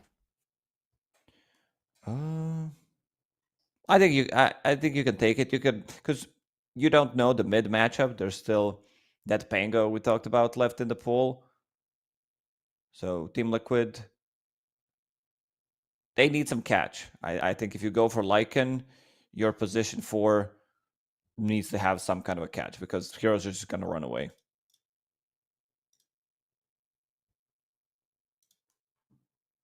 And just TP. Never mind running away. Just TP, lol. No, you woke up today, Gary, and you're full of wisdom. Just buy it, just TP. Just buy it, I just see. TP. Now you're turning into Twitch chat. Just cast your spells. Just play some Dota 2. Yeah, I'm looking at having a bit of a think about this. I think if you want to go, it's like some low cooldown control. Clockwork is up there. The hero has been doing really hot at this major. Okay, swinging out with the Io Leshrac. So they don't go for that like Rubik, Clockwork, Dark Willow plus Lycan and Beastmaster kind of deal. This is something... You know what time it is? It's Razor time for Thunder. Yes. You wanted to see it match up against Leshrac. 9 played it the other day. It looked really good. Team Liquid taking one out of 5 seconds remaining. Gaming Gladiators book. A lot of sustain. Undying Io. Io Undying plus Leshrac, Bloodstone. Like you can run at people while Medusa's farming, and then once Medusa hits 2 item timing, she joins. Are we going to get the Bristleback as well? Offlane Bristleback for Zai? That's what Gaming Gladiators had with the Duratios. I don't think you do, honestly. I mean, like, both of these teams, they don't have, like, any stun. Like, you have Leshrac stun, which is very difficult to execute. Like, I'm just worried how the fights are going to start. Walk at, just walk at them. Just walk at enemy towers. Force them to fight into you.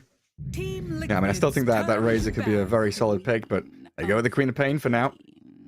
What's going to match up against that Lesh in the mid lane? Pretty good at getting in behind and onto the Io. Oh, a lot of Magic Burst as well. You might need a Spirit Vessel here. I'm just thinking outside of the 10 box. seconds remaining. Queen of Pain, not the worst hero to buy it. Like from the mid lane, there are better 5 items. Like you seconds want to be remaining. getting your Falcon Blade, your Witch Blade, then Kaya Tundra Sanj, Esports Aghanim Scepter. These turn are to all ban. great items on Quap, but maybe in this one, you need to start thinking differently because Leshrac, Io, Undying Soul Rip, it's just going to be way too much sustain. I don't know, like Shadow Demon wants to buy that item. He doesn't, like, he prefers to have cast range other than that because he 10 needs to stand like seconds closer to remaining. the fight using that Spirit Vessel. Maybe Doom 5 can get it. seconds I remaining. think that's the other option. but I feel like you Team might need it in Liquid's this game. turn to ban.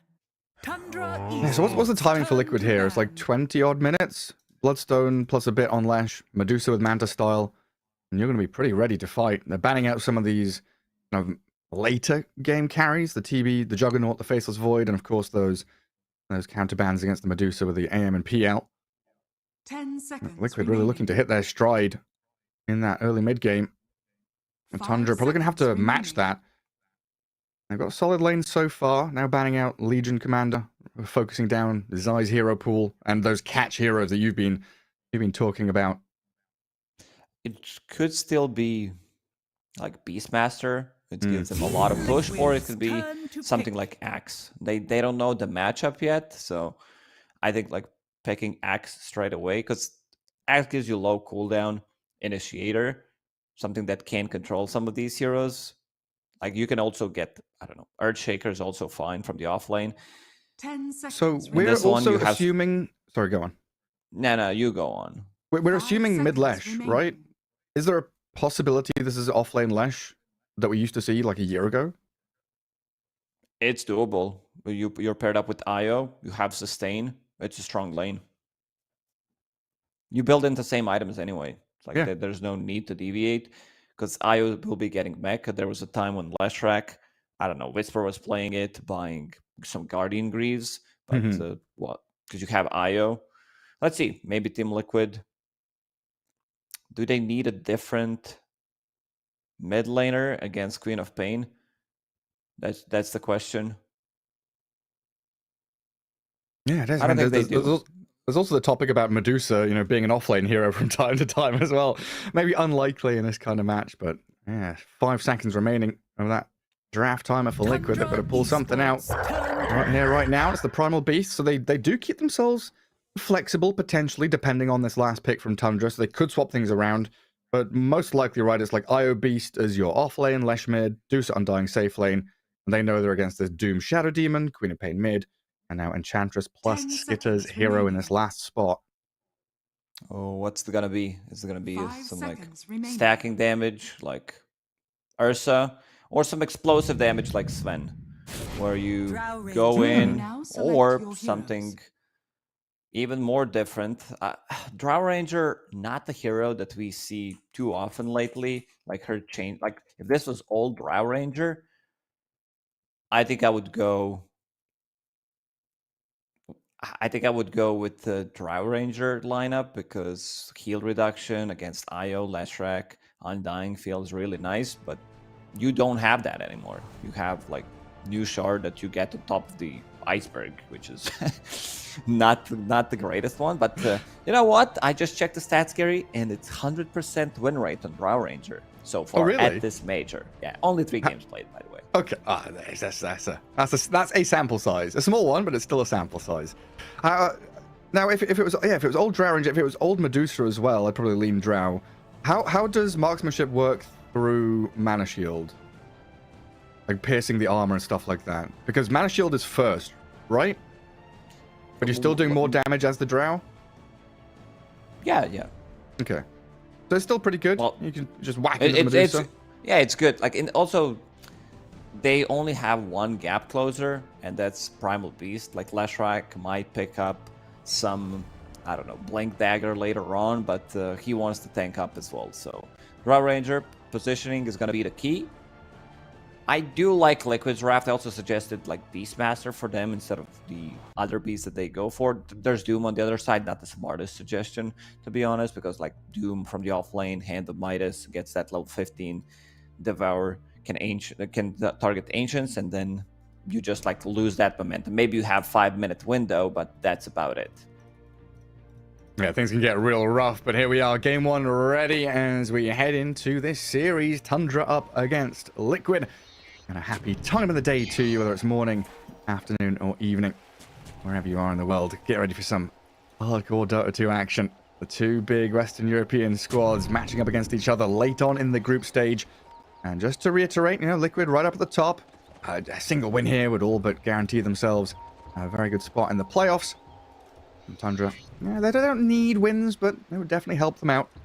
I feel a little bit more comfortable heading into the last day. We'll find out how we set up these lanes as well. Some early vision going into that mid lane as usual. It doesn't appear anybody scouted it out. Everyone obscuring their own vision. And Tundra wandering around back up towards the top bounties. Let's bring ourselves a Drow Ranger Enchantress lane. He managed to kill Observer Ward. Tundra smoked down to the bottom, placed down Observer Ward to see some of these camps as Enchantress. And also managed to get that Ob skill. Zai plus Boxy. It's going to be a lot of sustain. Primal Beast, a hero that has it's like one of the highest strength gains in the game. So pretty difficult to kill. Oh, incredibly so. And you give them all these buffs from the tether, and you get damage, move speed, HP regen talents at 10, 15, and 20 on this IO. Everything, you know, helping out the Primal Beast, great with the Lashrak. Always nice to see multiple partnerships that Boxy can make throughout this game, depending on the tempo and where he is on the map. Insania's picking out that Observer Ward that got their Ob skilled, so probably knows that they want to see the camp. And Insania had some mic issues. I think there was a time when Insania, like there was, I don't know, 2022, where he didn't realize he was muted like for the good 20 minutes or something in one of those games. Muted himself on Discord, and then just like that was forgot Nisha to as unmute. well. There was also a situation with yeah. It's like Nisha didn't say anything the first 50 minutes of the game, and we didn't feel anything different. Yeah, Nisha doesn't talk much, you know, he just plays Dota. He just lanes up, casts his spells. So it looked like Zai and Boxy were maybe thinking about going for like a trample play on the first wave, but they get bullied back by Skitter and Enchantress. And keeping the pressure on them in that bottom lane. In the mid, 9 against Nisha. Lashrak against Queen of Pain. I've seen plenty of these heroes come into the foray. Nisha getting a good stun there. Nisha. Gets level 2 faster, starts to put some extra pressure, has enough money to buy a bottle immediately. Oh, 9 gonna dodge that one though. Fool me once. Not gonna fool me again. Yeah, 5-1 against the 3-2. 9 has a couple more creeps arriving at his high ground there. Well, these side lanes going to be the more important ones. Mid going to be farm trade for the majority of the time. It's all going to be about this Undying, safeguarding the Medusa, Enchantress, protecting the Drow Ranger. Liquid looking to drag waves around. A blood grenade there from AUI, just being chucked at them with the impetus shots as well.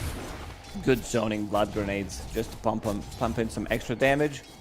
AUI using a lot of his mana. Those impetus shots are costly, but he is securing CS for Skitter, and that's what matters. Skitter also point and gust, just like an early one. You're playing against Primal Beast, you want to be able to push him out so he can't get on top of any of you. Skitter.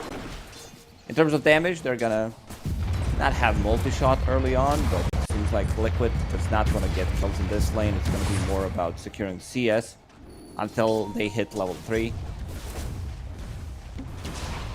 Yeah, just tempering themselves. No need to go all-out aggression. That's been a trademark of Liquid. You do well in your lanes, get your primary items first. And this is the second TP out of this top lane. Snake King 30 seconds ago had a TP to his tier 1. And now 3-3 TPing to Fountain just to get away from this Insania Undying who's bullying them. And the Gust down bottom showing off, like you said, why Skid has picked that up as a value point at level 2. Pushes back and stops the onslaught trample. And Boxy and Zai here just going to have to contend with the pull. The creep waves they're all over the place in this bottom lane. AUI's pulling left, Zai and Boxy pulling right. There's creep camps in the middle. And here we are, Skitter stuck in the middle. Denied. Skitter CSing nicely. Top of CS 17 and 3 Azra Ranger farming underneath the tower. That's pretty impressive. They do dive under it. Trampling away, the Gust is pushing them back. But yeah, you're right, Skitter doing very well, even though it's like an uncomfortable situation. He's 20 and 3. It's so satisfying. Watch good Drow Ranger players CS underneath the tower. I don't know why. Lands a stun on the mid lane. 9. He does have Blink available. There's also Rune for him to refill the bottle. If Skitter doesn't have point and gust, I think he dies. Insania, blood grenade. Ooh. Snaking has the stick, but the decay is there. 3-3 gonna get bullied back as well. These Medusa illusions. Trying to do a bit of chip damage. But yeah, you're right. This Drow could have easily died, maybe even twice. Getting dived by this Primal Beast, that Gust has paid off big time. And just the pick in general, that last pick Drow up against the Primal Beast, potentially against this Medusa later on. You can see the potency of her. Snake's going to come into mid, refill Nine's bottle. Keep him in this trade with Nisha. Both very even in farm, like we expect. They're just spamming spells, trying to trade hits and harass each other little by little. It's like Shadow Strike negates the Lightning Storm.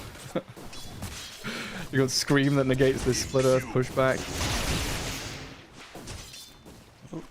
Like, Shadow Strike doesn't proc Raindrop, so you need to use Scream of Pain, which is only level 1, so this one also doesn't proc Raindrop charge. Lightning Storm, it's 140, so it does do it. And the top lane, I think the most important thing is this Ring of Bassi. It does allow Undying to have more mana, put some more pressure. I like when Medusas are like, oh, dude, am I paired up with the strong position 5 who consumes a lot of mana, which is going to give me more free farm in the lane? And just let them spam. Spam and spam. Where's Insania going? I saw him, yeah, he's actually gone through the Twin Gate. Does have boots of speed. Down to bottom, onto Skitter's Drow. Tombstone, Blood Grenade, in onto the Drow Ranger. They push back the Primal Beast, but he's still trampling forward. They've slowed the Drow enough to kill off Skitter here. Onslaught going to be launched towards her. He was thinking, Zai there, about charging onto AUI. And this is around the catapult wave timing as well. So if they can drag out the Radiant Wave, keep their own Dire Wave on that tier 1, that's a lot of damage early on. That's a good rotation. Plus the catapult, as you said. Once you get boots on Undying, like Blood Grenade gives you that extra slow. Skitter will keep you down to the bottom lane again. Yeah, Snaking showed up for a little bit there, thinking, hey, maybe a fight is continuing to brew. Ooh, this is a big one. A Region Rune for Nisha. 9 would definitely love to pick it up. He does, not have much mana to work with. Oh, but Mickey's been left completely alone here. Under the tornado, slow to a crawl, the Slug Lady down. Shadow Demon and Doom finding a kill on that Medusa's pretty hefty victory in that top lane for Tundra. Mickey needs some help, but his Undying is migrating, wandering towards mid. Io kind of stuck down there with the Primal Beast. Like you said, 9 pretty low on mana, didn't get that regen rune. Does have a blink and 6 stick charges. So won't be killed, but definitely gets pressured back. Might even, yeah, walk back to Fountain, blink back to Fountain, refill up and TV out. Zai going in. A surprise from the fog. Gust misses. Nice dodge there from Zai. Won't get the kill, but that's definitely heavy pressure onto Skitter. A little ballerina Primal Beast. Just spiraling around. Dire's courier has been Sania rejoining. Let's see if he goes in with a tombstone. Just holding on to it for now. Hellbear in behind them. And AUI bodyguarding. But look at this. 7 minutes in, you've got 4 heroes rotating to bot. They want to shut down this Drow Ranger as quickly as possible. They already took that tier 1 to half HP, so a kill on the Enchantress here should unlock that objective for them. AUI going to buy as much time as possible, delay his inevitable death, even dragging one of the creeps away and stealing the ranged. But tier 1 tower, absolutely gone. Even with 1 point in edict, it's still enough. Those right clicks from these heroes. And their tower on the top lane is pretty healthy right now. Snaking. Roll drop. In comes Zai, protect the Medusa. Io starts stacking up some camps, so we can see the fallback plan there for Mickey. And hell, any of these heroes can come clear out these stacks of Ancients and Large Camp. Are you going to swing mid? Get a quick D-ward. Try and alleviate a bit of the pain that this 9 Quaff has been suffering. We'll blink away. The lack of control here, like you were mentioning in the draft. It doesn't make things easy for Liquid. Pretty much Primal Beast with his Onslaught. Pulverize. Right now, Zai looking for Skitter in this outer ring. Skitter full HP. Still level 5. Zai level 6, just going to wander around. Let's see if anybody's around the corner. Now even TPing top. To the tier 2, in fact. And Tundra, they're set up in that northern jungle. They've got vision. They see the Primal Beast. Shadow Demon with the Enchantress, both here. Zai's going to get the Bounty Rune and trample on top of AUI. We'll go for the Pulverize. Centaur Stomp immediately. Good micro there. 9 with 3-3. Rotating in to deal with the Dinosaur. Zai, no onslaught, no spells left. Trying to kill himself off the neutrals, but 9 will pick up the kill. Good reaction from Tundra. 4 members immediately. It's sometimes it's like you being the only stunner puts you in a position where you feel like you need to do something, like you gotta go for some of these kills. Because Leshrac can't really set things up unless they blink in aggressively. Like Lightning Storm is good ability to try to set things up, and Skid's career dies, but he manages to get that trouble valuable point in dust. Going in on this Mickey Medusa. Doom, Acorn shot. Shadow Demon from the north. Nisha trying to rebuff this aggression. Medusa's out of mana now, though. Getting pummeled down, killed off, in fact, as 3-3 gets turned on. Liquid reacting to this decently and trying to get out the 2-for-1 trade, but it seems 3-3 and snaking here. Tanky and speedy enough, getting towards high ground, but 3-3 getting stuck on a tree. Gets turned on. A final couple of touches here, and Nisha picks up the double. Meanwhile, a Pulverize there on 9. Gets them a grab on the Queen of Pain. Relocate will drag Nisha back to defend the tier 1 tower. Just letting Snaking wander off. Fine. Poof. That buff to Pulverize in 7.33D, where each time the target is slammed, you get increased damage. I think it's what makes the difference. Because it feels so much nicer now. Yeah, maybe he could have been able to get the Magic Wand charges or switch to Strength Treads to be able to just survive long enough. Also didn't have neutral item equipped at the time. So all of these like small things, career not working. They've rebelled. The couriers have rebelled. The uprising has begun. Maybe it's their day off. I don't know. And it's a Sunday, right? It is Sunday indeed. Yeah, they're just chilling. Look at that. This angle. Oh, I has a little face there. He is an ugly little goblin. That's his butt. I'm not going to ask how you know, Gary. What? He's got a face on one side and opposite of the face is the butt, surely? Look, there. That's his face. Yeah, let's look at the face instead. This looks like Harry Potter scene. Voldemort against Gandalf. Against who? Gandalf. No, it does look like it. Against really Gandalf. Against some green, some red. Yeah, because Yoda dies in that movie, right? Spoilers! What? What's your problem? I've not seen it yet. Maybe I downloaded the wrong movie. Harry Potter and the Last Hobbit. Return of the Smaug. Seems like they're good to go, but they're also enjoying themselves. Some nice views in this mid lane. Yeah, they're all zooming into stuff. Gonna hit them with the go.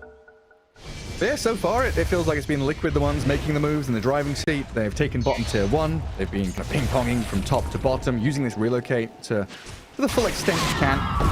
Now, we do get a stun on the mid lane onto 9. A lot of magic damage coming his way. He's got Blink to escape. This is where the pressure really begins, creating space for Mickey by moving these other 4 heroes around the map, keeping Tundra down. And of course, whenever Doom's on cooldown, you know that's one of the big ultis that Tundra want to be utilizing, so you've got a bit of a window here as Liquid just to group up and press into that mid-tier 1. Dire Vision sees 9 up on the high ground, and he'll realize with that decay being placed right on top of his head that there is an observer ward there. And Zai down at bottom does get a catch on AUI, but Skitter going to protect his buddy. Enchantress guarded him in lane, and now Drow Ranger will guard her through the mid-game. Interesting build from Zai. Like, has Cornucopia as his first item, pretty much. Not sure what he wants to turn this into. For now, it's going to be drums after. But I don't think he wants to go for Orchid. Maybe a refresher later on. Lincoln's, because Cornucopia, like, upgrades into 4 items. I don't think he's buying 2 of them, like Battle Fury. What do you mean he's not buying Battle Fury? Give me the primal Battle Fury beast. Yeah, Battle Fury plus Trample, the good combo. Can't attack. It's kind of cool that we used to see this like casual ring of health on some of these offlane heroes, thinking about Vanguard, then deciding not to. I guess Cornucopia is the same deal. He's just out on the map, permanently regenning, and then he can go into a Lincoln's or an Orchid or something. It's a very expensive regen item. It's 1200. Nice stun again from the Centaur. And keeps Liquid at bay. This is a big move from Tundra, though. 4 heroes into mid to guard what is left of their mid lane. There's no tier 1 there. Just making sure that 9 is having a safe time. And it's the same story from both teams, kind of grouping up as 4 while your safe lane carry keeps on farming. 109 last hits on Dusa, 99 and 9 on the Drow. Very aesthetically pleasing. But it is Medusa up at the top of the net worth. The fact that Mikke Honest Dusa has had a pretty reasonable laning stage, coming out with 6.2k compared to the Drow's 5. That's a bit of a farm fest here. Doom with Hand of Midas, Max Devour, he wants to farm, so does Drow Ranger, so does Medusa, so we might be... Also, they don't have like any real gankers in the game. It's more like reactive to what enemies are doing, because you want to be using mech, relocate people out. Zai needs to be here if they want to be getting some kills. This is also not the easiest kill to get. 9 has Haste Rune in the bottle. Snaking is also there, and as you said, just TP out, lol. Just TP out, yeah. Oh, nice career snipe. There you are, get to it with the Centaur. The Centaur's done a lot of work. Getting some big stomps, getting some courier snipes. And here's the primary timing early on for Liquid. Nisha has his Bloodstone. Just being focused down by the Drow. The 3-3 Doom comes in as well. The Soul Rip buys a bit of time. Nisha inside. Breaks himself out with that relocate. He's very deep there, so it's just the Enchantress that dies. Yeah, this is pre-mech on Io. We saw the power of Bloodstone on Lesh, but Tundra, like, immediately gusting Leshrac away, keeping the distance, Sonic Wave to push him away from the heroes. This is also a fight where they didn't commit to the Another charge is getting in. Straight on the snaking. Blow up the Shadow Demon. And just pivot from that fight around the Ancients. Relocate back, reset. Move back in for the tier 1 take. This has been part of the course, really, for both of these teams. They're looking for these mid to late game timings. You're really aiming for a certain moment in the match where you're like, we are strong, we can take a team fight, we want this key objective, we want that second Roshan. Yeah, for now, they're using this Bloodstone timing. Going from one lane to another, getting the kills. Look what Roxy has in his stash. Like, it's full. It's just like so many items. This is mech, neutral item, well, raindrop. His career's not working, is it? Yeah, it might not be working. He needs to go back and just pick it up. He's reloading to Fountain. He's reloading back. Boxy, what have you? It's like couriers are rioting because Boxy probably plays a couple of pub games and lost his courier 10 times. They're like, stop getting us killed. You've neglected us. You've let us die far too many times. That's the threshold. You've hit your quota. Now we're just not going to work anymore. Actually, a weird situation though, not having a courier at all. Well, the good thing is your courier cannot die, so. Silver linings as unable always. to feed the gold. Share control, use someone else's courier. Remember when we had one courier available? Oh man. And then you, like, your mid laner was like, I'm using the courier. You had to call it out, like, I'm using it. Then the guy's like, yeah, I'm second. And then your mid laner refills the bottle, and then you don't get to use the courier for a good 3 minutes. Honestly, I want to buy a set of tangos for my safe lane. My mid lane is like, no, I need to refill my bottle 7 times. This is wild stuff. I mean, I never got to use the damn courier. But permanently There was in a... use. Yeah, there was a shop in the lane. That was a difference. Could have buy like phase boots, power treads, get more tanky, so you didn't need to use it as much. But I think adding courier for every single player in the game has been like giga brain move from Ice Frog. Changed the way the game's played. Massive quality of life improvement. TP down bottom from 3-3. Nisha and Boxy going through the twin gate. Io just repositioning himself there. Queen of Pain, the one lurking up at top lane, is under a lane board right now from Liquid. But the objective here is just to go for Roshan. Insania with a flash golem, a bird's eye view, you can see into the pit as the crow flies over. Detour's right there. See how it's gonna go. No contest from Tundra. Boxy is getting briefed on. Has to. Oh, he's actually losing the courier. I see that his courier moved for a second. Did it? It looked like it. Gotcha. Okay, can't get it. Tier 2 token. Has to relocate back. Pick up the items. Have you seen Boxy's courier name? I think there might be some sabotage in the Liquid camp. Jab's their coach. He's blocked the courier from Boxy because his courier is called Jabber, Boxy Food Orderer, and Pickupper. Yeah, Jabs does not want to be the water boy. He wants to provide them with some good stats and stuff, but does not want to bring the food to them. So it's actually Jab's fault. I didn't know you can rename couriers. I think you can rename everything, right? Just put a name on whatever you want to.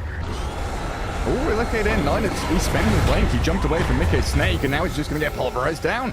Didn't even need the relocate there. Mickey and Zai, more than enough damage.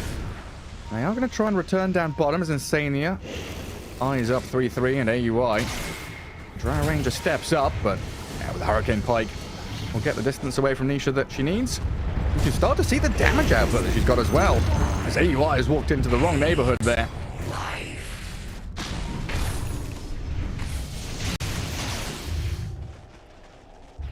So Drow can start to become a little scary, but now Liquid don't just have one core that she has to contend with. We've got this Leshrac top of the net worth, Medusa not far behind. 5k lead for Liquid as they take down all these outer objectives and find pickoff after pickoff. Queen of Pain into Enchantress, into SD. He's all over the place. He's getting the pickoffs. He disassembled his arcane boots. Bought drums, has Tranquil. Will pick up Boots of Bearing. It's a great item against Queen of Pain Shadow Strike when you need to reposition yourself against the Doom. Can't be slowed against Frost Arrow, so feels really nice. Skitter, trying to farm up Aghanim Scepter. It's the old shard, so it takes you a lot more time to actually get it. For now, having one component, 800 gold. He's in trouble here, but Hurricane Pike will get him out of trouble. Yeah, no catch. Zai was a little too distant. He could have shut down the Drow Ranger nicely with that. Well, this is where Tundra, they've got to start thinking about matching these fights, because it's 20 minutes in. This is the timing we were talking about. The draft from Liquid here kicks into 5th gear. And they're looking at this Tormentor. Nisha missed his first stun, and Tundra rallying around the Drow Ranger. Hobbs and Sentry down to give that little bit of fight vision they need. Chip damage onto Nisha, but Mickey steps up, gets banished. Liquid not too bothered about the way this fight's going so far, just going to keep resetting. And you're forcing Tundra into this bottleneck where you're pushing tier 2, you've got a catapult wave going to work. You're starting to win the fight just through this war of attrition, standing there and making your enemy waste their resources. They're thinking, do we need to go and try to get the Tormentor? Tombstone committed. Snaking, he was very annoying. He started to stack some Shadow Poison. Medusa had 4, Nisha had 3 at the time. So Liquid will fall back, at least for now. Yeah, spread wide across the map. Get yourself across that other Wisdom Rune. Yeah, because Nisha got the one at 21 minutes. 9 kill lead and about 7k net worth. Starting to look a little scary for Tundra, but we've seen them come back from situations like this. Usually, though, it's through map control and getting these big key items on heroes. They're starting to look at this. And Queen of Pain and Doom scaling up a little bit further. Aghanim Scepter, about 1,000 gold away from 9. Tundra will also take that Tormentor, get the Queen of Pain a shard. Yeah, 9 pretty happy about this one. Doesn't have to invest in it. It's going to be some extra damage, extra AoE control. Not the best one against like Io, Leshrac. Leshrac, he has Bolt Nova running. He's still going to be able to deal damage even if he's silenced. Medusa also doesn't care too much about that Silas, but you know, you get it for free. You can't say like, oh, well, I don't want it. There was only one time it was Radiant's top tower is under Tundra attack. who did not want to pick up the shard on Marcy. Saxa was like, yeah, I'm not getting that shit. It's not good. Worthless. It's the old Marcy shard. Absolutely worthless. Just put it on the floor and destroy it. Don't want to inflate my net worth with that. 9. Going down the bottom. Deal with this wave that's getting pushed in by Zai. And Primal Beast lurking in the shadows. Might see a relocate play down here. If he can get the grab onto the Queen of Pain with this Onslaught Pulverize, it could be a quick kill. Snaking going to be the pickoff. Start things off for Liquid up top. Aegis has expired as well on Nisha. They can keep doing what they're doing, get pickoff with Primal Beast, and then wait for second rows to respawn, which could be in 2.5 minutes if it's a quick one. You'll get another round of items. Medusa going into Linken's next, so they will have double Linken's against Doom. Against nice. Shadow Demon Disruption. He spent his blink and he just dies. Zai was looking at him across that little sauna in the bottom lane. Sees the Queen of Pain, sees her blink, and the rest of Liquid, they arrive right on time. Now, with this kill on Queen of Pain, they have good 30 seconds to go for the high ground. They have so much sustain. Like, even Insania is maxing out Soul Rip, so 4 points in Soul Rip. Plus, you have Holy Locket, Mech on Io.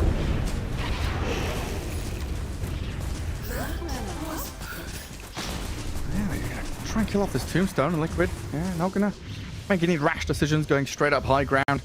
10 seconds for that Queen of Pain to respawn. Maybe a chance there for Tundra to mount a defense and get a couple of kills. That's all about this. Overall, slice of the pie, Liquid are getting like 80% of the map right now. There's still a Wisdom Rune on that right side. They've not even been back here. Tormentor plus Wisdom Rune just sitting in their bank, accruing interest.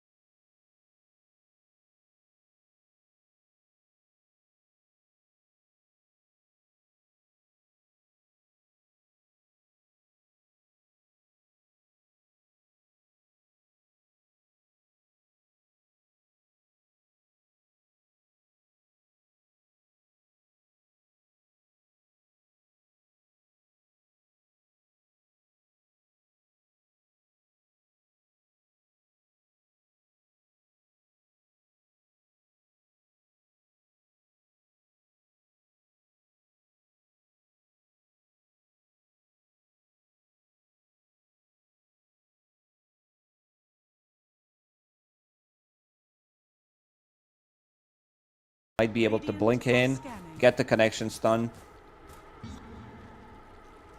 Queen of Pain with Axe is just like a different beast. And 9, he wants to keep the distance. Like, look at his, like, this is his 4th, 5th item, but Ether Lens on Queen of Pain that doesn't upgrade into anything. So, yeah, long gone are the days. Core. Just wants to keep the distance. That one upset me. I did like the Ether and Octarine. Nisha gonna have to try and protect himself here. BKB and Lotus on him, and Zai, he makes the jump. Gust in silence for now. Pipe popped.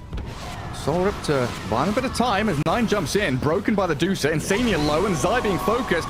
AUI and 3-3 open up, and the Sonic Wave chucked at Liquid. Zai will die.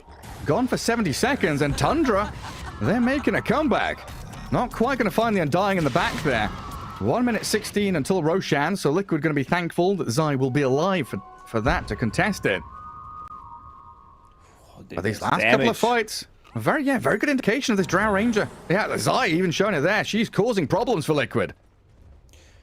They got to focus her down somehow. Problem is now you have Shadow Demon with Blink Dagger, so he can keep the distance, Ether Lens, and also Shadow Demon against Medusa. We've seen it being effective so many times ever since Medusa became popular. All you need to do is proc this Lincoln Sphere, use it on top of her, and then I've seen Snaking just using illusions to focus down the Tombstone from Medusa, instantly killing her. 30 seconds for Roche. So he's going to be up in the top left. It is nighttime. Yeah, Snaking trying to keep here, scouting it out with his Shadow Poison.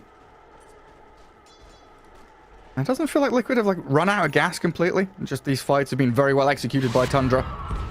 Try and keep the pressure on bottom again. And just a ranged barracks down there, so as you like to say, unhealable damage just being chipped away at little by little. Tundra have given up the area around Roche though as he just respawns. And that's Liquid's cue to smoke. Ooh, Skater, he found a big one. Mindbreaker. Like, why is Mindbreaker even more buffed than it was when it was a tier 3 item? It's just like stronger. It's just stronger. 45 magic attack damage, 2 seconds silence, and 30 attack speed.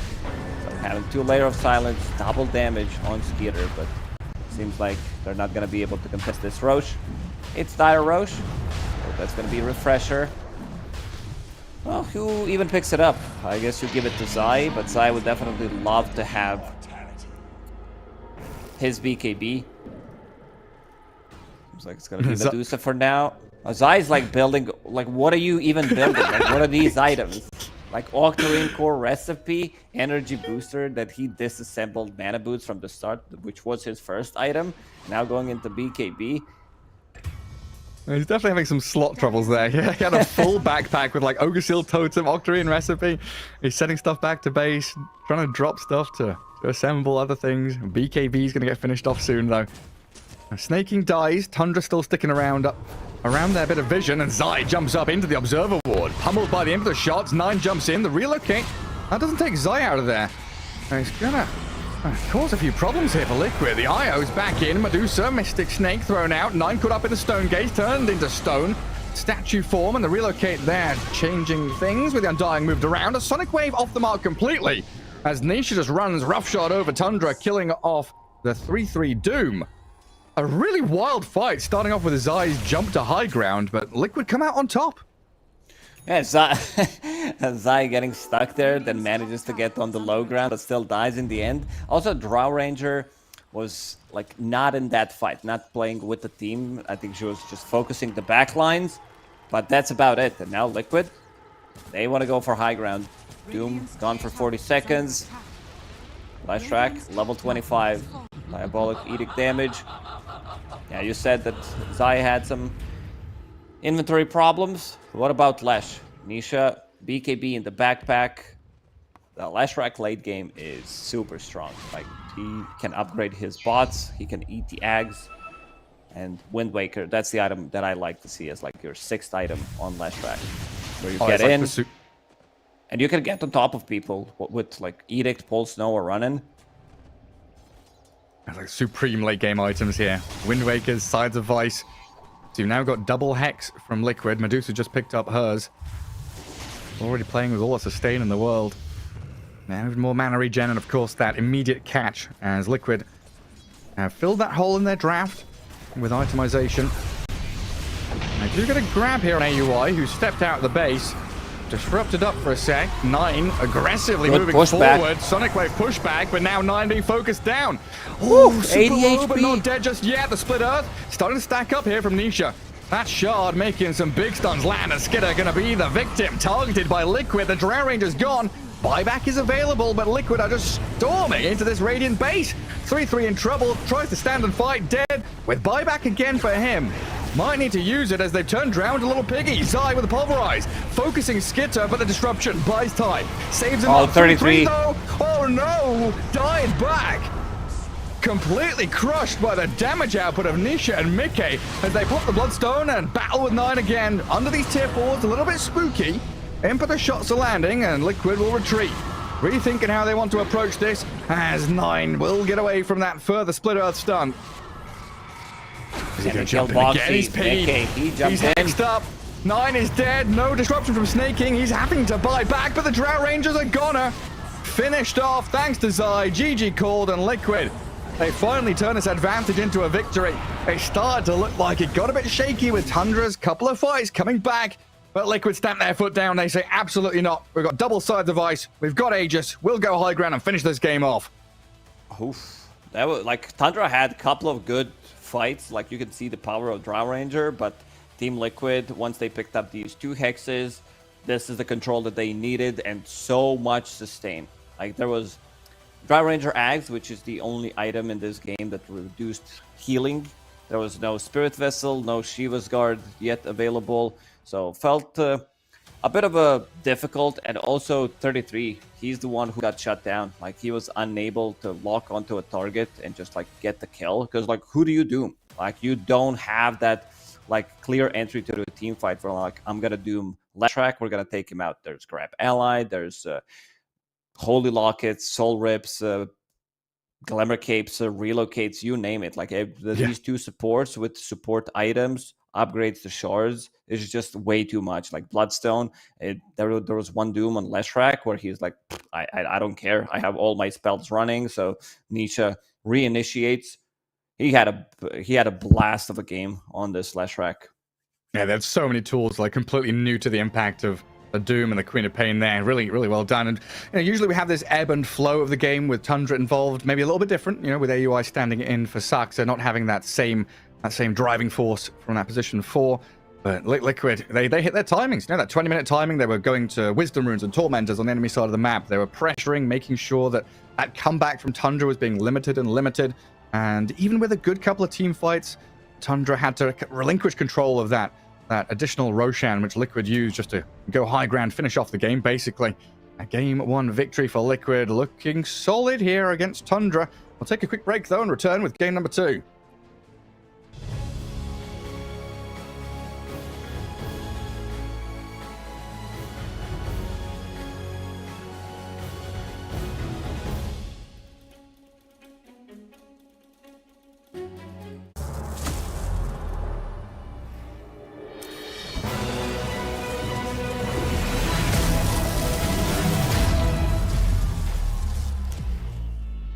Use your skills in the gaming. 1xBet.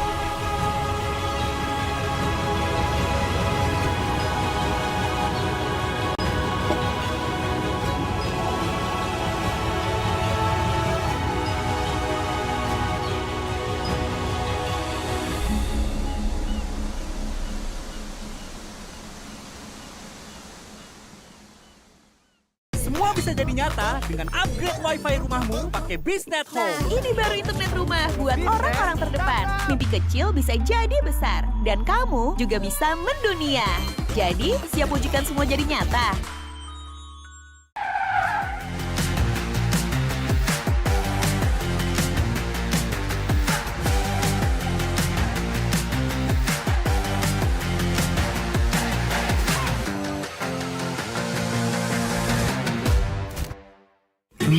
Panas. Ini oven nih. Hai. Ya kelar.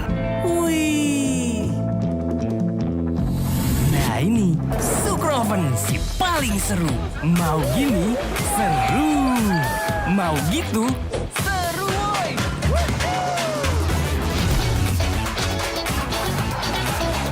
Mau lagi? Lagi. Terus aja lagi. Super Oven seru roll di oven. The world is your stage. Take the first step to change. Lead with vision and innovation. Perfect your strategy and make your goals reality. Asik ya, Waika. Get in the game. Make it count.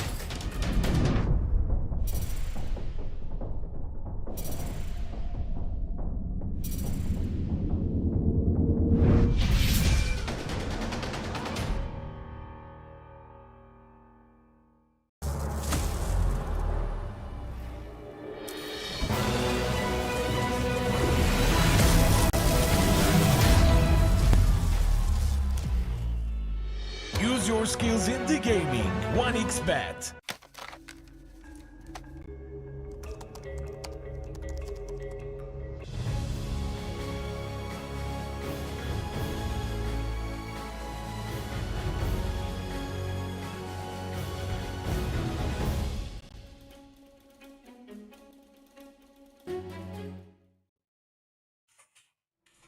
Welcome back, everyone. Here we are with Game 2 of Tundra up against Team Liquid on the horizon, as Game 1 was a pretty spectacular showing from the draft and play of Team Liquid, taking control of the entire map, and good showing from Tundra to try and weasel themselves back into the game with a couple of good team fights and maybe attempting to steal a Roche or something. But in the end, this Leshrac and Medusa, who are massively overfarmed, Zai's initiation and Io with a backup, are just too much to handle. Yeah, I also want to see if Vox's career gonna work in the second game, because he had to relocate back, TP back to base. Like, this is just like a very annoying thing to do when you're like playing not just pop games but competitive Dota. You're like, I want to bring my mech. He had 6 items available on his career at one time, but unable to get it. It was pretty much Drow Ranger who kept him in the game with this Aghanim Scepter, kept the distance. Nice positioning there from Skeeter. The way this game started, he was off to a really good start, farming underneath the tower, had most CS 5 minutes into the game, which is something that doesn't happen quite often on Drow Ranger. We don't see Drow Ranger lately as much, but this move from Undying, going through the Twin Gate, because he got the first blood grenade, boots of speed, and manages to run him down. They get the kill, and then Zai, he was their only stun for a long period of time until like Leshrac started to blink in, get some stuns going. He was the one catching Queen of Pain, catching Drow Ranger. So Zai, yeah, when you need him to pop off, he's gonna pop off. Yeah, and it was a really nice kind of switch up there in the middle of the draft. You know, we were thinking about options for Liquid. What do they want to go for in terms of offlane? Is position 4? Do they go for this, you know, Rubik plus Lycan or Broodmother or Beastmaster? Where's the Zoo hero? But it was this Io Lesh, you know, the Leaf Out of Gaming Gladiators books. You know, Liquid have obviously done it before as well. But I think especially against Tundra, who often feel like a team who want to take it later, who want that later timing to allow Skitter to unlock himself. They want that one big team fight on the doorstep of their opponent's base that gets them a tier 3 or that second or third Roshan. Having that early pressure from Lesh Io, having the initiation from Primal Beast, and then the backup late game plan. Now, Medusa is a timing hero, sure. She's good 20 to 25 minutes in, but she's also that late game hero that's like, hey, Tundra, are you sure you want to do this against us? I made it really rough for them. We didn't talk too much about Medusa. Mika was just farming up. Medusa, not a hero that can look flashy, but he did the job, exactly what you expect from your carry, especially when on Medusa. Keep on farming, join some of these fights, be tanky, pop ulti at the right time. It's a lot of things to do actually on Medusa, now that I'm saying it. Doesn't sound as easy. It's like just Medusa. Yeah, just Medusa, just press Stone Gaze. I mean, you don't even have to toggle your mana shield on and off anymore. One less thing to do that. But that's Drow Ranger's first loss of the group stage, right? She's been played 4 times now. Has looked pretty good up until this game. It was a good game for it. It was overwhelmed by the amount of aggression that Liquid brought to Tundra there in game 1. Game 2, what do you think Tundra are going to do? You know, with AUI standing in, they're not really deviating from their normal game plan. We're still going for these Shadow Demon kind of deals. How much of an impact has it been where, like, Snake King is playing Pos 4? Snaking, that's his old position. Like when he started to play position 5 for Tundra, he needed a bit more time to get adapted to this position 5. So he was playing mostly position 4 heroes from 5. And then he kind of popped off on position 5. Still very greedy overall. I think for all the people out there who play Dota, switching between 4 and 5, it's a different playstyle, like what you do out on the map. So not the easiest transition, even though like both are supports. It's just not the same thing. So sometimes you might feel lost. I know from my own point of view, because I'm mostly 3 or 4, when I have to play 5, I feel like I'm playing much worse. Yeah, I mean, it's a very different environment to be in. You know, usually with these 5 heroes, they have this. There's this like dichotomy of 5 heroes where either you're an Undying and you're playing up in the lane and you're bullying 1v2, or you're playing this kind of, you know, Oracle or whatever, sitting behind your support. Sitting behind your carry, sorry. Whereas in the off lane, you've got much more of this, I'm playing left, right, up, down, pulling, stacking, blocking, going through Twin Gate, doing all this kind of funky stuff. And then you've got to know your hero pairings as well. It feels like there's much more of a combination with your 3 and 4 positions than there is with your 1 and 5. Like 1 and 5 have very different kind of separate roles in the lane, and then the 3 and 4 are tight together. They're doing stuff as a unit. There's definitely a big change up there. Pretty much, yeah. I'm just wondering if there's going to be a hero, one game at this major where Morphling is not going to get contested. I don't think there will be. I think this hero is just going to be either picked or banned until the major ends, pretty much. Because these strong laners, like you have strong position 5s, these Enchantresses, mostly Undyings, that soak up a lot of damage, and then Morphling gets to do whatever he wants. I think like the big reason why the hero is super strong is like shift ability, having these Lotuses, shared Tangos, and then just like adaptive strike. It's such an insane ability for harassing in the lane.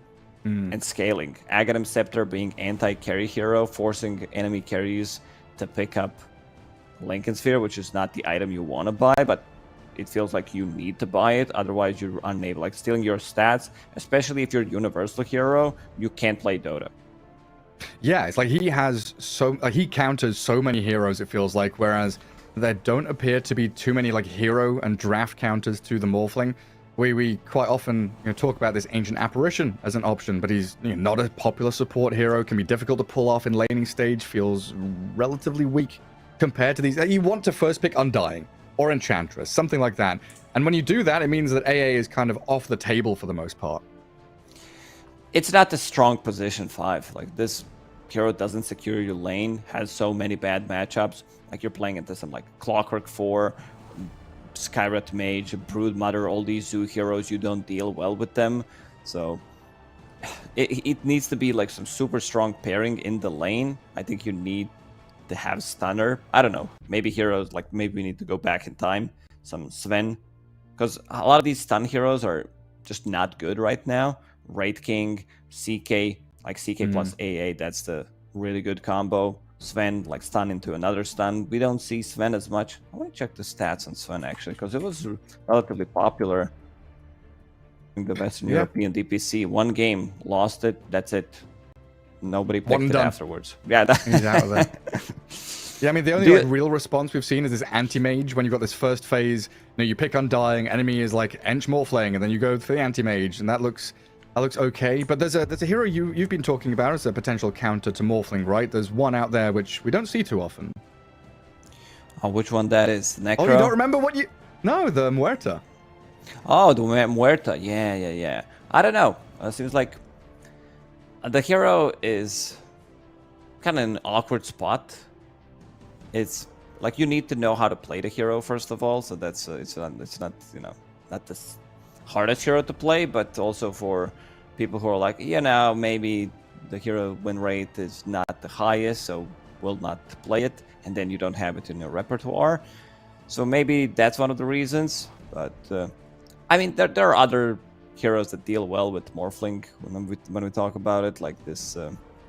Slark, Diffusal Blade, PL, Naga Siren, all these illusion heroes. The hero can still lose. I mean, when it comes down to win rate of the hero so far at the Bali Major, Morphling, where's it sitting at? Control F, Morphling, where are you? 55% win rate right now. So that's not... Okay. Like, it's high, it's just that hero is super contested. People don't want to play against it most of the time. I mean, the big comparison, right, is that Lena from the Lima Major, where she was... I think I saw the stat this morning, 97% contest rate, and Morphling at this one is 100%, but it felt like Lena had a higher win rate at Lima. When she was picked, she looked better than Morphling does. It's just difficult to deal with this Morphling. And if you're just joining us, we are having a bit of a delay here for the lobby. Good afternoon, Selamat Siang to everybody tuning in for Tundra versus Team Liquid. We should be getting started reasonably soon and get ourselves into the draft for Game 2. Liquid 1 up in this series as they are currently top of the table, sitting pretty up there at 10-2, now 11-2, I think, with this victory, and still looking very good. And of course, if you've not kept up with the news, Saxa had to go home due to medical issues, sadly. AUI standing in for Tundra, so a little bit of a shake-up there as well in terms of player roster, as we are just waiting to get things kicked off here. And I just checked Liquipedia, refreshed the page. Team Liquid, their name is green. Could be slightly biased. It's their own website, so they could be, Team Liquid, they'll be already qualified. We're the best team out there. Imagine if that happens. Like the game is rigged from the start. They're like 0-6, and they're like first in their group. It's like it's our website. We have to go with it. But jokes aside, Team Liquid, they already guaranteed upper bracket at this Bali Major. So in this game, they could, maybe experiment slightly more with their picks. Yeah, definitely a possibility. Try some stuff out, against Tundra. It's a good scrimming partner for sure. But here we are. Draft is ready. Game 2 is underway. I hope you're all ready for this one. Tundra against Team Liquid should continue to be a banger of a match. And no massive changes in terms of overall, meta bans and stuff. They do take out the Undying this time, though. Tundra not letting Liquid get their hands on it. Enchantress out. We'll see what the other options are going to be. Whether we see that Morphling band, Timber, Tidehunter. Lots of potential targets. Team Liquid, they do have their own ways of dealing with Morphling. That's Necro. They even pick Necro when it's like not a Morphling game. But there's this Tidehunter hero, a hero that you talk a lot about, which doesn't have many bad matchups. Also, like there are certain heroes that are good against him in the lane, like Monkey. Ursa is really not great in the lane, more good for the game. Same goes for Slark. So it doesn't have that many bad matchups. Let's see what Thunder's going to open up with. A Pongo. So he's left in. Green Skelly Man. And it gives them the option to go for this Medusa or Storm Spirit if they want to. And if you want to start experimenting now, Liquid, pick up Medusa and Storm in this double pick and just block it completely from them. You pick Medusa, Storm, you get AM'd immediately. Oh, yeah, you're right. Okay, maybe don't experiment too hard. Timbersaw first up. So that flexible hero across Nisha and Zai. Potential to put him into a number of lanes. What's this next one? Usually we see that Insania hero here. Why is a Shadow Demon? So prepping for potential Medusa pick. I mean, it's a good Storm Spirit game. I think you go that route against Timber, against Shadow Demon, have magical damage. 10 seconds remaining. How afraid are you to pick Medusa into it? 5 seconds. Does that completely block the hero? They just won against it, so... I mean, they lost with the Shadow Demon against Medusa, so they know that it's still playable matchup. Definitely I'm just leaning towards Storm because Shadow Demon is very susceptible to dying, and then now you need to ban AM because mana reasons, 2 heroes with gigantic mana pool. Liquid's turn to ban. Oh, there it is, man. We're so smart. I've seen these. You. I'm just being sarcastic, Gary. I think everybody in the chat, if they ask them which hero should be banned right now, that would be AM. 99%. One guy would probably say Treant Protector, and others would be AM. Oh, that Treant Protector. Where's he been? Gone not in so a good long. spot. Oh, Treant, man, he can't lane. There are not enough trees. No, Hoodwink as they well. They really messed it up. Hoodwink, the biggest reason why the hero's not as popular, because Hoodwink is a super strong laner. Tundra Esports turn to ban. What else do you want to ban as Tundra here? Do you think about that IO again? Because the potential is still there to go IO Lash for Team Liquid. 10 seconds. I'm down for maybe Pango ban. Yeah. Just because Pugna doesn't do anything to Pango, neither does Medusa. You build into the Fusel Blade. Even after all these nerfs to Pango, every single patch recently had some kind of a nerf, like some damage, some range, overall damage. It feels like the hero is still super strong. I mean, he was busted for a long period of time. And try and cover this Medusa as best as you can. What is it? Eighth pick Medusa. That's the big one everyone always talks about. You got first pick. You see the double pick from your opponents. You grab Medusa, then you cover her with 3 bans. Get rid of all the mana burners. Taking their sweet time on this, though. Snaking and AUI, having a bit of a discussion. Darkseer out. So one of the heroes that can also create another illusion of Medusa. Imagine playing Medusa and then the enemy team has more Medusas than you. I think the other big one is Faceless Void, who can also build into Manta style Diffusal Blade when he plays against this matchup.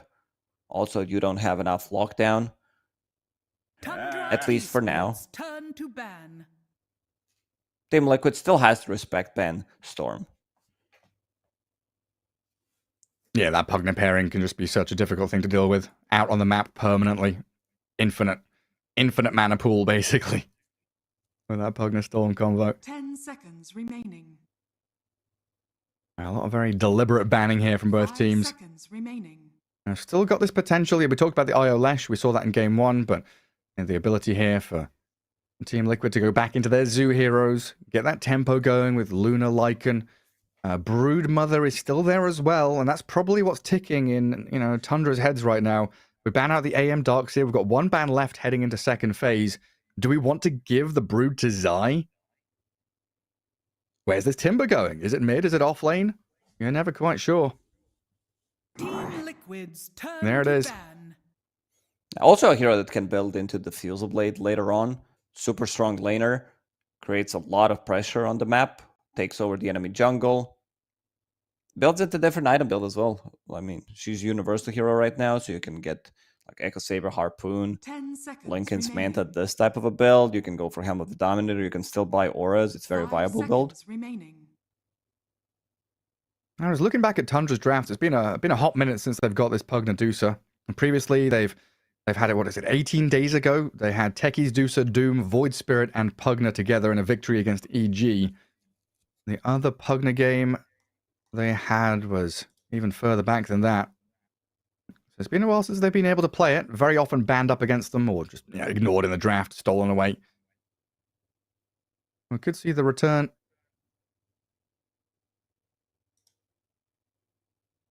Team Liquid's turn to pick.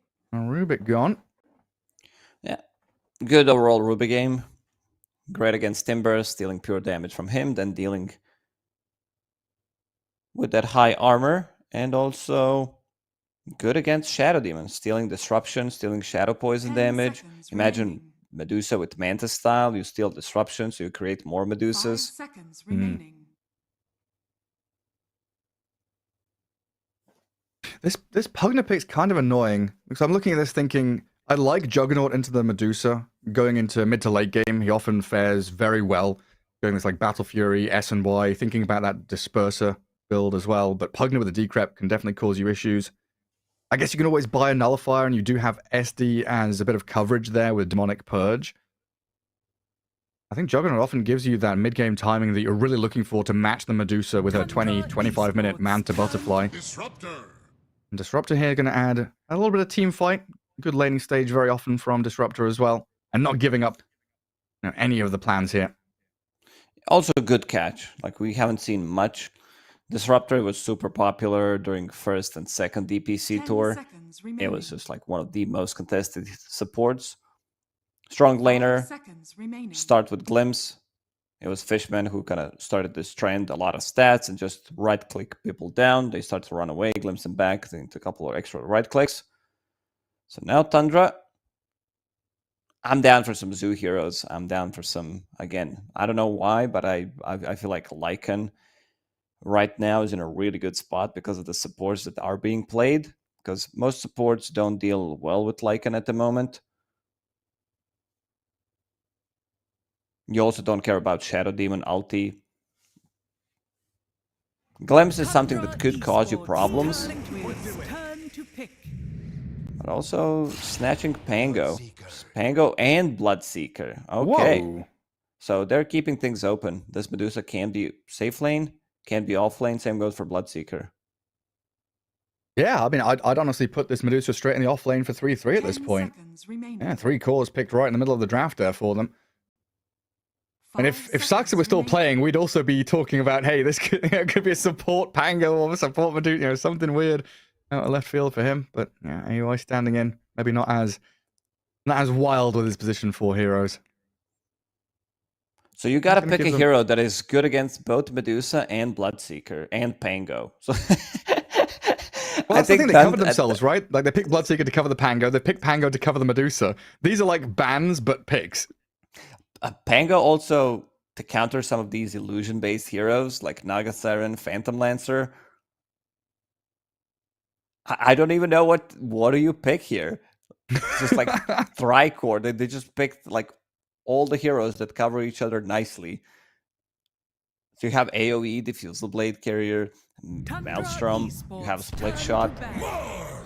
For now, it's just gonna be Mars. They're like, what do we do? Hero that works well against Pango and the Rolling Thunder nowadays, ever since the changes to Magic Immunity being debuff immunity. And now we'll have to see the 10 carry. seconds Like, what's remaining. that ultimate carry? I think just Faceless Void. And there it goes. It's just like, I don't see the better hero that they could pick that can match up against everything that they have. Yeah, that's why I'm kind of leaning on Juggernaut, just to try and hit his later timing. He's Jug maybe is the better always one. that guy. I could see 10 maybe seconds Terrorblade, remaining. but you also have Pugna, Witch Shard. 5 seconds What else is remaining. out there? Like Bloodseeker with Mjolnir, Pango with his Aghanims. That can get nasty for you. But yeah, Liquid, when in doubt, pick circles. Now they've got Arena, Static Storm, some good team fight to go along with the catch from Disruptor Shadow Demon. Timber and Mars both very tanky, so they can drag out these fights a little longer. maybe Fighters 4 to give that space to their safe laner of Mickey. Snapfire ban. That was the hero you said that Aoi was playing, right? Yeah, he played 2 games, won both of them.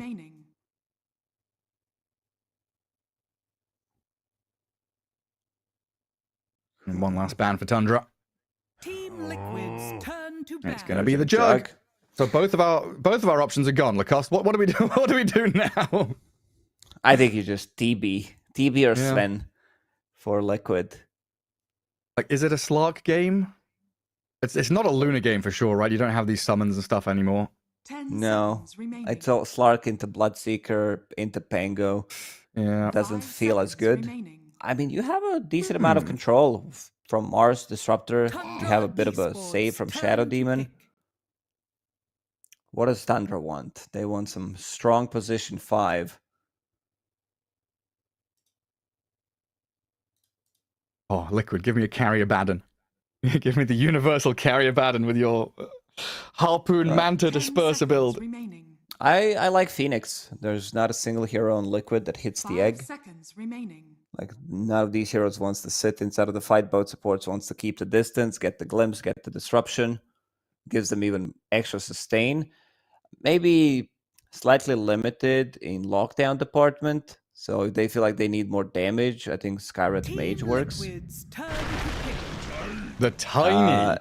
Tiny. Okay. Gary, you know what I did yesterday after seeing FY play 2 games on Tiny? After You I played was 2 done, games of Tiny. I played one. I played 1 game of Tiny, and it's not as bad as I thought it would be. FY, he put it in the back of my head, and I think this hero is relatively viable again. Just like the repositioning tool, some like low cooldown stun. Yeah, having a better displacement. I mean, it seems pretty good against Timbersaw. That's what FY was using it for. Having Avalanche Toss to displace the Timber, cancel his chain, start out the team fights. It feels pretty handy. He was paired up with the Enigma, though. Having that toss back into Eidolon's definitely helped him. And Phantom Lancer is the last pick from Liquid, so they go for that Illusion hero, even into the Pango and the Bloodseeker. And 3-3 Medusa. It's on the cards here. So one of the reasons why they also picked Tiny is to cover some of the weaknesses from Medusa. If you just like start to get on top of her, you need some kind of a protection. And Tiny will be providing them that. I don't know. I kind of like what Tundra got in this one. Yeah, me too. Bloodskeeter, he is the one that gets active really early on. These European carries, they really know how to play Bloodseeker well. Duraccio, Mickey, Skeeter, probably like 3 best Bloodseeker players out there. Yeah, I mean, they're going through Twin Gates at like level 4, level 5, running to mid to try and gank at level 6. They definitely get into the thick of things very, very early on. I mean, this Medusa offlane, we've seen it here and there. The 3-3, probably the pioneer of it. And is it still the same build with this phylactery? Building up some tanky items? Yeah, you want to be as annoying as possible. I mean, 33, I already talked about him being super versatile when it comes down to items. I remember when Medusa was played from the offlane at the start, when people try to theory craft slightly more. It's like, do I need to get Solar? Do I need drums? Do I want to tank up, get some Aghanim Scepter? So he can pretty much buy into anything and still gonna scale. Like your first 3 items is gonna be more like cookie cutter, and then you're gonna start turning that into damage later on. Also, you pick PL into Pugna. Pugna with Shard destroys PL, all of his illusions, gets some extra gold. So doesn't seem like that good of a Phantom Lancer game to start with. You're also playing into Pango. Disarm, Swashbuckle, Shield Crash, destroys the illusions, Bloodright, even like Tiny's combo. So it seems like Phantom Lancer will need to somehow get to his like 4th, 5th item. Because what Team Liquid wants to do is they want to get in, get the damage done with the arena, Static Storm, kill 1-2 targets, then play for a slightly longer fight with Phantom Lancer and Timbersaw resetting. Insania. Ooh, Have a catch, Blood Grenade, then 3-throw. Yeah, snaking, chucks the bone at him. Insania in the Bloodright, half health, getting blasted down. Another Blood Grenade there. He pops the Fairy Fire. He's under tower. He saves himself with a disruption. Mickey and Nisha trying to fight back, but the blast perfectly placed by AUI. Gets the first blood up on that Shadow Demon. this is what ganks look like in 2023. 30 seconds to battle. Blood grenade into 3-throw, because you don't have any other stuns. Like Tiny's level 1, you don't want to start with avalanche nor toss. Those days are past gone. Yeah, glimpse back here on Skitter. Trying to catch out the Bloodseeker. Zai really battering into him, but Skitter has his He's protection fine. from the Pugna. The Fairy fires up, and the Mars is the one to die. Boxy now in danger as well. AUI, he's going to pick up a number of kills. He might even just finish this one off. The Blood Ride, is that going to do the job? Boxy just gets out of range of it, but the final touches here from the Pugna. Takes him down. Is Pugna now 3-0? Oh, the tower got that kill on the Mars, right? So he's 2-0-1. Meanwhile, up in the top lane, Snaking is still fighting. Insane has popped the disruption on that Medusa. But an incredible start here from Tundra. 3-0 before the creeps even spawn. What a start. This is like we've seen Save the other day getting double kill on Pugna and how that ended. AUI will get Glimpse back, but nothing too serious. And meanwhile, Snaking is going to be playing against Insania. Let's bring on the courier. Another blood grenade. Yeah, there it is. This blood grenade on Tiny gives you so much kill threat. Look at him harassing. 3 grab, 3 throw.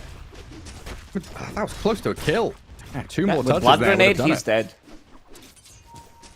Yeah, you're right. And now Tundra get the opportunity to kind of drag that wave back a little bit. Yeah, this laning stage start is spectacular from them. Get all these additional little bits of regen. Blood grenades being ferried out as well. And Mickey gonna have some struggles in that top lane. Just managing to deny some range creeps there for themselves. Blood grenade. Oh, that's the doppelganger away. This Look, is such really a strong like we every single time battered. we see Tiny in action, we're like, why is this hero not picked? Like ever since yesterday. I mean, that's been going on for a long time, but it does look strong. Like you get level 2 with Avalanche, you're gonna have some extra control. Insania might be in trouble here. Even a toss back now, considering that he was on top of him. Snake. And just keep spamming out spells. Look for that kill on Insania. Get the tree, toss. He picks up the tree, doesn't even toss it, just whacks into him. 4-0. That was Mickey way just left too to his own- aggressive. That disruption on Medusa. Sure, you want to get some harassment, but gotta be careful about positioning. And perfect timing for Tundra. Snaking picks up level 2. Immediately starts to play aggressive. Gets top of him. Toss back. How's mid lane doing? You're just focusing on the top lane. In terms of CS, 7-3 on Pango. And 8-6 on Nisha. Both of them very low. Getting down to like 150 AP each. Needing these bottles to get refilled up by the water runes.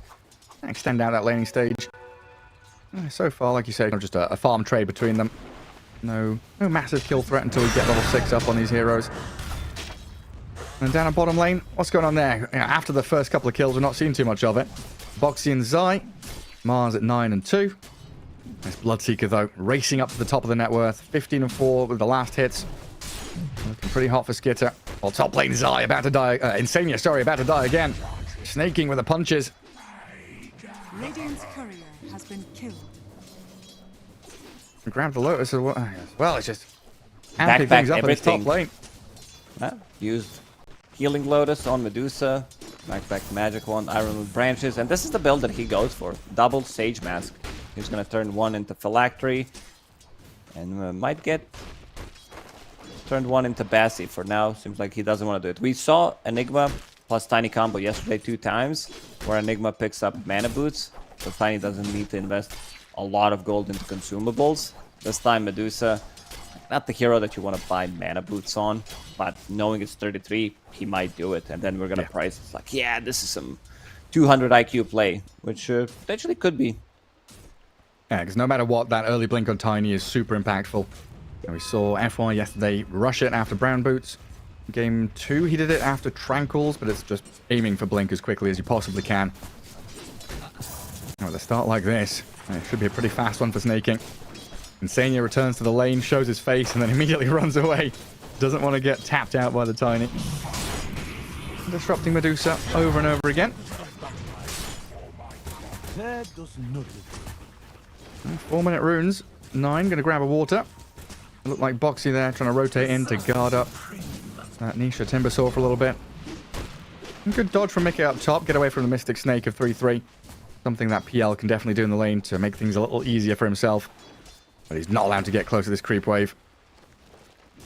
And when you're in this kind of lane state, this is where, you know, Tiny goes off maps for a couple of seconds. Like right now he's contesting the pull, but Snaking could hide in the fog, pretend, you know, he's gone through the Twin Gate. Actually go through the Twin Gate. Maybe play down bottom a little bit. Medusa's in a good spot right now, bringing Diadem, so that's going to be some good stats onto her. For now, I think Snaking wants to protect him. It's just you consume so much mana on position for Tiny. You want to have like 1/1/1 build. Amazing what you'll find. That's 250 plus mana. Yeah, 3-3 is like untouchable. Like, hey, you've made illusions of me. Congrats. Here's my Tiny. How are you going to deal with him? Toss back. PL sent into the Deucer. Mickey no doppelganger for 5 more seconds. And they've got enough damage here to bring him very low, but not enough to kill just yet. Tango's handed over, keeping Mickey in the lane, while in the mid, 9 being chased down, but keeping himself alive under tower. Nisha and Boxy making light work of 9's Pango, who's going to have to walk back to base and then TP into lane again. At 9, I like what he has in his quick buy, going for Maelstrom. AUI, you wanted to see this rotation. Through the Twin Gate, you talked about like Bloodseeker getting involved early on, but this also leaves Skitter in 1 versus 1 scenario, something that Bloodseeker really thrives in these scenarios, where he can just like continue to right click him down, have some extra attack speed because other lanes are gonna be low. Yeah, you're applying pressure on Pango against PL. He's invis. Ward down. Oh, that's a big kill. That's a huge one. Just enough to take him down. Buys up his arcanes with his dying breath there, the Pango. But yeah, you're right. This Bloodseeker. Why is Snaking not playing Medusa? He is Snake King after all. Could have swapped it for this game.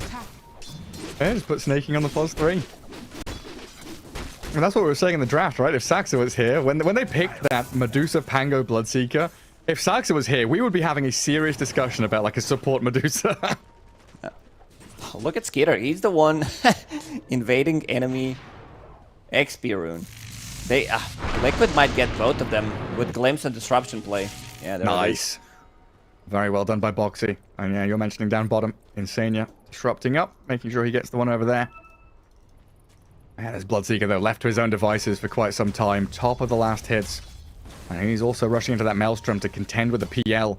Last pick PL, but felt like it had already been somewhat answered, not just by the heroes, but the potential itemization here from Tundra.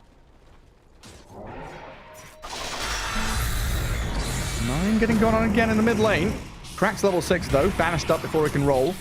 Nisha might be able to get another Chakram and a bit of Whirling Death damage down here. But 9 going to roll back through Boxy, try and limit the amount of right-click attacks that are coming his way. Bottling up and healing on his way through. Beep, beep. And then the roll back to Fountain. Was toying with them a bit. Boxy was ready to use that Glimpse. This was level 3 Glimpse, maybe something that he didn't expect because they picked up both Wisdom Runes. But BL, he's in a difficult spot. Needs to go back to jungle. Level 5, you would want to have that level 6 before you go back into jungle. And this is going to be free tower phylactery done on Medusa. Yeah, and even though he's in the jungle, it's not comfortable. Snaking is just hounding him. He's staying on the PL's tail. Nisha forced to make a rotation up here. Might be able to grab 3-3. Nisha running a little low on resources, though, and this Medusa is tanky. Disrupt up 3-3 for now as Snaking sticks around. Just looking to get a catch on this Timbersaw as maybe Tundra can bring some heroes up through the Twin Gate. Finally, with a glimpse and that bit of damage burning through the Medusa's mana pool. Stone Gaze buys even more time. The poisons are stacking up. 3-3 and Snaking, they've dragged this fight out for long enough that Liquid have had to bring multiple heroes up here, and the Medusa finally dying, claiming the prize that they desperately needed. Snaking with a final avalanche, but it looks like he should get chased down eventually. Catching up to him, giving the vision for the glimpse. And with Mickey there, lancing and slapping him. And get the kill. This has been going on for a minute. Like, they literally a full minute of them chasing them. So, sure, Liquid, they're getting the kills, but the other lanes, they are farming. Look at where Bloodseeker is. This is one of the faster farmers if he's off to a good start. Maelstrom, you max the Blood Rage. It's also a good matchup against PL. At every stage of the game, you'll have something to deal with him. Blood Right, Maelstrom. Yeah, straight up ruptures Zai. Comes around the corner, sees him through the trees. Snaking, gonna toss him across, get that rupture kill for Skitter. We haven't seen that combo in a long time. Like, Tiny hasn't been popular, but any repositioning tool with Bloodseeker's Rupture gonna work out amazingly. He's almost 10 minutes into the game. He almost has Maelstrom on Bloodseeker plus Phase Boots Wand. Yeah, he's massive. And with the side lanes going so well, you know, 3-3 and Skitter can both be left alone a little bit here. And put that emphasis on the mid lane. Try and guard 9. He hasn't had an awful laning stage, but he's definitely behind the Timbersaw. About 1,000 net worth difference between him and Nisha. Just try and unlock the Pango, get the Rolling Thunders into these proper scrappy skirmishes. For now, Liquid farming some stacks. Also, to point out, interesting build on Meke. I don't think I've seen this before. Rush on Aghanim Scepter on PL. Yeah, I've not seen this before either. I mean, I've seen it as like a 5th or 6th item, but rushing it straight up. So I want to see, like, compared to, I don't know, Yasha or Diffusal, how good it is in terms of farm. Like, still gonna hit like 14-15 minute Aghanim Scepter, make it like more 14, but you have 1 point in Spirit Lance at the moment, which is on 10-second cooldown. A dive on the bottom. Found one. Sees Insania. Catches out the Shadow Demon. Zai not really able to defend his tower either, even seeing 9 rotating in through the Ancients to come in behind. Medusa in the meantime, though, getting caught up in the field and the storm, plants the tree to break through the field. Beautiful little bit of tech there from 3-3. I mean, that is just gorgeous. And he's able to stand here with the Mystic Snake, getting some mana back, fighting into boxing. And they do send a Tiny away. Oh, with 9's rotation, they'll clear him up. And now with the Decrep life drain, Rolling Thunder coming through as well. 9 going to crash in on top of the Timbersaw. Half HP Nisha. He chains very low range, barely gets away, and there's the magic damage to burst him down. Oof, Liquid falling apart in this second game, like nothing's going correct. And 33 does this trick like it's normal, like it's something, you know, you see every day. It's just like, you know, his heartbeat is probably at like 70. Doesn't even flinch. I don't think he even dies. He does tricks like this. Even inside the Static Storm, I don't think he would die anyway. He's just like super tanky right now. Has Tumbler's Toy, so extra mana, and going into Boots of Travel on your offlane Medusa. Wow. Oh god, Insania disappears. Nisha trying to get something done in this mid lane, but 9's grabbed himself up for Shield Rune. Dragged back into the arena spear. Well executed by Zai there. Times it to perfection. As Tundra brings Skitter into the fray. Fly back from Insania.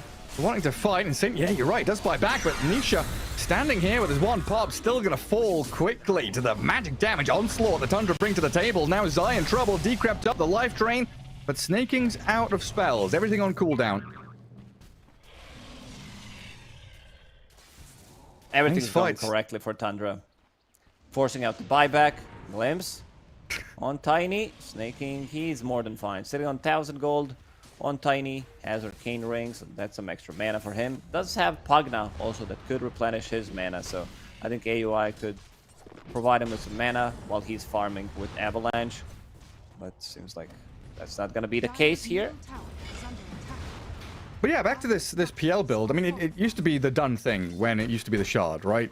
You'd go this Diffusal Blade, Manta, and then you'd have like Ether Lens into Octarine Core with a Shard, and you just be spamming Lances, holding your base, getting into Heart. It's very like a very good tool at delaying the game and playing this poke and prod style where you can sit in the back lines. I don't know if it's going to work out here. I don't know if it's that good, like Rolling Tundra. Let's see. And, did you say Rolling Tundra? Yeah, and he got out of the trouble, but they managed to get the kill. 50 seconds without Shadow Demon. Skitter. Ooh, Swashbuckle doesn't connect. And Skitter can't go through the barrier, blocks him. So they got the Wisdom Rune, and Tiny's going to get the second one on the left-hand side as well. That's all these little things adding up for Tundra. 7k lead, 13-4. Liquid really struggling to get themselves any kind of foothold in this match. Tower is under attack. It's a dangerous position to be in as well when we've talked about these hero matchups, the counters coming in. Boxy's going to get run at here by 9 and 3-3. The glimpse back is going to put 3-3 in a better position to chase down the Timber. Looks like Nisha with the haste rune going to speed himself out of there. Running. And off he goes. But you're on the back foot constantly. You're being walked at by this Medusa. Bloodseeker, Tiny's getting in there with the Avatosses. Butcher's Travel Medusa does let you get involved in some of these early kills, like Phylactery plus Mystic Snake, and also level 10 talent. It's just insane amount of damage, insane amount of slow. You don't have the damage to kill this Medusa anyway. Like, you need to commit with 3 heroes, Static Storm, Arena, and Timbersaw to be able to get the kill on her. Things are not going to get easier. Yeah, this is your 3-3 position 3.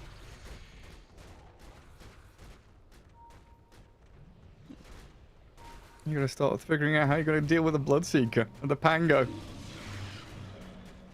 And snaking about 600 gold away from the Blink Dagger. A little bit slower than we saw FY get his. Dire's middle tower is under attack. Not too much emphasis here on snaking farming out, but he will get this top wave for a bit of bonus gold. Oh no, he's deciding to TP into mid. AUI has been popped out here.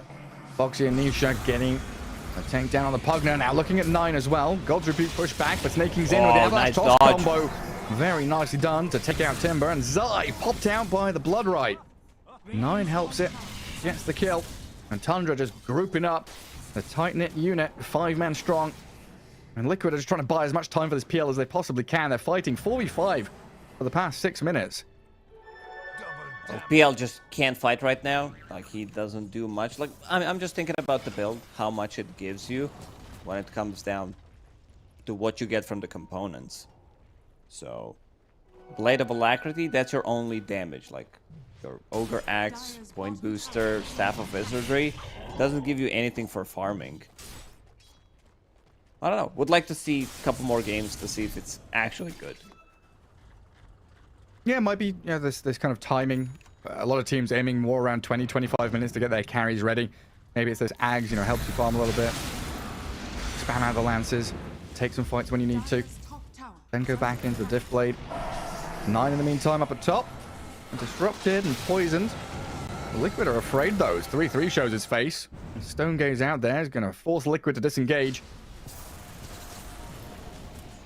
9, all in on damage. Maelstrom, that's the old school Pango build where you one-shot the creep wave pretty much with the swashbuckle and back to the Fusel Blade. Good pick off on Zai. This is the thing, Tundra playing pretty wide map, sending 3 top, 2 down to bot, picking up the stragglers that Liquid are leaving out on the map. Nisha trying to get this solo kill on AUI.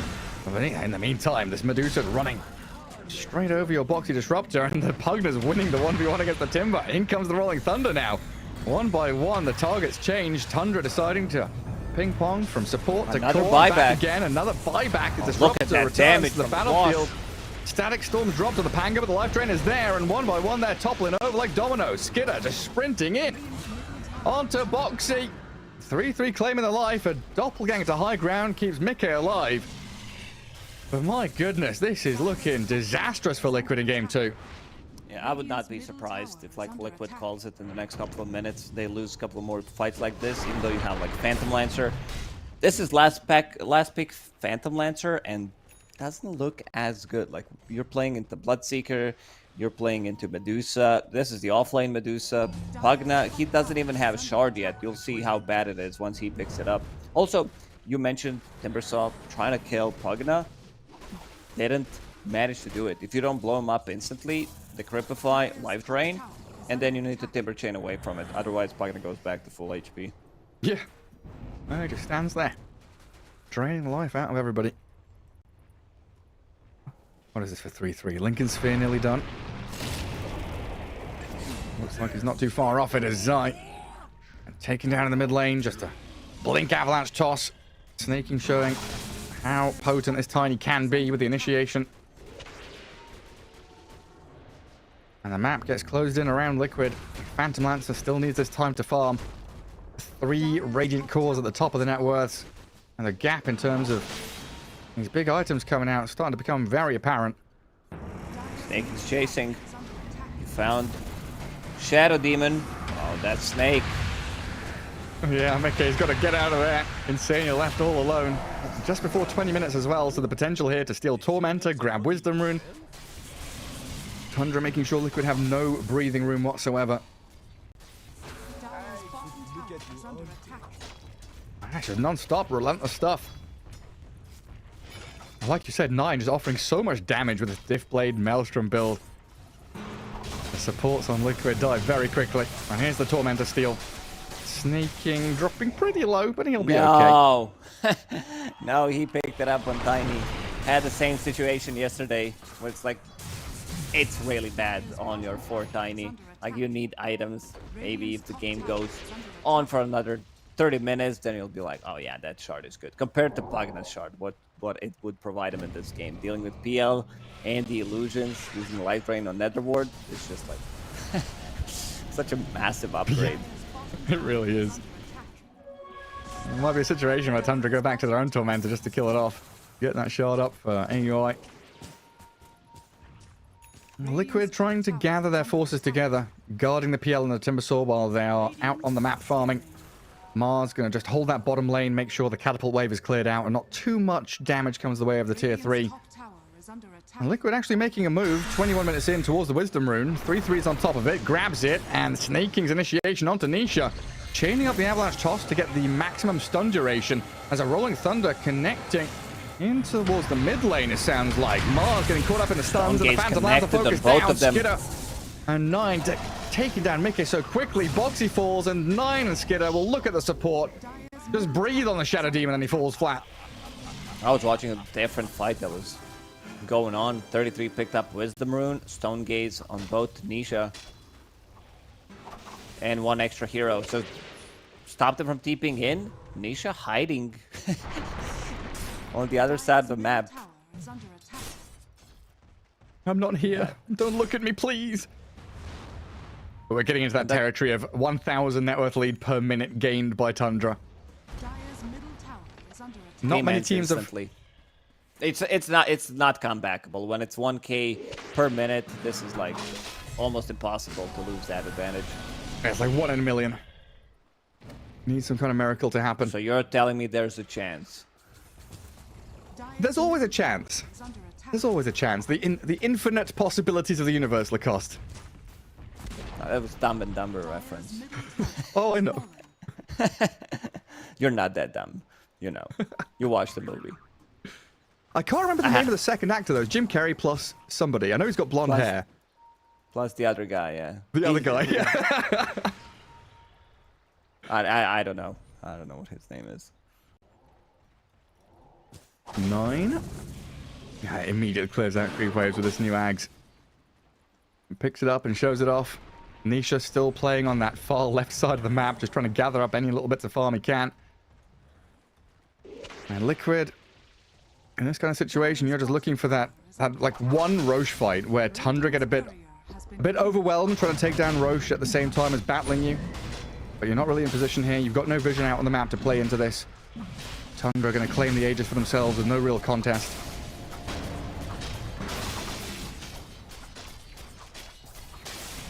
Roshan belongs to Tundra, and they're gonna go for high ground. Like, they have some... I'm thinking Spear of Mars, try to reposition them. Thinking. Try to go on Zai, but Zai too quick. With his Blink Dagger, they still may be able to catch him with the second Blink. They're still chasing it. There it is, snaking. Right on top of the Mars. Zai, half HP, decrep, life drained, and good body blocks from Snaking, unlocking AUI's potential to kill him, but a spear down to low ground, gets a bit of distance. Nisha has died to 9 in the meantime. Zai TPing out, gets home barely. The rest of the team not going to be so lucky, though, as 9 shreds through the Disruptor. That chase is on towards Insania now as well. Lincoln's pop, disruptions there, the toss across, charging into the enemy base, 9 and Snaking. They want to shut this one down right here, right now. Mickey helped out by Zai with the arena out, 9 dropping low, the Pango in a little bit of trouble, but he's got the backup here, the bit of heals. AUI Snaking. They've got him.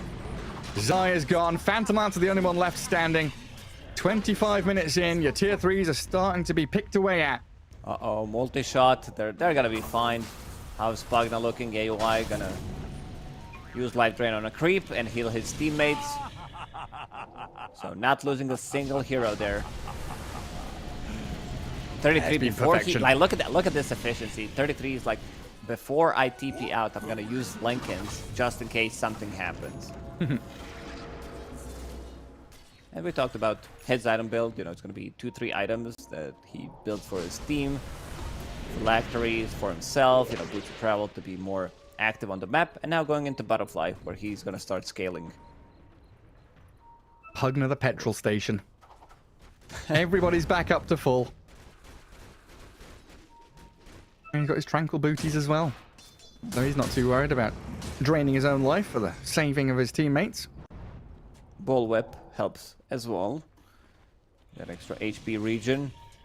23k, 25 minutes. Very close to it, Gary, but once it hits, game immediately ends. Here, oh yeah. Rupture is available. He found a real PL. He did, yeah. Mickey tries a doppelganger away. Disruption from Insania. But at this point, Mickey's stuck here in the middle of 3-4 Tundra heroes, and 9 just diving into the backline. Zai pummeled into the ground. And there it is, 25 minutes, 25k gold lead. Told you, it immediately ends, and it does. You knew it. Nostradamus himself couldn't have predicted it any better. Tied up 1 apiece in this best of 2. Tundra take a game off of Team Liquid and stomped them completely. That middle of the draft triple pick, Medusa, Bloodseeker, Pango just undid everything Liquid had planned. Yeah, we were kind of, what do you pick here? I had no idea. Faceless Void sounded like a good option. Tundra Bandit, and another win for position 4 Tiny. I think we might see more of this hero coming up in the next couple of days. Yeah, definitely rising in popularity. You know, you see one player do it, you see FY do it, like, oh yeah, we could have a crack at that. Snaking grabs it, and then going into playoffs, it could be that position 4 hero that sees the light of day yet again. He's just so good, like level 1 trading, level 2 displacement, level 3 having that avalanche as well to add another bit of stun. It feels very, very handy. Not just in the laning stage, but kind of transitioning through Twin Gate for ganks, moving into mid to guard water runes. Incredible stuff. I'd love to see a bit more Tiny there, but that wraps things up for our 3rd series of the day, day 4 of the group stage for the Bali Major. 1-1 between Liquid and Tundra. Only the 3rd individual game that Liquid have lost, still up at the top and guaranteed that beautiful spot in the playoffs already from Group A. But, of course, we've got 1 series remaining here on this 4th day of Dota. Quest against 9 Pandas. And we've not been able to cast Quest yet. We've not had the privilege or the pleasure. I'm excited for this one. Yeah, we didn't cover 9 Pandas either, so should be a fun one. These teams didn't meet before. Quest Esports, they've been playing inside their own region pretty much, and now they get the chance to compete with some of these like stronger teams from other regions, and they already qualified, so that's good for Quest. But 9 Pandas, they're 5-7 at the moment, so they want to be getting that dub, getting at least 1 win to be able to. I mean, this is their last series, if I'm not mistaken. I'm just double check that real quickly. Give me a sec. 1 more. Pandas. Yeah, they play against Bleed. Okay, so maybe if they get a tie here, matchup against Bleed should be an easier one than this one. So they can maybe sneak into top 4. Yeah, but yeah, definitely much more important series for 9 Pandas. Quest already guaranteed. We'll find out how it pans out, though. A quick break and we'll return with that last series of the day.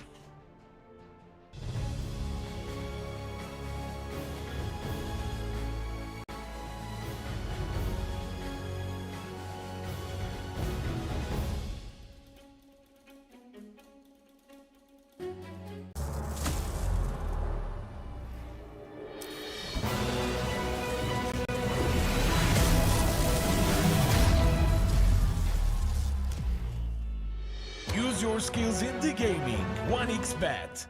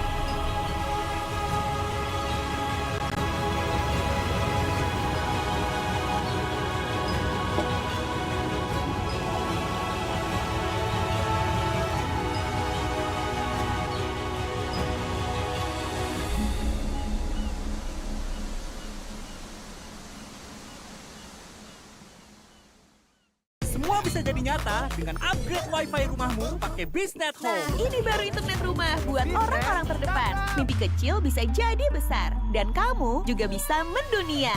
Jadi, siap wujudkan semua jadi nyata?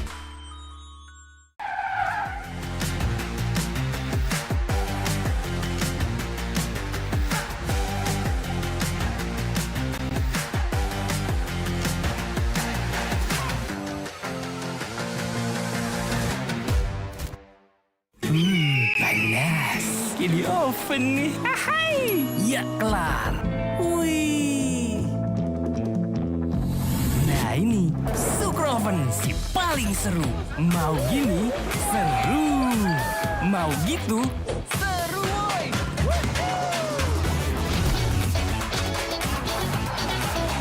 Mau lagi? Lagi. Terus aja lagi. Sugar Oven seru from the oven. The world is your stage. Take the first step to change. Lead with vision and innovation. Perfect your strategy and make your goals reality. Así que vaya. Get in the game. Make it count.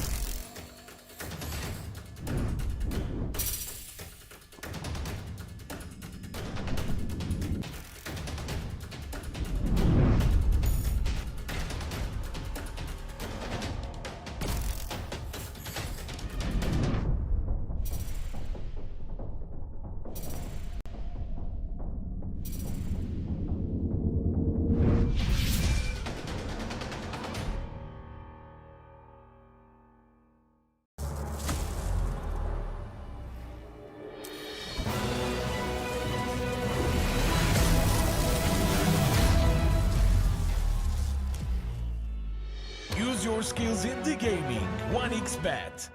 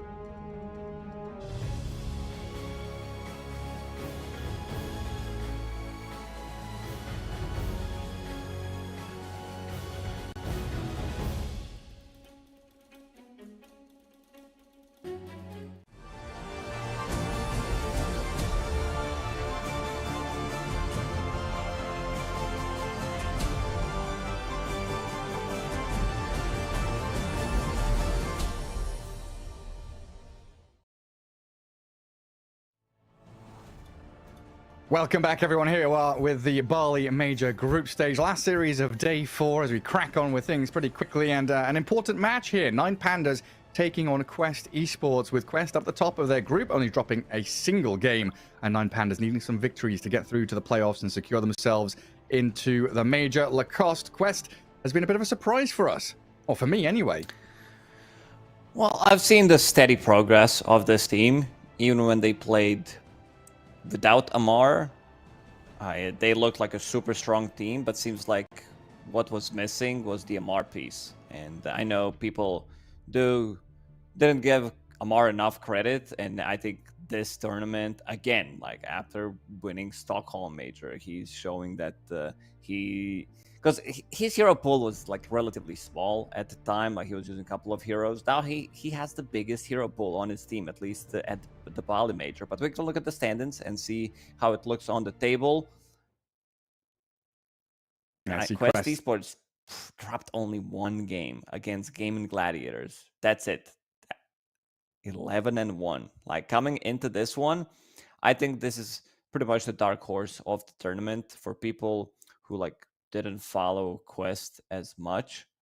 This team is just like steady progress, really good draft, a really good support duo, and like mid laner Noob. He's been, playing for some of these like Division 2 teams, played in Division 1 with DNC, but now he found the right place for him. I think that this is it. Like, this is the team that's going to stick together for a really long time, and they're going to do amazing.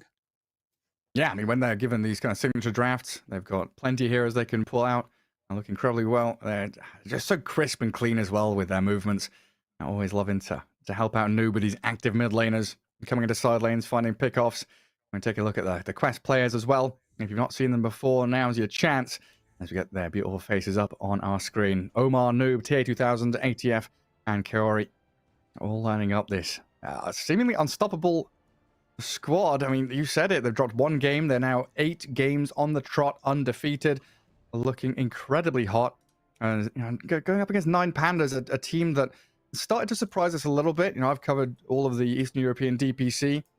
They were a team where we didn't expect massive things from them. Ex-Hellraisers, they looked solid. They were like 3rd place, then 2nd place, then 1st place, improving through the EU DPC, looking good at the majors as well.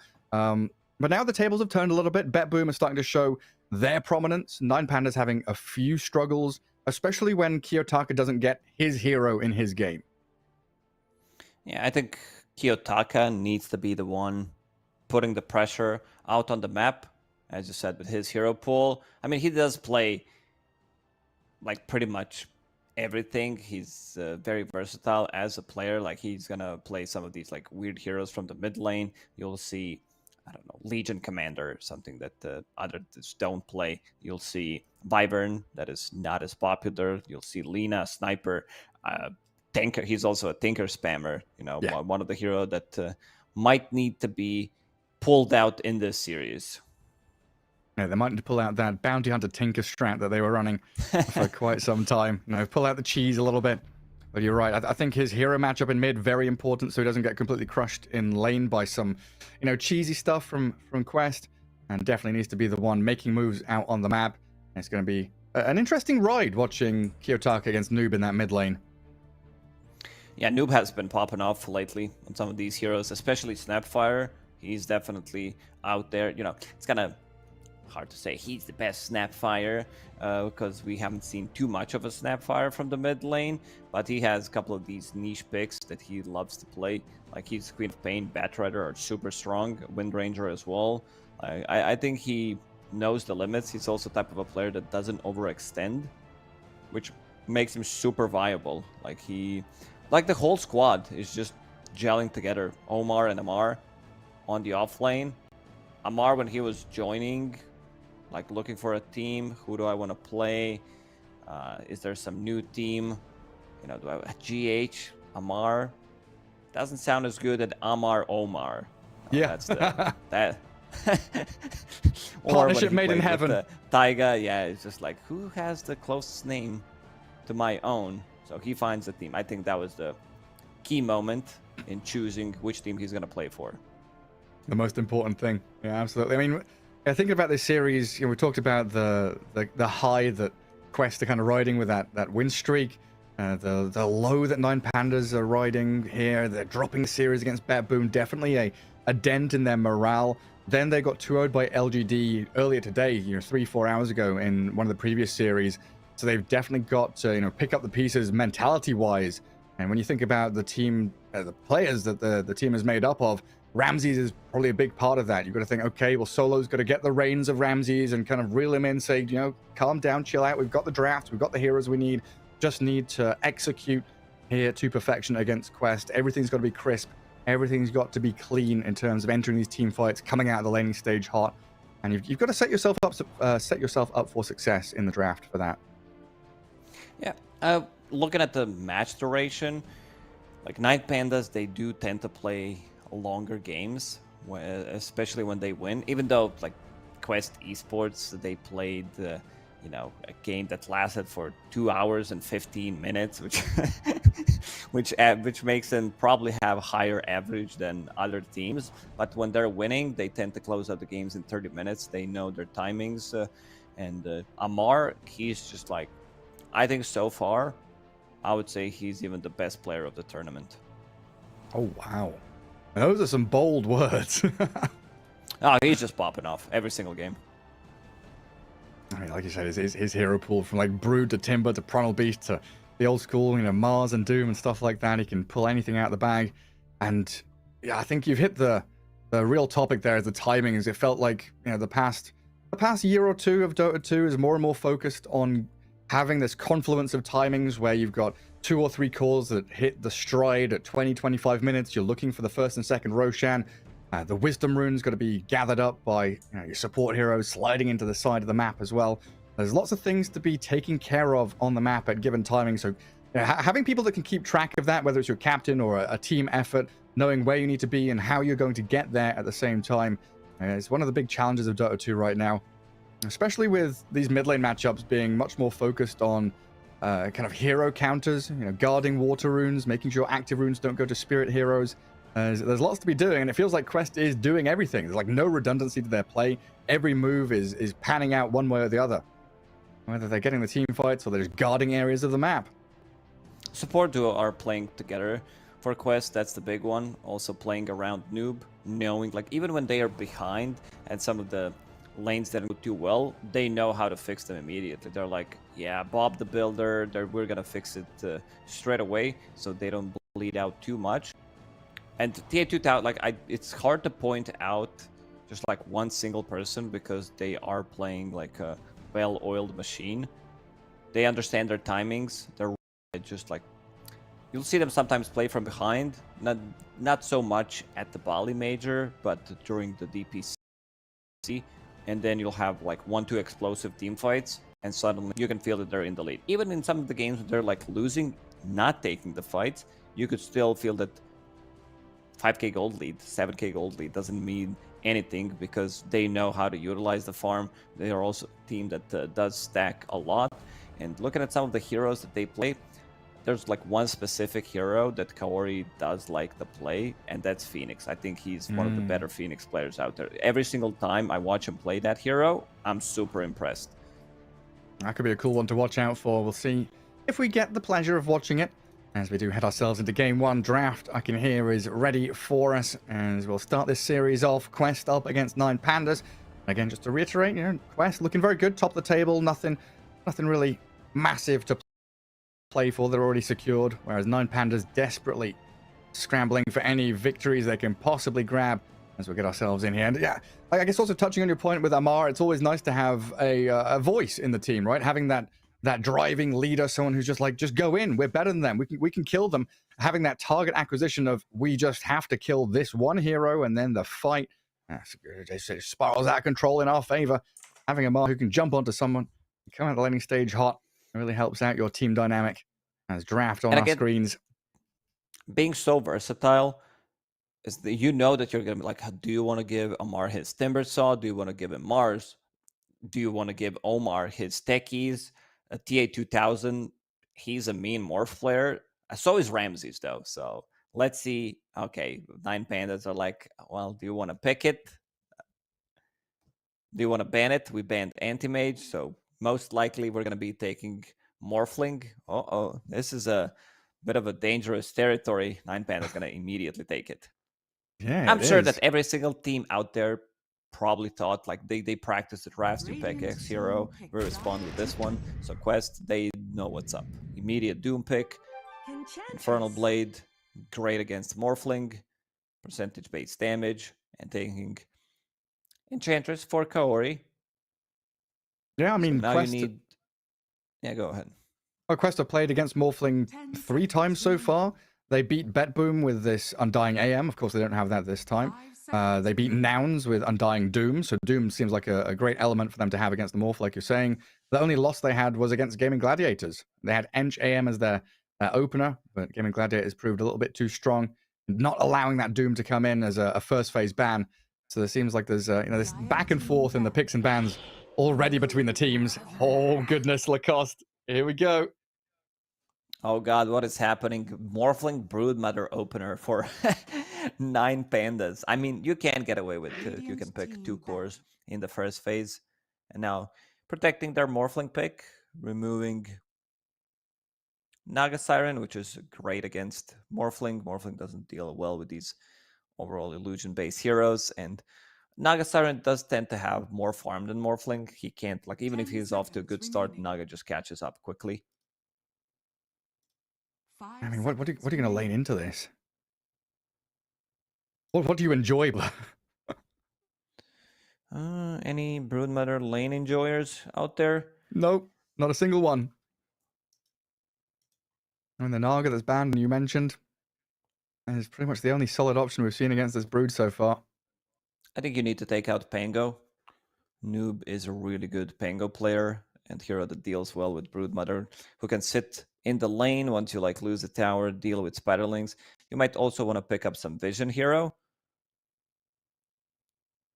I guess there is Spirit Breaker that's being used as a tool to deal with Brood. Support hero that can keep Vision, charge onto the Brood, clear out some Spiderlings. The Noob Snapfire gone. I'm putting respect on his name. Having magical damage against Morphling plus mana burn, not mana burn, just like Road of Atos feels nice. I'm thinking about Pango still, so mana burn stuck in my head. Pango is in your brain. Then on 9 Panda's side, Antares, Scarlet Mage banned. Might even look at a Techies ban here to remove his hero pool as well. Needs some supports for 9 Pandas. And it's starting to get pretty limited. Solo's hero pool pretty much gone with Ench, Pugna, Undying removed. Might have to rely on which he's loved so much over the past 7 years of gameplay. There's still, like, at least during Dream League, he played different heroes, like some Witch Doctor, Silencer, Lich, Clockwork. I think they might need someone that goes in, soaks up the damage. I would not mind some, like, stronger position 5. You're playing against Doom. 5 seconds remaining. So Clockwork, really good to disengage some of these fights. Hookshot, Cogs, sets up, because Broodmother is not a team fight initiator by any means, so you might be looking to get it from your position 4, even though like Tusk, Earth Spirit, these type of heroes are not available right now. They are, but they're not as good, so you could get it from 5.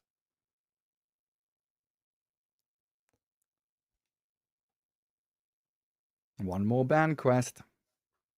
What you gonna take? Let's get rid of that silencer then. You touched on it. The solo silencer. The solo Clockwork. Something Quest know how to use as well, like Clock. We've seen plenty of them. Clock Snapfire combos going in, getting kills, roaming around as a death squad. Radiant team pick. It's the Bat Rider, though. That's potential position 4 for Antares. Maybe even a flex pick, as it could head mid for Kiyotaka as well. So pretty rounded band covering some bases there. Dire team pick. You also need to have Tinker in the back of your head Mm. at all times. When you play against PSG LGD, 9 Pandas. So Lich, Not a bad one. Magic damage. Also some like the play into anyone who takes his mana. And just like Frost Shield, you could maybe throw it onto tower. It's not like the best option when it comes down to dealing with the Brood Mother, because if you're close, you know that there's spiders, you know that there are webs, so you just might be run down. Ooh. Potentially mid's Brood Mother, and then Enigma off lane, or could be 5 Enigma. We've seen Puppy playing some 5 Enigma. We saw other 5 Enigmas so far at the Bali Major. I was talking about mana qualifiers for Riyadh Masters. Yeah, I mean, there's a lot of ways they can do this, right? This could also be the Ramsey safe lane Broodmother with a mid Morphling and off lane Enigma. There's plenty of ways for them to shift around the lane. A solid position 4 there. You've got Frost Shield. I've got Frost Shield. Share your spells with me. Frost Shield should be pretty good against the Brood. Unconventional draft from 9 Pandas, I would say. In terms of lockdown, there is Black Hole to deal with Slark. Other than that, there isn't much. Rubik's Lift. Slark likes to play into Morphling. He can't really get on top of him. Broodmother doesn't build into items until later on that can control Slark. 5 seconds. Yeah, and Slark used to be one of those kind of old school... I don't want to call it a counter, but it's definitely a matchup where Slark can thrive against a Broodmother, because you've got that pounce to leash onto her, make sure she's not running through the webs freely, allow some of your other heroes to catch up. A Dark Pack can get you away from Silken Bowler and maybe clear out some Spiderlings too. Quite handy. It's also a super strong lane. Slark plus Lich. Together, they can get kills. On Broodmother, on Enigma, whoever is in that lane, Frost Shield, pounds like level 2, level 3. This is super strong lane. Lich does stabilize a lot of those lanes, and one of the heroes that also wants to get in, get some trade going, Blood Grenade, Frost Blast, make it double, then come back to a lane full HP, full mana, keep repeating it. 5 seconds remaining. Gone. That would have been a real nice pick. Maybe an indication the Brood is heading mid. So we start to get into these... Yeah, you're right. Like, it's really good against Broodmother from the mid lane. Is there another hero from Noob that can work out? I mean, Wind Ranger's up there. It's not like the matchup against Broodmother. It's more about like matchup against Morphling. You can also get Queen of Pain. I think Queen of Pain, like early on, does do okay. It's just like when Broodmother starts to spam their spells, it's not as good. There's also Tiny. I think like we haven't seen. Let's listen to me, Gary. I know we haven't seen much mid Tiny. We're gonna go back to South America. If they're not playing, Dark Mago's not playing mid Tiny, that also means the hero is not in a good spot. But I could see them pick it up. They're gonna see the matchup most likely. I don't know if 9 Pandas can like still keep all the options available. Their last pick.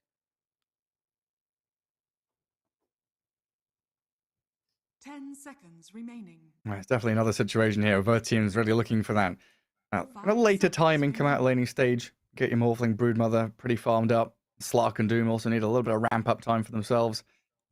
These earlier fights probably going to be quite limited. Tier and Puck joining the Storm and the Primal Beast. Now 9 Pandas, can we see your hand? Can you show us a card? Just flip it over. I think it needs to be hero because Enigma, Morphling, Brood, this is very static. All these heroes are playing in their own lane. They want others to rotate, so you might need someone to rotate to the mid lane. 5 seconds remaining. You might need some Ember Spirit, Queen of Pain type of a hero that does get involved early on. You have enough tower damage. You have Enigma, Brood, Morphling. I don't think you need to get anything else from the mid lane. They're going to pick like a Medusa or something. Like Medusa goes off lane, Brood goes mid, Morphling goes safe. It's a weird looking draft. Like you look at these heroes, maybe it's just the vibe that I'm getting, and I'm like, this feels kind of awkward. No, I'm struggling. I'm looking at 9 Pandas draft and thinking, what's going on? What's the overall game plan? They take the Pango. So then we go back to your idea of Enigma 5, Rubik 4, Brood off lane, Pango Morphling mid, safe yeah. lane, Pango mid. Yeah, okay. So You now can hear you the know cogs ticking matchup. over in my brain there, huh? That took you a good 5 seconds. Slowly but surely. Choose your hero. Mr. Ember.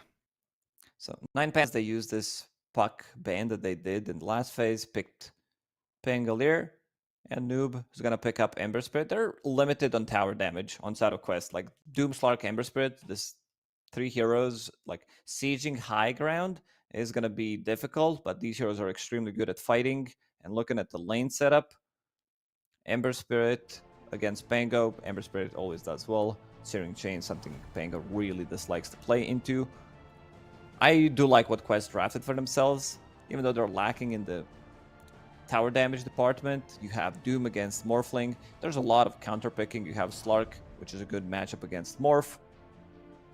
A little limited on lockdown. All you got is Ember Spirit. So I want to see if Miero manages to like get a lot from the laning stage, maybe get some split push going. We've seen a lot of split push lately. Oh, It's we like absolutely Morphlings, have. Brood Mothers, creep skipping, illusion based carries that, especially Naga Siren. This is the biggest one for me.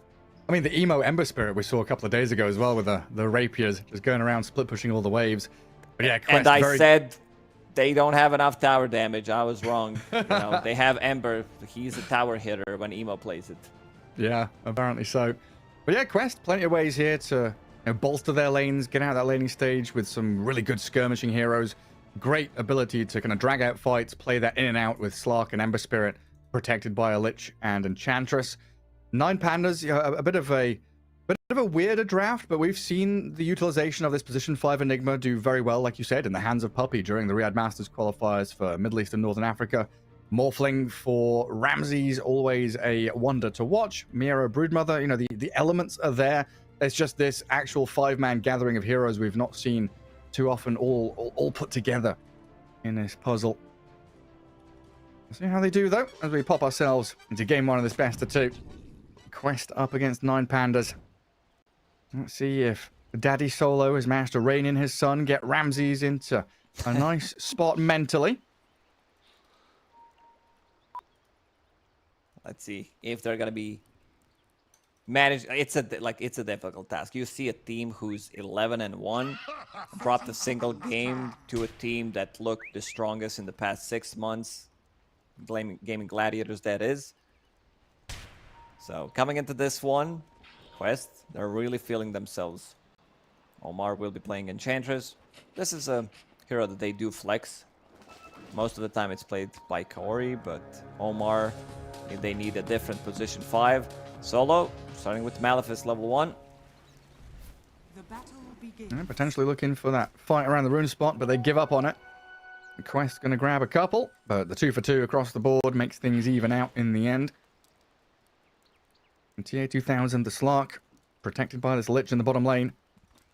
We'll see how this plays out, because we've seen a lot of these Brood Mothers get out of control early on. I'm very curious to see what Miero goes in terms of item build as well, because there's that chance, we see the Helm of the Dominator pop up. Oh no, he's against a Doom and an Enchantress. Never ignore that completely. He's gonna go for the big damage items. Get the I Harpoon, said get the something BKB. stupid in the previous series about the Beastmaster pick while there's Doom available. But you have a Yeah, thought, 2000. you think it, you say it, and then you look up at the heroes they're against, and you're like, never mind. Sometimes it does take me good 5-10 seconds to realize what I said. Sometimes I don't even realize what I've said. And this bottom lane, Kaori putting in some pressure.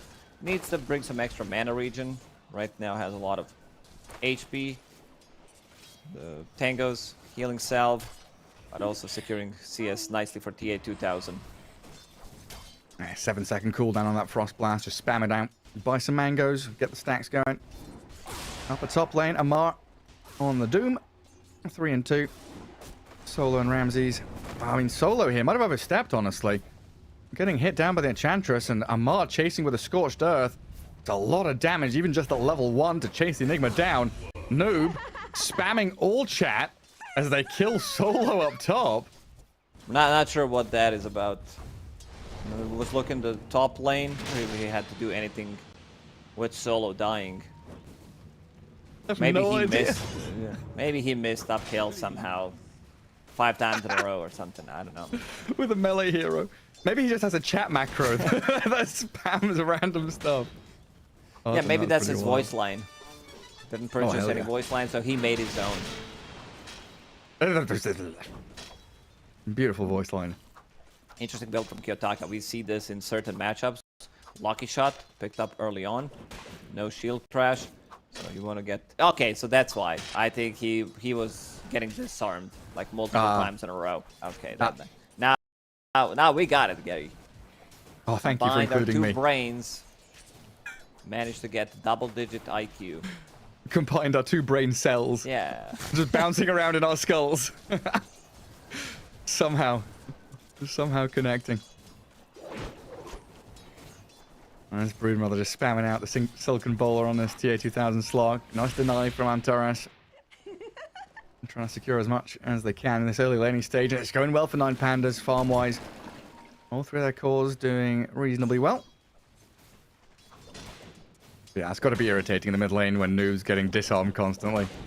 Just getting whacked down by the Pango. I guess that's one way to deal with this annoying searing chain, sleight of fist, like this constant spam. So you keep spamming.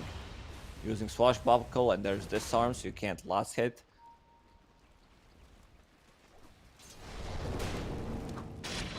Oh, you're going to stop me from using my shield crash with chains. I'm not even going to level it up. Don't even bother. Well, for now, just be the farm trade continuing. Yeah, annoying for Noob, but whatever. The side lanes are the ones where the action's happening. Miero and Antares get on top of the Lich. Kaori down. Looked like there might be a turnaround, but tier 2000 a little too low to fight back. And a contest on the pull here from Amar. Getting up in the face of Solo. Oh, tier 2000 dropping very low. If there's Fate Bolt from Rubik, could have potentially ended him there, but Rubik decided to go for Battle Rune, and now checking the Water Rune. So taking away any kind of region from Noob. That's big. Yeah, Kiyotaka bottles it, but does get changed up here with Omar's rotation. Noob, oh, the impetus misses uphill, but Kiyotaka still going to die. A couple of seconds left on that cooldown for Swash. Good movement. No shield crash, so can't get out of the trouble. Maybe like he could have jumped onto high ground. Yeah, and in that top lane, we're seeing the strength of this Enigma, right? Dragging wave back, demonic conversion into a small camp pull. You're removing quite a bit of golden experience from Amar's Doom. And tier 2000 getting into the thick of things down south. Pops his Dark Pack. Kaori getting turned on. Antares taking a beating from the Frost Blast and right clicks, but they kill the Slark. That's the big one.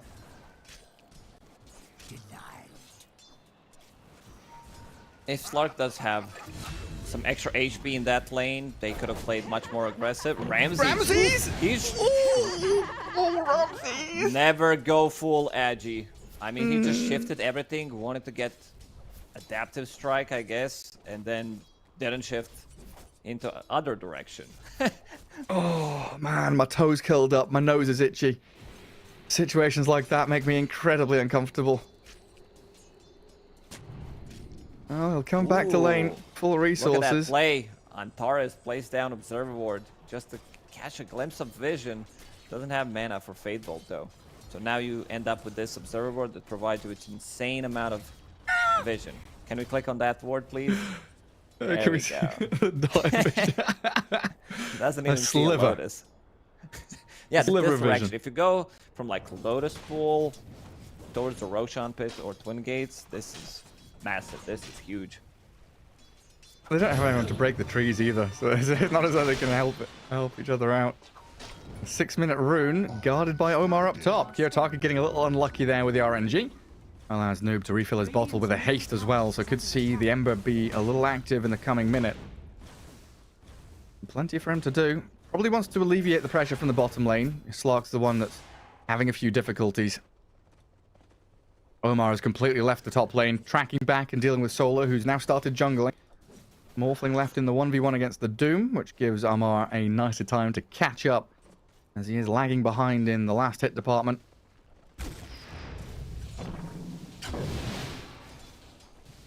Does have Hand of Midas queued up, Vanguard available, so pretty difficult to take down. Scorch Earth off cooldown, starts to play even more aggressive. I mean, Ramses can't lane here anymore. Meanwhile, 7 minutes coming up. Kaori, the neutral camp, was dragged into him. The dragons clear out the Lich, so Antares will get his Wisdom Rune while Omar gets the opposing one. Lich down means Slark's alone against the Brood Mama, though. Miero using this opportunity to play forward, get up in his face, get some chip damage in. Important timing here. Pre-level 6 on Slark.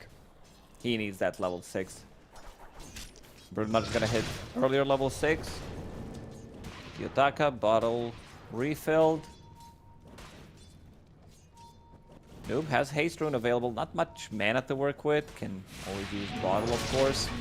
Oh, Lich. Oh, he walks up that high ground very, very aggressively. Kiyotaka even thinking about the Rolling Thunder. Not going to waste it. Getting clicked a little bit by Noob, but yeah, they're killing the Lich there. Very happy times for 9 Pandas. And again, the fact you're moving these supports out of the side lanes leaves things a little exposed. Doom up on the Morphling top. He should get back behind tier 1 safely. Rolling Thunder there towards Amar. Trying to click into Kiyotaka here. Dropping him low, but no finishing blow. Then, of course, you've left the Slark alone in that Broodmother lane. And Quest, they're trying to keep tabs on every single hero they possibly can, running around, roaming as much as possible. It does leave them a little open. Not a bad start for 9 Pandas. They do have good start on Morphling and also Miero, who just hit that level 6, so now gonna start to farm the jungle, put some pressure onto tower as well. Kaori lays down sentry ward, but didn't find it. He thought that there's slightly more on 9 Panda's side, still underneath the vision. That observer ward on high ground is a sneaky one. Yeah, he pinged it out earlier when he died. He knew he got spotted somehow, but he's not been able to find it. Everyone in the mid lane. He's like, again? How? Straight up to that same spot. That ramp, a bit of deja vu. Noob chasing into Antares. Omar not able to guard his Lich for long enough, though, as Noob does get the trade and a Hurricane back, dragging Solo in towards them.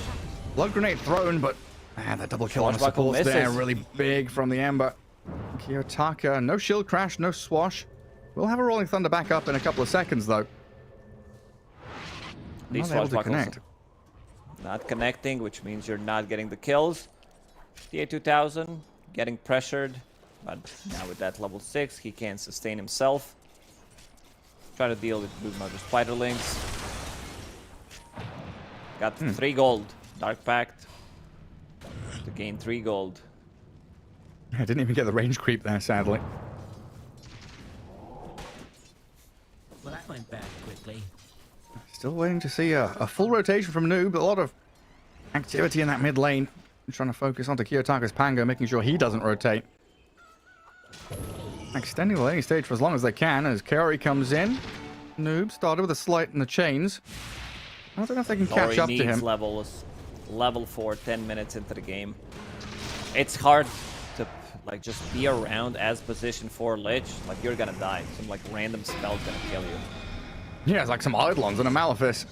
And he's dead completely. Kiyotaka does roll back towards the Enchantress. Frost shield on him, stolen by Antares.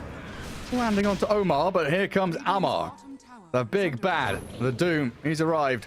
Looking at the Pango, and he wants it. Not sure if he can actually get on top of him, though. Not speedy enough.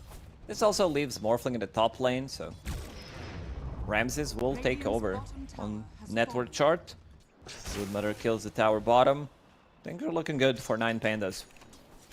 Yeah, starting to build up. Going into the Fusel Blade. Lift up on the mid lane.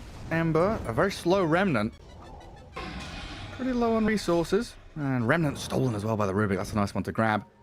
I should be able to TP back and return to lane with that full bottle, though, Noob.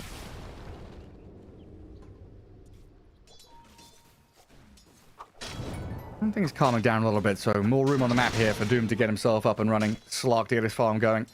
And it's equally the same story over on 9 Pandas. Morphling after some interesting times in the laning stage. He's dipped himself back into the jungle, returns to lane to guard his tower. Ramsey's 3rd in the net worth.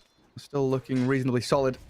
Slark. The biggest reason why Morphling has 100% contest rate at this major is changes to Trusty Shovel. You can't die to Kabold anymore. The amount of times we saw that is ridiculous. I'm so glad it's a controlled unit now, and you get the little prospecting aura. That's the one. After a GPM. And Tier 2000 continually getting pushed back by this Broodmother, though. Miero is right on his tail and forcing the Shadow Dance. Yeah, needs to utilize that defensively. You're going to start worrying about this as Quest, because your Tier 2 is going to be under a lot of pressure with this Catapult Wave. You need someone to deal with Broodmother. Miero is just getting way too much farm at the moment. Echo Saber done. He's super tanky as well. Occult Bracelet controls this outer ring. Force TA 2000 to use Shadow Dance, so he will not have it for another 50 seconds. Noob's gotta be the one dealing with Broodmother, it seems. Sleight of Fist, Flame Guard doesn't have Maelstrom yet. In the next minute and a half, too, should be able to get it. Yeah, it's got to be him. Plonk yourself down in front of that Tier 2. Give Kaori mid lane. Try and reach level 6. It's 13 minutes in, you're still level 5. It's been rough times for this Lich. Oh, Kabold, he's gonna die. No! No! Losing GPM. Bodyguard. Oh, long Sleight of Fist. 10 years. Off the map infinitely there, but Noob clears out the army. Miero no longer has any little spider babies. Honestly, 9 Panda's going to be feeling pretty comfortable about this, though. The Morphling's farming up. Enigma's getting his levels. And Black Hole is always that threat. Heading into team fights when you've only really got one way to cancel it out with the Doom. That lack of disable you were talking about in the draft can cause problems for Quest. 9 Panda's going to be the one that smoke. Enigma, Pango, and Rubik. Try and come out of that middle lane and head up top. Let's see if Solo can get this Black Hole onto Amar. Quest are backing Solo managed up. to get some farm. Like this hero leaves the lane, goes to jungle. Rolling Thunder's there. Black Hole. Omar keeping out Enchantress, cancels it, and there's the Morphling jumping in for the damage. They control Amar up. Very limited amount of control on Quest. Ember Spirit needs to be that guy setting things up. For now, they're in recovery mode. Slark with Hand of Midas going into the Fusel Blade next, so he wants to farm some extra levels. There's multiple problems that they have right now. Yeah, Kiyotaka is one of them. The mega kill streak 5x. Omar gives like 500 gold to Kiyotaka. Kaori will come in to cancel the TP, but he might just die for it anyway. Kiyotaka offering so much damage. This 11 level Pango.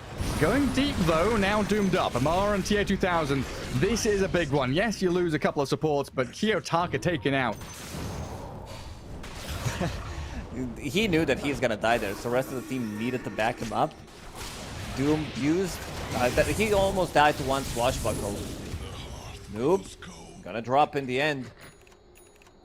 Things are developing way too quickly. 9 Pandas had a bit of an all chat. Hits him with the smiley. And the tips as well. Love this. About a character. Oh yeah, Broodmother just sweeping out from that bottom lane through the jungle, farming on her way towards mid, get a kill on the Ember Spirit. Everything going according to plan for 9 Pandas. It's not continual aggression, but these little bursts here and there. It felt like Quest had the tools to maybe fight back and forth in these smaller engagements, but it's been pretty heavy-handed from 9 Pandas. When they come into battle, they bring the forces. There's even still a Wisdom Rune to be gained on that right side of the map.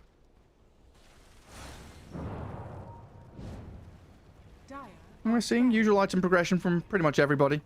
Solar Crest up from Solo. Pango with that Diffusal Blade. 1700, 1900 saved up.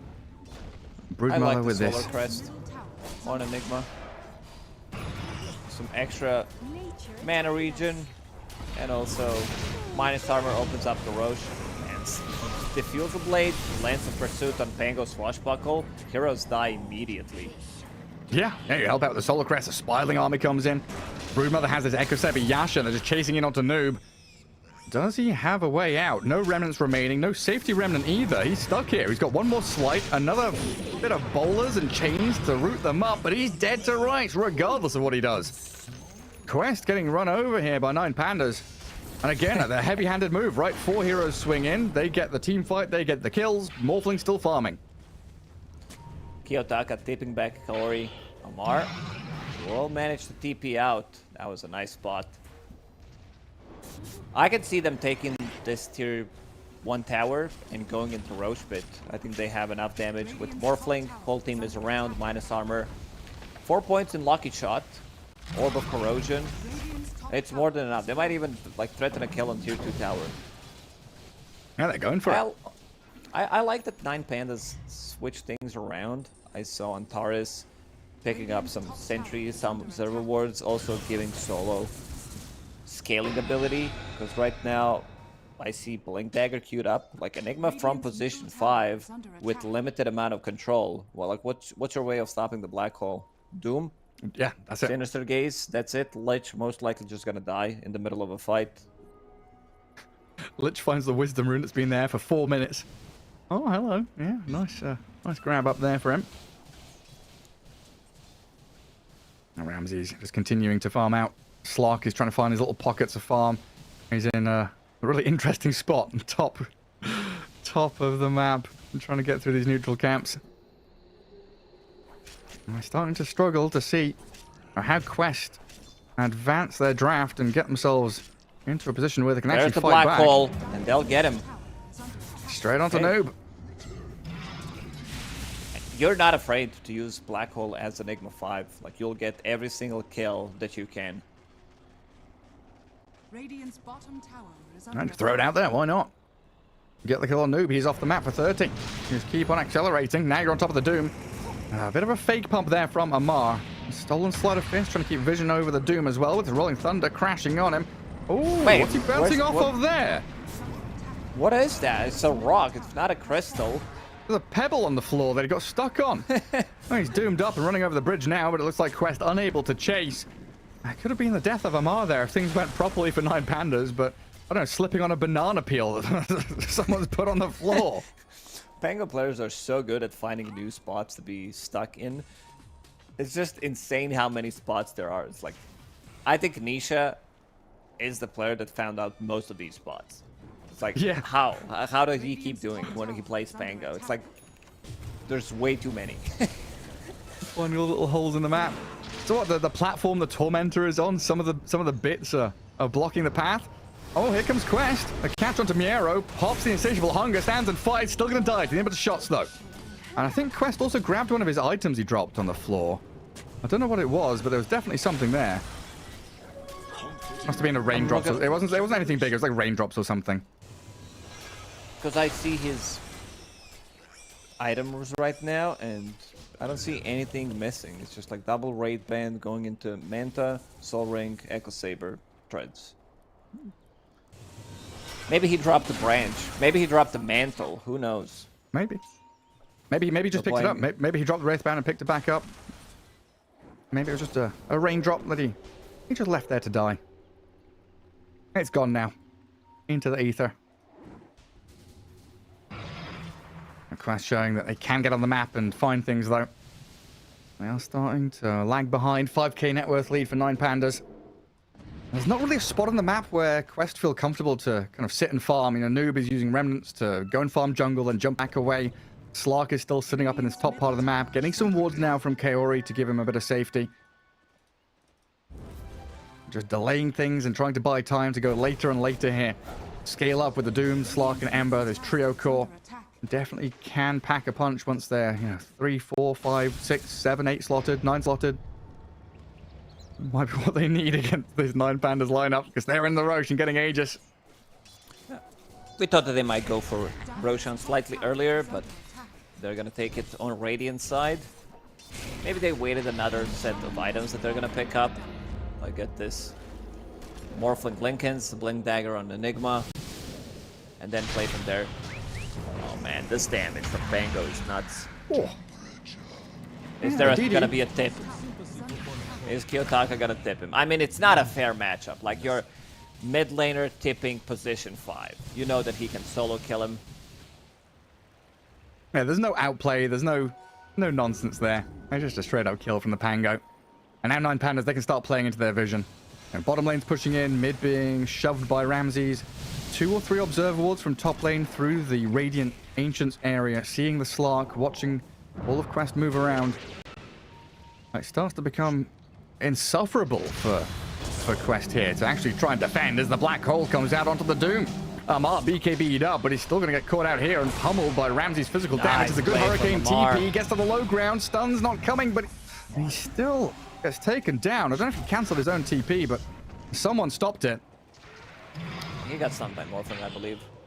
Also, there was telekinesis, so couldn't get out of the trouble. Nice play there. Nice try from Hurricane. Speaking of Hurricane, Enchantress going for 1. Another web. Will go down to low ground and secure the kill. It's been steady, like 5-6k gold lead for 9 Pandas, but it hasn't increased. Doom, of course, keeping that even. Double-handed Midas, plus Devour Gold. Yeah, Quest really aren't looking to play the game right now. They are farming. They are waiting. Another 5-10 minutes. That might be a pivotal point for them to actually match up against 9 Pandas. Main quest is to kill the throne. They now need to go for the side quest, which is go back into farm mode, get another set of items. Ramses, he showed Blade of Alacrity, so that means he's going for Aghanim Scepter. Slark immediately queues up Lincoln Sphere to protect against. Look how Slark, like, look at that little fish. Like, he likes to steal enemies' stats, but when it comes down to others stealing his stats, he's like, I'll buy Lincoln's. Yeah, don't you dare. Miero trying to steal Tormentor. Has to give up on it, and attempting the TP down in the crystal, but gets caught out by the Sinister Gaze, and the pounce from TA2000. That's a juicy one. A lot of money going to the Slark now, as he's getting up there in net worth. Still behind the pack of Dire Heroes, though.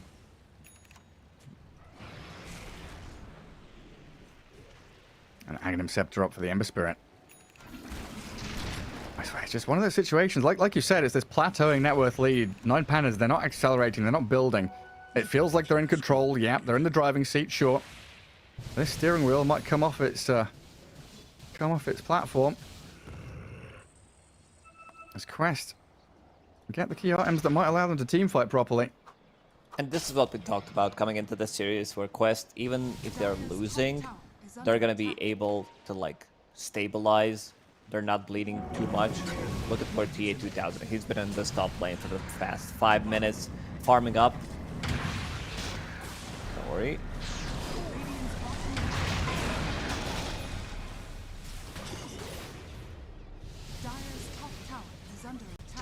He's tanking. Oh, gets him.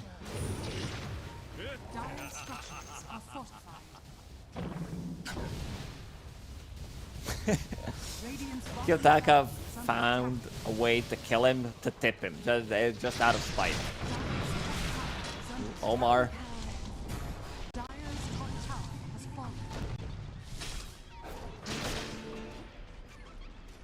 Usually Enchantress is tanky, but against Pango, Aghanim Scepter, Midnight Pulse, you don't have enough tankiness in the tank. And let's see if the 2000 is going to be joining the fight once they start knocking on the high ground, or if he wants to farm his farm his Lincolns to counter that morph Aghanims. Ramsey just battering away at that tier 3. They make the jump on him, but in comes Solo, the Blink Black Hole, catching the Doom and the Lich inside. They get the double kill for Miero, and this tier 3, not long for this world. 9 Pandas clearing up house as TA2000's jumped in onto Ramses. That's a Morphling still with Aegis for another 10 seconds, and your barracks are crumbling. Oof, that was like very quick Black Hole from Solo. Like immediately finds an opportunity, jumps on 2 of them. This game feels really rough. Ramses, he does have Aegis up and running. Quest try to play off Aegis timer, maybe like keep him low, doom him, and then regeneration gets cancelled immediately. They need that doom. Let's see if 9 Pandas are gonna go for high ground, or if they want to go back to farming and wait for second Roche. They just took one side of barracks, which is real nice. 26 minutes into the game. Yeah, because now Quest are gonna have to Keep coming back down here, pruning the lane, maintaining it with this Ember Spirit.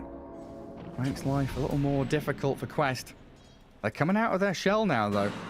Smoked up as 5. See if they can find any stragglers that 9 Pandas leave in their way. Are scanning. A scan is there from the Dire. Don't think it connected, even though the Lich's big forehead was halfway through it. Doesn't actually go into the scan area. And Tier 2000's wrapping all the way around towards the bridge. Lich always with the forehead play. Man, the style now on Morphling. Oh, hello. Tormentor being cleared out. Lots of low HP heroes here, and Quest going to use this opportunity to jump in and fight. Solo the pick-off. TA2000 and Noob diving deeper. Hurricane the Doom onto the Morphling now as well, but the Rolling Thunder. Beautifully placed from Kiyotaka. Gets the catch onto 3 of them, stunning and controlling the fight, allowing Miera to come in with a lifesteal and the BKB Broodmother, but she's pretty low on HP, has to retreat. Solo lost his hero, his courier. But that's all the Quest are going to get. They expend pretty much everything they've got for an Enigma kill. It's a big kill. It's 600 gold for Slark and also TA2000. Nice placement there. Sees the Rolling Thunder. It bounces him back to low ground. Still, anyone's game to take. Like, you see, next Roshan's going to get contested. Quest definitely does not want to let it go. It just feels that they need another set of items. Like, Slark needs to pick up. Lincoln Sphere needs the shard to have extra survivability. There's one way to control him. That's pretty much Black Hole. There's some random damage on the ground. Midnight Pulse, Swashbuckle, Shield Crashes, Aghanim Scepter on Pango, of course. But he can sustain through that. It's going to be more about locking him down from 100 to 0.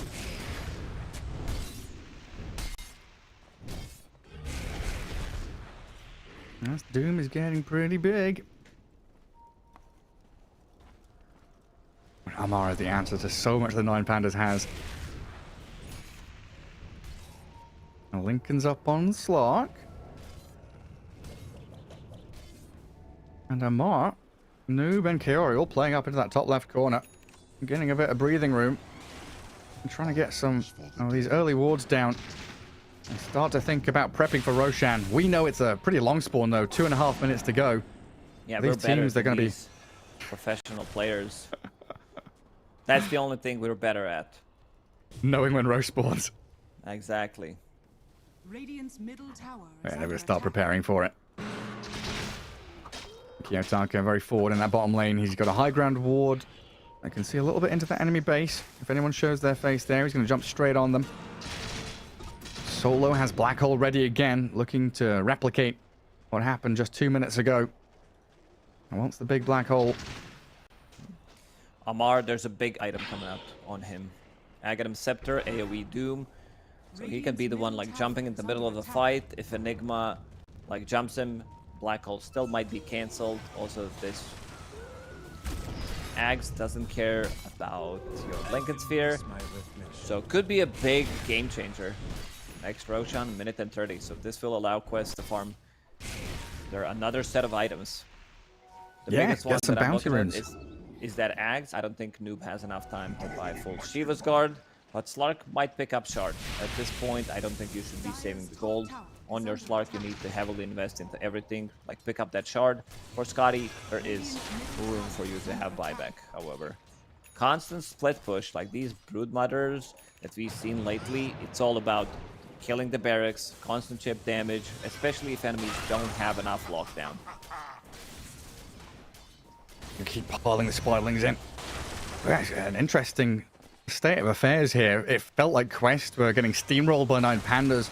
They've kept themselves, you know, again, like you mentioned, less than 10k behind their opponents for this entire game.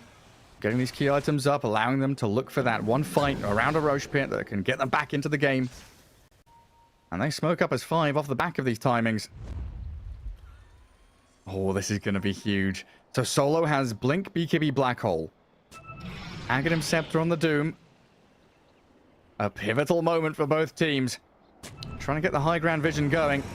Pango's missing. Miero's up there. In comes Noob, but the Rolling Thunder going to crash into the Ember now with Solo. Thinking about the jump, getting the Black Hole on the Ember Spirit. We'll be able to lock down Noob for now as Amala's AoE Doom being focused down by Ramses. Pouncing forward, killing him off. Amar's gone. Literal follow. Buys back immediately. TA2000 does get the snipe on the Rubik. Into the Shadow Dance he'll head, but Miero and Ramses, they're close on his tail, trying to catch up to him, but he's got the pounces, long range to disengage. Meanwhile, Noob getting blown up. Dies. Gonna buy back. Buys back and comes into the fight again, and the impetus shot's landing on Ramses. He's shifting into strength, surviving for now. Miero, Kiyotaka, they can turn around. A pounce leash onto Noob. The Emperor Spirit controlled up. And TA2000, he's got nothing left in the tank here, surrounded by 9 Pandas heroes. Double buyback from their support. And this Slark in trouble. Kiyotaka balling up, swashing away. A team fight victory for the Eastern European squad as they control up the Roshan area. Oh, that's gonna be a dieback from Lich. Ooh, they're gone for a really, really long time. So now Roshan belongs to 9 Pandas. Ramses doesn't even die in the end. They managed to proc Lincoln's on Slark, and immediately Ramses' turn into Slark, steals some of his stats, gives him his own treatment. He's now sitting on 5,000 gold. Oh, look at that camera angle. So good. Roshan from the back. And dies again. So Cheese, Aegis available. Cheese in 4K.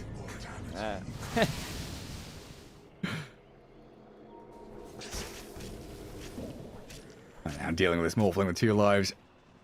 Very difficult, because it felt like that was the one big chance for Quest around those item timings to get a big walloping team fight for themselves. And multiple lanes shifting towards that Radiant base. Got to be dealt with. Doom getting jumped on. Pango and Morphling coming in. He's thrown the ulti onto the Pango. Pops his BKB, but Ramses is here.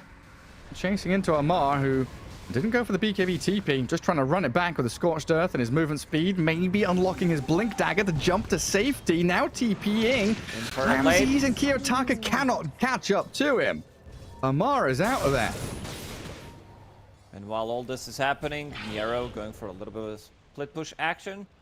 He's holding on to Cheese, knows that if there's no Doom, he's going to be able to get the Cheese off, get the BKB. Their control is lacking, but the 9 Pandas looking really hot in this first game. Finally cracking the 10k net worth lead. Going up to 13.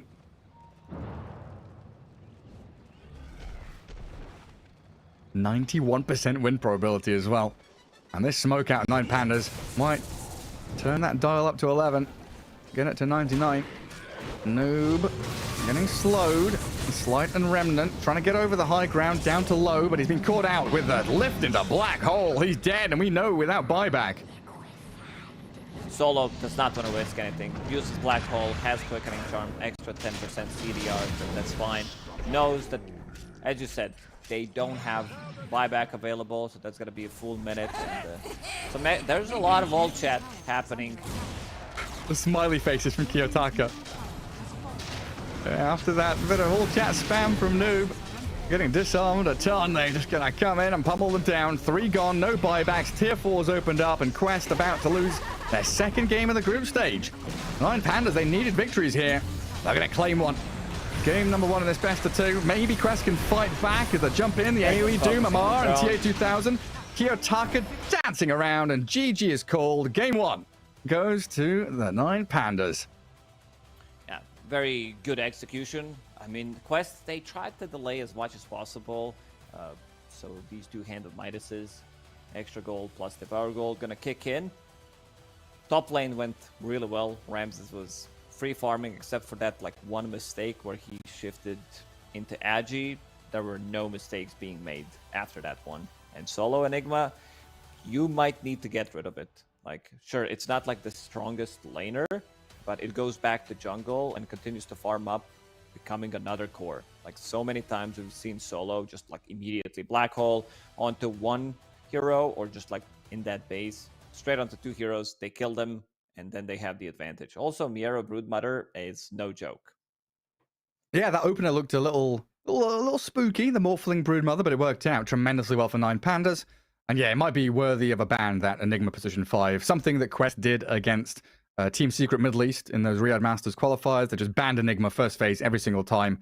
Might be worth a shout here up against 9 Pandas, just to try and head into game 2 without any of those shenanigans going on.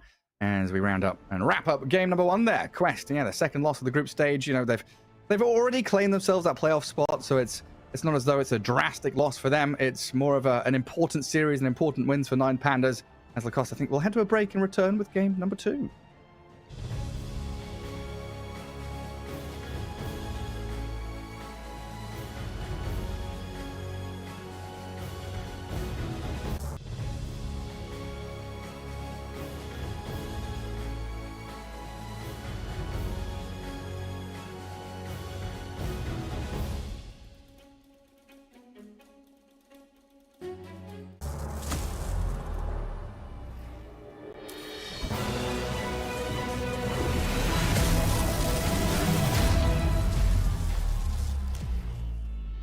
Use your skills in the gaming. 1xBet.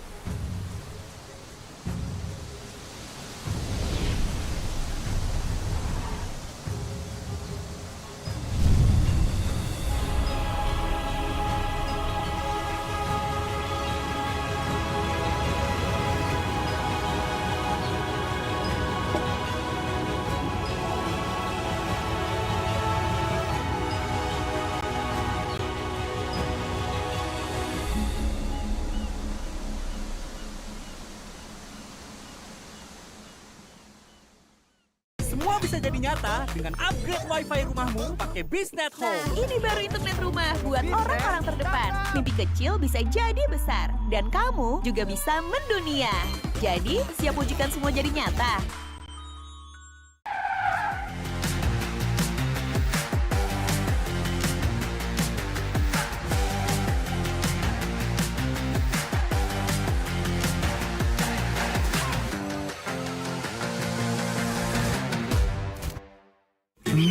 Panas. Ini oven nih. Hai.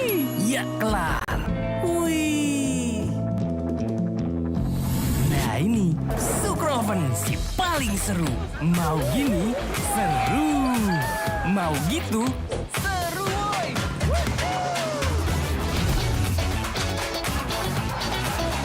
Mau lagi?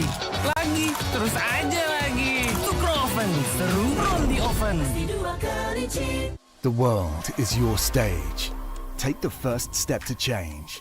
Lead with vision and innovation. Perfect your strategy and make your goals reality. Get in the game. Make it count.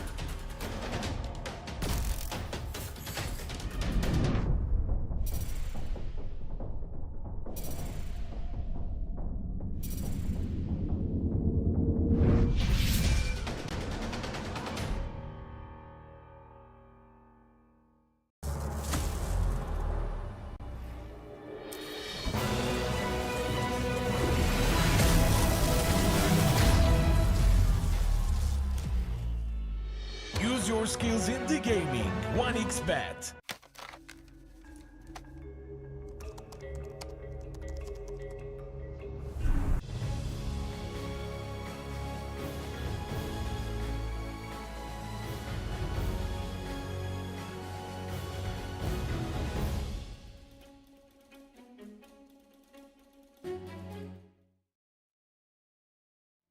Welcome back to the Bali Major Group Stage. Here we are, day 4, last series, last game of the day as Quest take on 9 Pandas, and it's an important one for 9 Pandas. They need victories.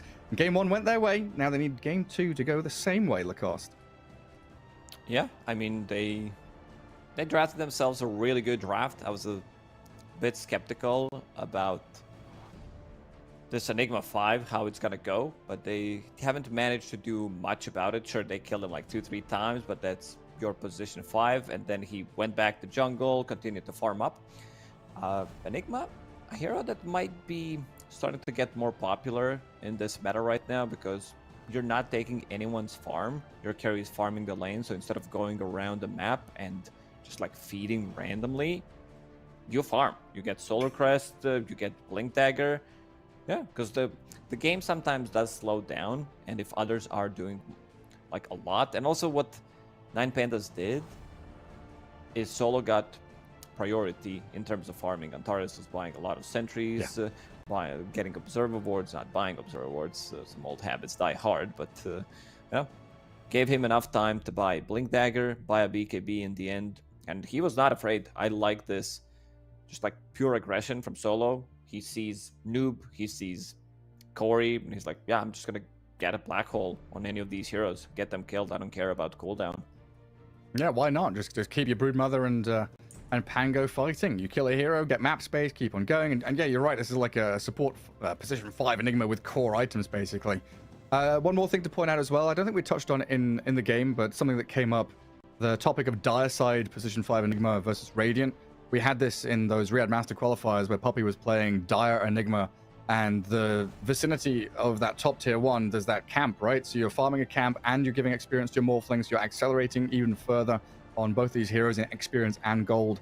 And yeah, kind of dragging out the game, getting a little bit more money on your Enigma to make these team fights pay off for you. As Quest, you know, this series doesn't matter as much for them, so it's not vitally important that they grab victories here. It's all to play for 9 Pandas. They're going to bring out everything they've got, you know, whack out all the funky strats, maybe pull out a bit of cheese as well, because this was a weird opener. This was a Morphling Broodmother.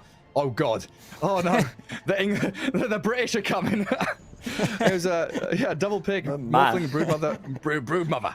Yeah, brother. Coming out in the first phase, which potentially can get exploited, and we saw this Doom, this Slark as potential answers to it, but laning phase was, I mean, Quest just didn't look good.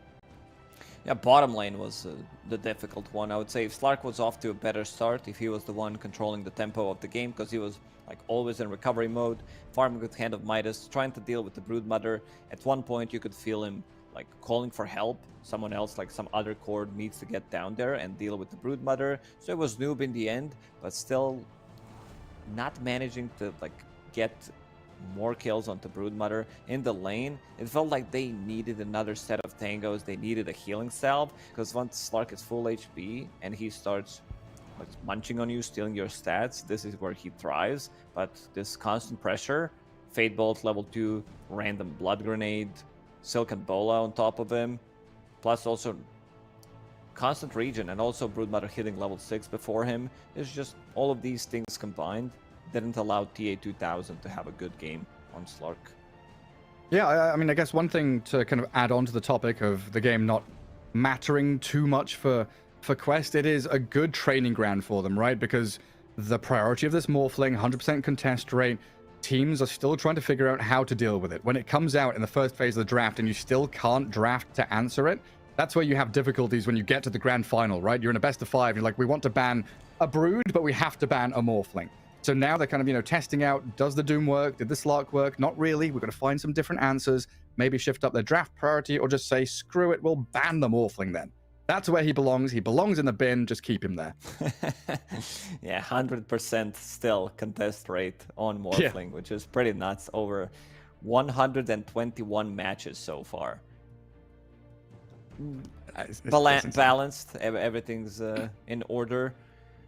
I don't know. So it's something about the hero that too strong of a laner, anti-carry hero in general, can turn into other heroes, become a better version with Aghanim Scepter, with Shard. It's just like, because there's always going to be a good target for him to morph into.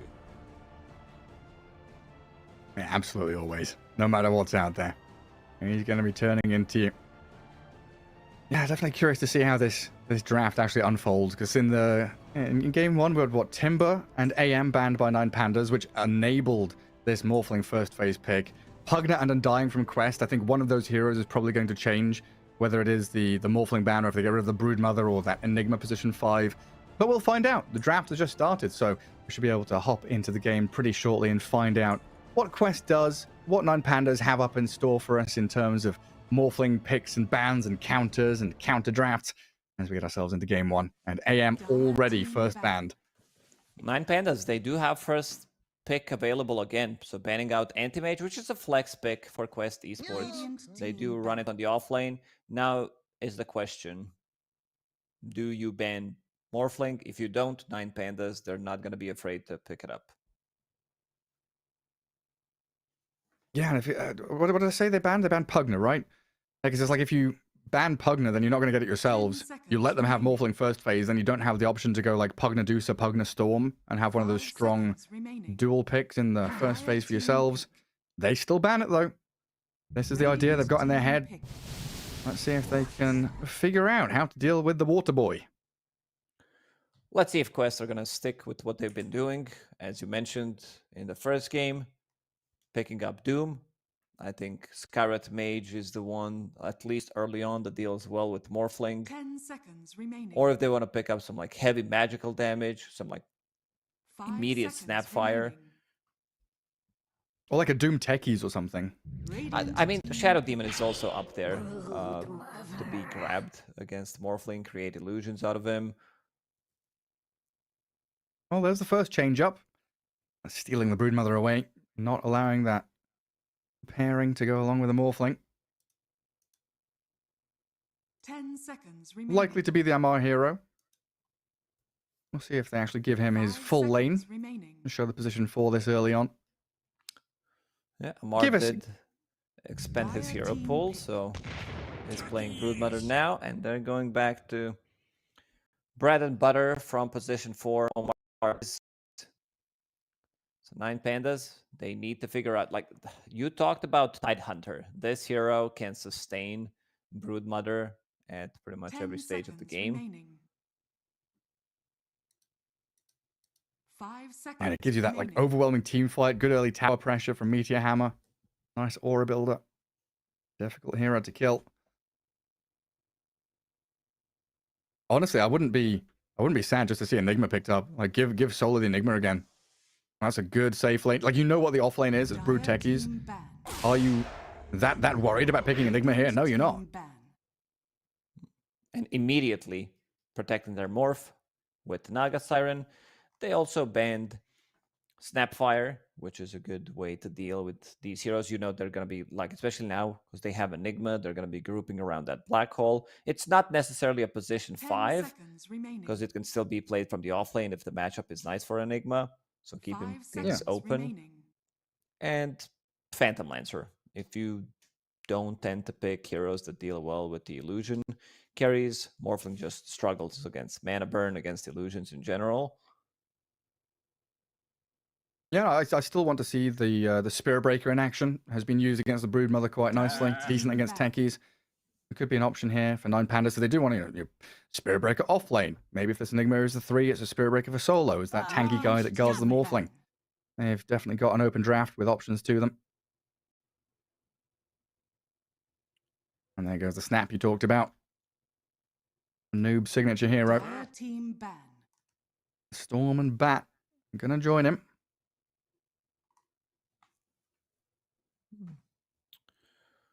I just felt like game 1, 9 Pandas really rode that wave of momentum really nicely. From the bot lane, the Broodmother wins the lane, swings in mid, pressures that tower, sweeping through the jungle with the webs. So exact same 3 bans from 9 Pandas against Morphling. Maybe there's a way to sneak in some Necro. I'm down for Muerta. TA 2000. 10 seconds He remaining. doesn't play it. At least he didn't play it in the past 5 seconds remaining. like tournaments that they played, like DPC Tour. Then Show Muerta didn't play it yet at the Bali Major. I've seen, like, I've watched some decent amount of Muerta against Morphling, and it looks amazing every single game. Yeah, you silence him, then you 3-shot him. He just disappears very quickly. Radiant team pick. Dire team pick. Beastmaster, the removal there. As they come into the silencer. That's going to be one of the answers to this Enigma. Pretty decent at catching the Morphling as well, if you're able to come in from Fog, blast off into Global, chase with the Brood.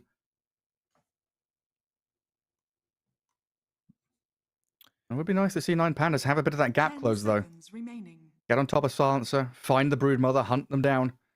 I'm still looking at some of these Spirit Heroes for Kiyotaka. Maybe even the Spirit Breaker. Yeah, I'm down for some, like, position 4 that can move around the map. But Legion Commander will be that off lane, and they go with the full combo. So okay, I like what 9 Pandas are doing in this draft. Scarlet Mage Legion Commander, Enigma Morphling, picking strong lanes, having counters to both Broodmother, Legion Commander with the BKB later on will have a Dispel, Morphling with the Manta style. So you're not going to care. Like 25 minutes into the game, maybe even earlier, you don't care too much about the global silence anymore. And also, like, what do you pick? You're playing into Sky Legion Commander as Silencer, who's relatively weak, position 5. Can we get away with an Illusion Hero? Probably not. Can we get away with one of these Spirits? It's going to be tough. It might be some, like, Bloodseeker type of a hero, something that joins early on, something that can offset the laning stage. TA 2000 picking up TA. Wow, what a shocker. I mean, TA does give you a fair amount of tempo. She's no longer that, like, super greedy carry that just farms Ancients for ages. She can pop out and blast people with a Mel Strike pretty quickly. Not too bothered about the Legion in the sky in the lane. Oh, if you're giving Morphling, like, you don't want to be buying Lincoln Sphere on Templar Assassin. So Morphling turns into you, gets Refraction, gets Meld, playing into Skyrat Mage. Gets all your Angie. Yeah, your Refraction removed immediately.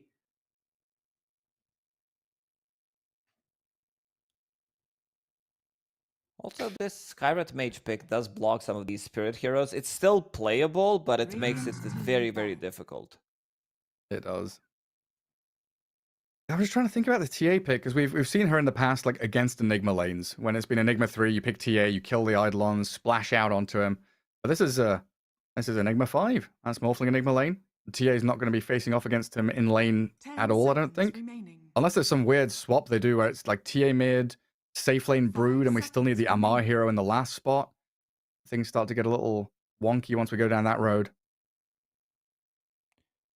I mean, what does Quest need? Like, they've got no real catch. They've got slow from traps and a blast off. Their lanes look decent in the off lane, maybe a little scary in the safe lane with double squishy ranged heroes. Yeah, off lane looks strong. Techie's Broodmother, I could see them putting a lot of pressure in that lane, but Silencer Templar Assassin, it's not going to be an easy lane by any means. Sure, you have like 2 range into Legion Commander, some Sideblade spill damage. What is 9 Pandas? Like, what do they need? I could see some Wind Ranger pick coming out. Every time you call it, it's a literally good. Every game if I can call it, it's a good game for Wind Ranger. Trust me, Gary. I mean, literally, we've out of the last 30 games we've cast together, the past week or two, there's been, I don't know, 20% of the games we get to this situation where it's last pick, Wind Ranger looks really good, and like 5 seconds later, team bans it. Yeah, it's gone. Now you can like go into something more elusive. Quap Puck, I think, works really nice for 9 Pandas. There's one silence, one global silence, last word. They tried out a sniper earlier on that didn't look too bad, and when you've got no real gap close to worry about, I guess you're picking blind, so maybe not the option you want to go for a fruity sniper pick. You could also be picking up some like Wyvern from a mid lane. Great against Broodmother, great against Templar Assassin. Both of these heroes do rely on picking up, like dealing physical damage, and you're also setting things up for a nice curse. Kiyotaka does have like massive hero pool, so they're not really limited to be picking like, oh, he can only play one or two heroes here. Oh, there you go. Yeah, there you go. So Broodmother straight up not gonna have a good time. The earth trembles. Oh, that's a cool pickup. Where did we see? Was it also Riyadh Masters? We saw this against a puck, right? Just crushed his lane. Yeah, It was the Miracle thing is, playing it. Kiyotaka also played mid Legion commander, so if like the matchup they want to have is Legion against some melee hero, even though like both Legion and Earthshaker deal well with melee heroes, so I think they're just gonna stick with Shaker mid, Legion on the off lane. 20 seconds left. I mean, you've got last pick, but it still feels like you're trying to salvage the draft. Difficult spot to be in. 3 seconds left. Really cutting it close. Lina. Okie dokie. I don't think I've covered this hero in a while in this game, but I've seen a fair amount. I watched a couple of replays, seen the Dota buffs pop up. There's magic damage Lina floating around and zapping people. It could be a cool one. She does seem strong. Good matchup against the Earthshaker. She's going to be putting a ton of pressure. 2 range heroes. I think Quest should be winning 2 lanes. That's mid lane and that's their off lane, safe lane. They shouldn't. They should be happy if they get like even, but that's about it. I do like overall 9 Pandas draft. I think Quest Esports lineup is very squishy. Templar Assassin, Lina, they don't like to get jumped on. And now you have like Morphling, Legion, Earthshaker. These heroes like want to get on top of you, get in your face. And they have explosive damage. Morphling, Sky with his combo, with the Legion Commander. There's also no save for dual Skyvet Mage combo. There might be some like global silence, but the combo has already been done. Yeah, I think 9 Pandas kind of outdrafted Quest. Just for the laning stage, like Quest needs to snowball heavily with the lineup that they have. Like they need to be the one controlling first Roshan with Templar Assassin, controlling the map with Broodmother. But team fight wise, 9 Pandas, they're just way too superior. Yeah, it feels like 9 Pandas has a draft where they've got so many outs. Like if some things go wrong in the laning phase, they get behind, they've got great ways of recovering, finding smoke gangs, looking for pickoffs, getting team fights going.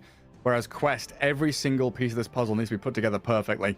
Like Brood has to have a good lane and snowball. Lina has to be rotating and getting these, they've got some pretty good nuke damage themselves through TA and Lina with physical and magic burst.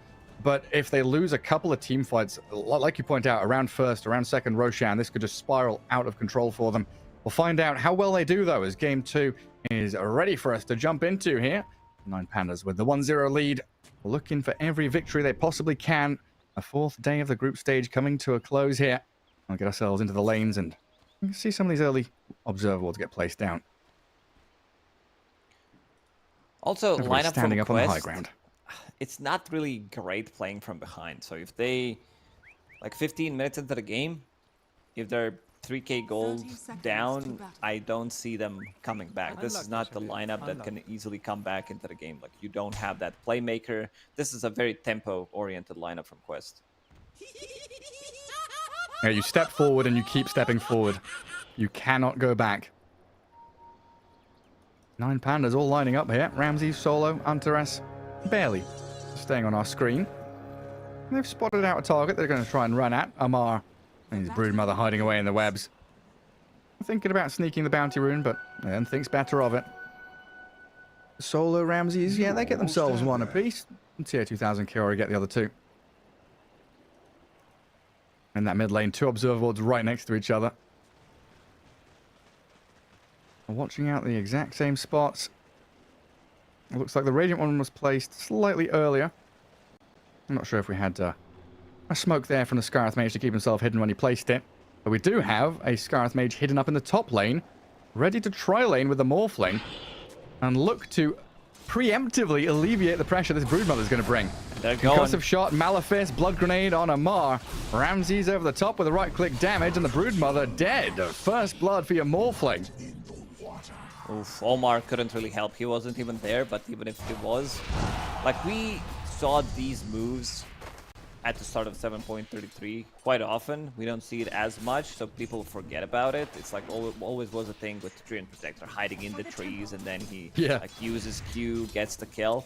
Now things are much easier with the Blood Grenade, so they get away with this.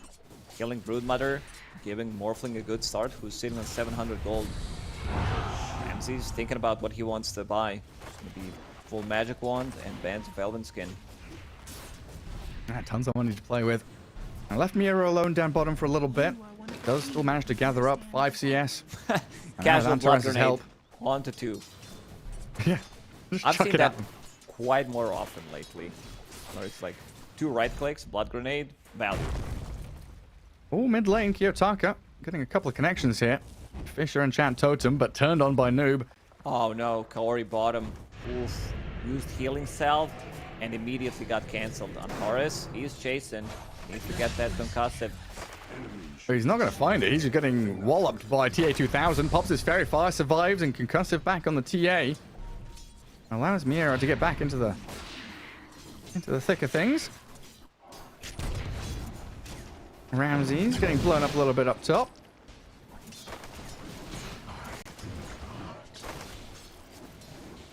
Yeah, this Broodmother. We were expecting her to have a very good laning stage. Currently set at 7 CS. Not having the start he would have desired. Kaori nearly dead down bottom. 20 HP remained. It had already pre-tangoed. Flag Bearer and the tower regen helping him out.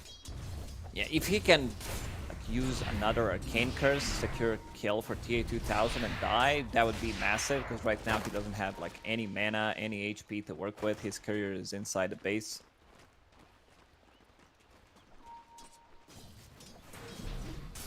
I gotta find some way to drag this wave back though. A small camp all blocked up. And a wave in front of Dire Tier 1.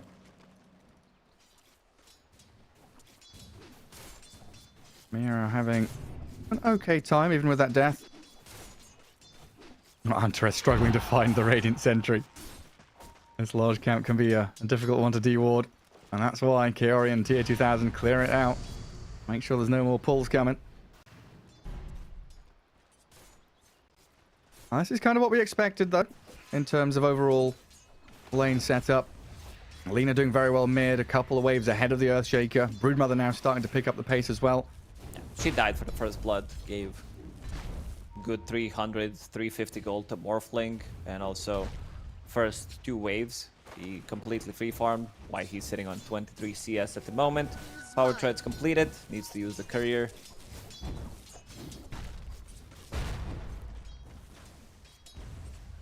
What's the build been from this? Oh, Miero dead to Kaori and TA down bottom.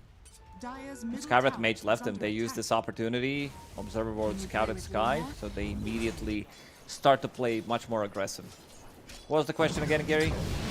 The build and Earthshaker, which is like Ags Rush? Ags, yeah. Power Treads, maybe fit in like a Bracer if you feel like it. Get Ags. And then like Shadow Blade or something like that. Legion Commander respawns, comes back down bottom, trying to get on top of TA2000, but taking a beating. That return damage from these 2 ranged heroes pretty substantial. Hunter is so far not able to match it.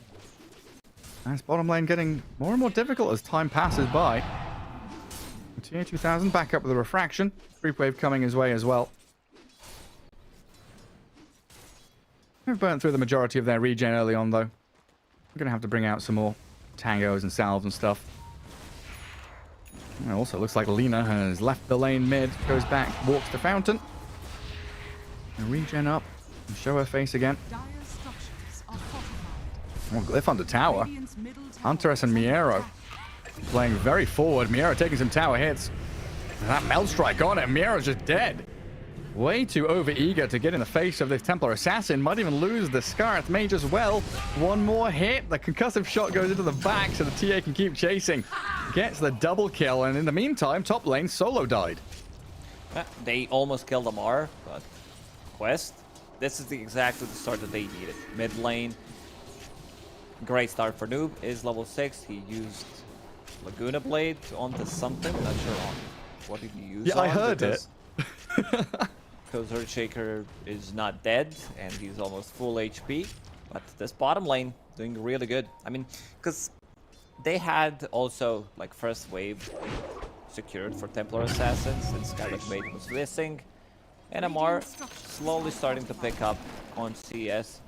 Once he hits that level 6, he's very close. And now look at mid. I rotate both supports in. 6 minutes in, Kiyotaka dead to Noob. Hasted Kaori. Omar's techies comes across. There's a bounty rune there to refill Lena's bottle if he wants to. And the tips are coming.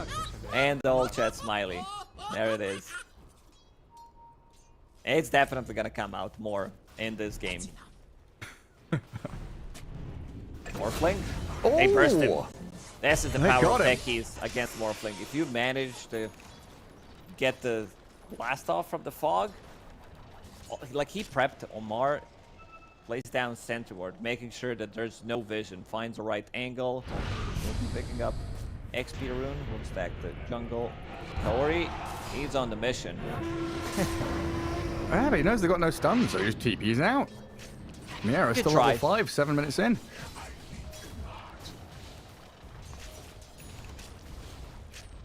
Nine Pandas having much more difficulties in this laning stage than they did in game 1. Not really able to get this Legion Commander into a good place, and that's why Solo currently sat in the jungle trying to farm up into his Solar Crest. Leaving that top lane alone for Ramses to soak up all the experience and gold he can. Another kill for this TA bottom, though. Legion is having a travesty of a game. Oof. 0-4-0, and they're gonna get. And now another Earthshaker.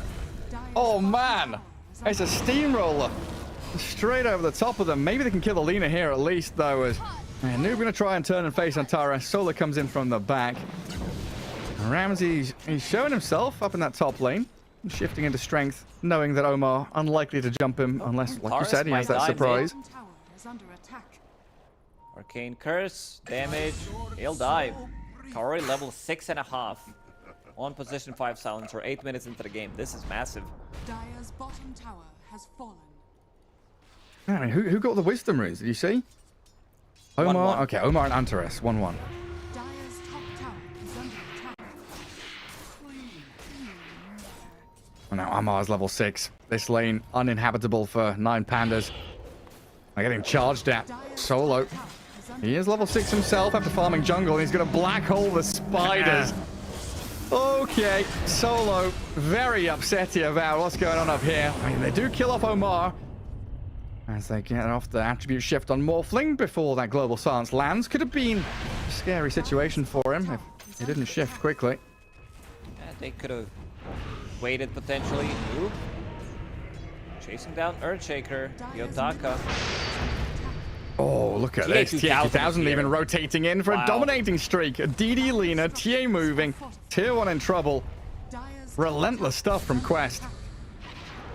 They're just all over the place. So aggressive. Tier 1 tower. Top is about to fall. Tier 1 tower mid, sitting at 500 HP. So they should be able to get it. Kaori in the vicinity, bringing out Antares. And then Brunmother's chasing down the Enigma again.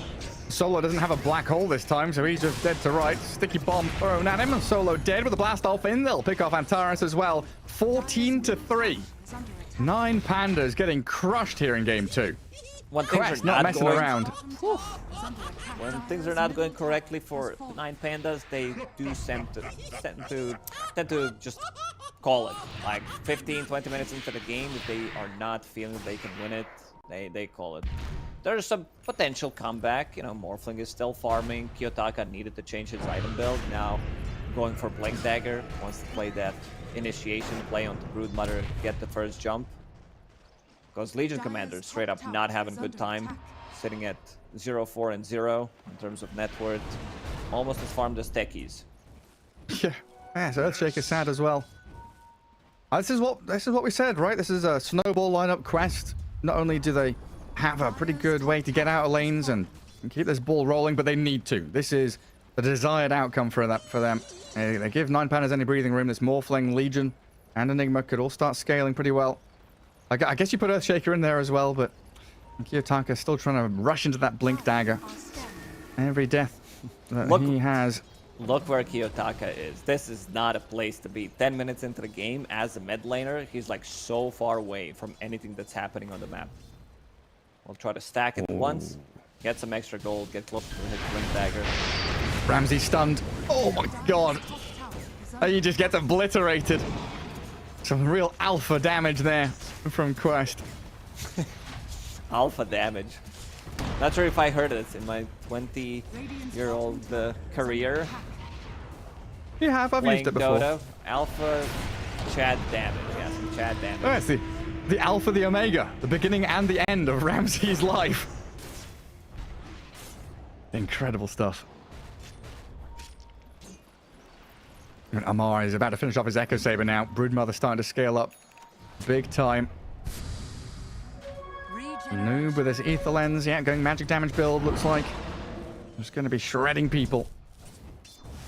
Like, at some point, he's honestly going to be able to one-shot the majority of this 9 Pandas team. Antares, solo don't stand a chance. Morphling, if he's too low on the strength, going to get popped.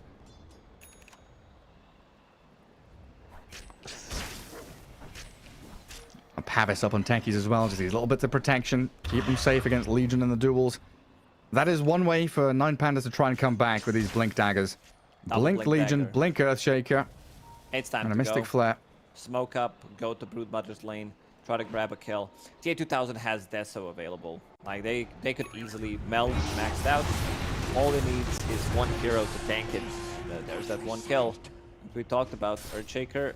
They can still maybe get another kill. Let's see if Kiyotaka wants to show his Blink Dagger. The answer is going to be yes. So showed it on the mid lane. Good dual damage. Plus 10 feels nice to have. Yeah, something finally going his way. Keeps that gap between him and the techies in terms of net worth. And here comes Quest. On a mission.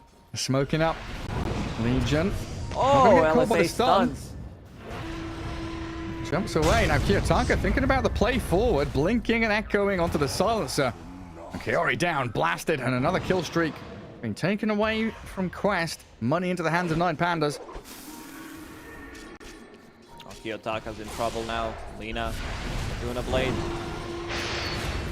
There it is. A super long range. Amar setting that up. Slowing down the Earthshaker. And TA2000 showing that difference in net worth between him and the Morphling. Gonna keep Ramses out of the bottom lane. 9 Pandas still want to play up top. Another Blink duel. A victory here, potentially, with a Mystic Flare. They secure it. Amar and Noob wanting to get on top of 9 Pandas one way or the other. Solo in a bit of bother. Taken out before he can even think of using Black Hole defensively. Yeah, very difficult game for him to use the Black Hole. TA2000, he's at a different side of the map. Not joining anything, continues to farm up. Like, there's a huge difference already. 3k gold difference for TA2000. Tower's gonna drop top. Roshan early on, like, you can easily kill it. You have more than enough damage. TA Deso, 4 points in meld, double strike. You just need someone to tank up the damage. But Quest, everybody's busy killing 9 Pandas, so let's see who it's gonna be. Seems like Noob wants to TP bottom. Does have Invis. Another Laguna Blade soon. Might catch Morphing off guard. Oh, hello, Ramses. Always shifted Max Agi, hasn't he? Has some extra magic resistance from Bracelet. Infused Raindrop. Dire even scanning. I'm trying to protect this Morphling as best they can. I mean, if Noob shows here, there are a couple of heroes behind Ramses.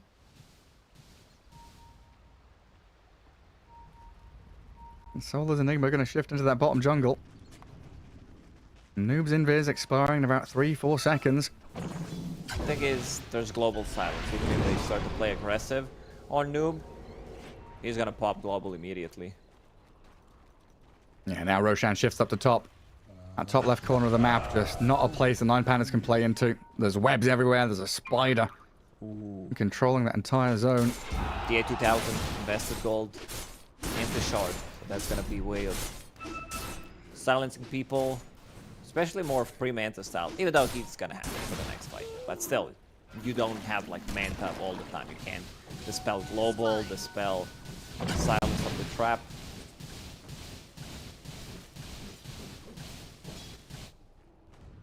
Still not heading into the pit though. They're trying to dodge out.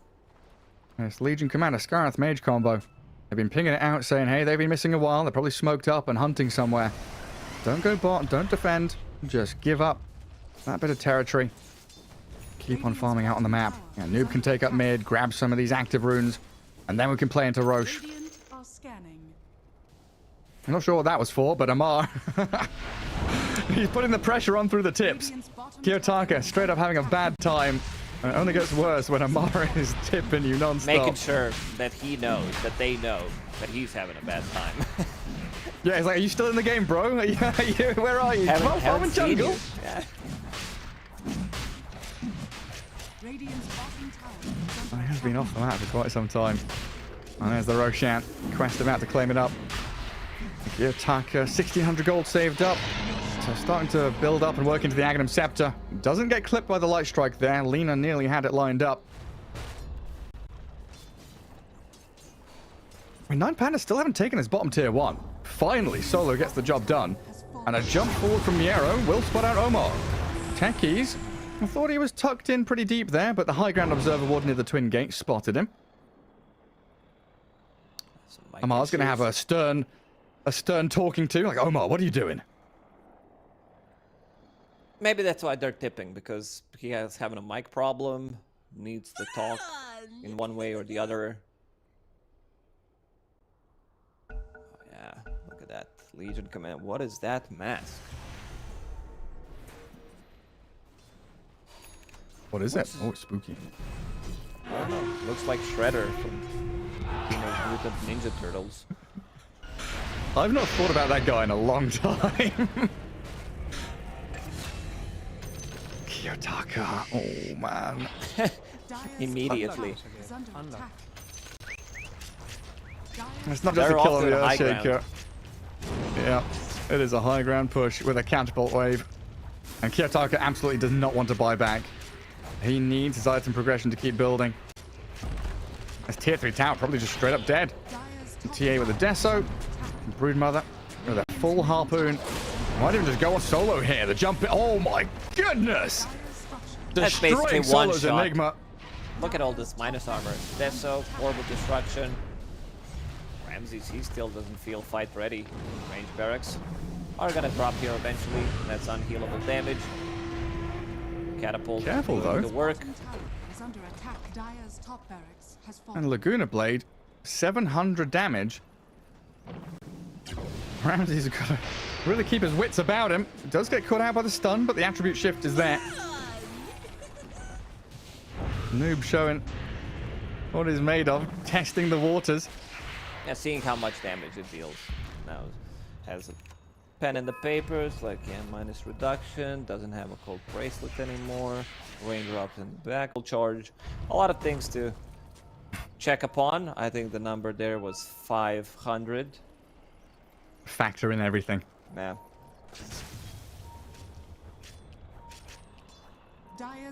Come on with this Aegis and Harpoon. He's going to feel so bold. Probably go back up that high ground again. I can't believe Lina. they gave Aegis to Amar. It's like give a TA and a Lina and you give it to the Brood. He's diving into the base. Harpoon, Solo, the global covers. Black hole down, Enigma gone. Amar is still pretty healthy to keep on playing aggressively up in his high ground as well. And Kiyotaka does have Blink Echo, and potential buyback from Sky will give them that dual into Mystic Flare. It's just a matter of catching your targets, finding your man. Harpoon again.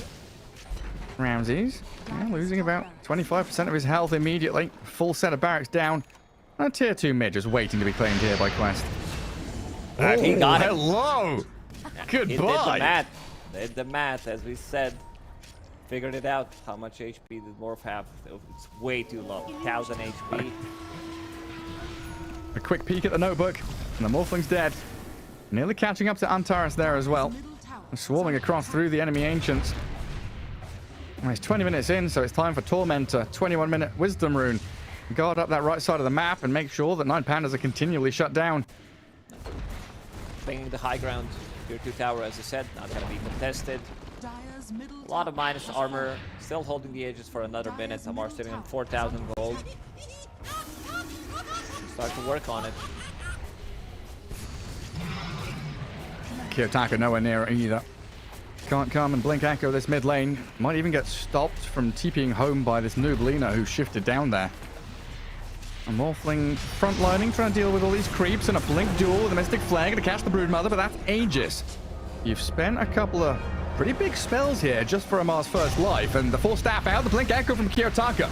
Good start to the fight here. Blowing up the Sansa, now the Brood, the target, but the Laguna Blade and the blast off in. Omar and Amar, they turn around and slay the beast. Ramsey's in trouble and he's down and out. 45 seconds without your morph. No Enigma, no Black Hole, and the dive continues. Antares chased down by Noob and Amar. Under tier 4s, I mean, there's still no protection or safety for them as another lane of barracks goes down and Ramsey's called GG. He disconnects, he's out of here. Now, as we said, the 9 Pandas, they're not afraid to call it. I mean, this game's pretty over. It was over for good 10 minutes already. Definitely felt like that, where Quest is just like completely dominating, getting the kills. Laning stage went really well. Mid lane, or Shaker, like, of course, he's gonna lose to Lina. Bottom lane, I don't think it should go as bad for 9 Pandas, but they're off to a good start on side of Quest. And top lane, even though Amar dies for the first blood, still manages to get like so much done. That one surprise blast off onto Morphling, gets back into the game. Solo goes to jungle, same 2 heroes that they played from the safe lane. It's just it was much more efficient. It was a different matchup as well, and Quest Esports, they managed to even it out in the end. It was a very tempo-oriented draft, playing from ahead, and they never let go. Yeah. It was just like 3-4k gold lead when the laning stage ended. And 9 Pandas, they looked lost because losing all of their lanes, relying heavily on some of these big cooldowns like Black Hole. We've seen, what, 2 Echo Slams so far? Maybe even 2 in the end. There was a second one. But yeah, when you use those abilities, Quest Esports, they don't have any cooldowns other than Global Silence, and they can still take fight even without it. Yeah, just being completely run over. Like you're relying on these levels, these items, these timings. You need Blink Daggers up on your Earthshaker and Legion. Then you're waiting for Aghanim Scepter to come. Pretty greedy from 9 Pandas. Quest, you know, again, using this as a kind of a breeding ground for ideas, making sure they can figure out how to deal with the Morphling in draft and in game. That's definitely an indication that they've got some tricks up their sleeve with this. Mid Lina as a potential hero to show her face, you know, through the playoffs, might be popping her head out for some of these other teams as well. Now, Lina looks good. I think after all the buffs to magic damage Lina, thought we're going to see more of it, but sure, there are other better heroes. Worked out in this one amazingly. I thought there might counterpick slightly more. Picking Earthshaker into it just didn't work out. So 9 Pandas now. We'll need to play another series, and it's should be an easier one. I believe that they are playing against one of the Southeast Asian teams. It's gonna Bleed, be yeah. Bleed in the end, yeah.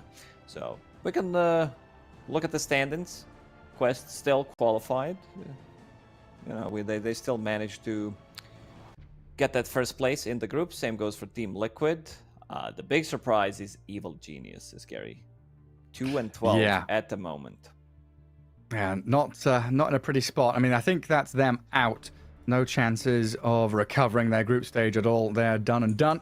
And Nouns and Azure down at the bottom as well. I mean, Nouns had a very good day 1 and day 2, you know, taking some games off these bigger teams, but struggling to keep that consistency going, which is a little unfortunate. But honestly, the environment you get to play in here at a major, scrimming and playing against the big teams, are a learning situation for sure.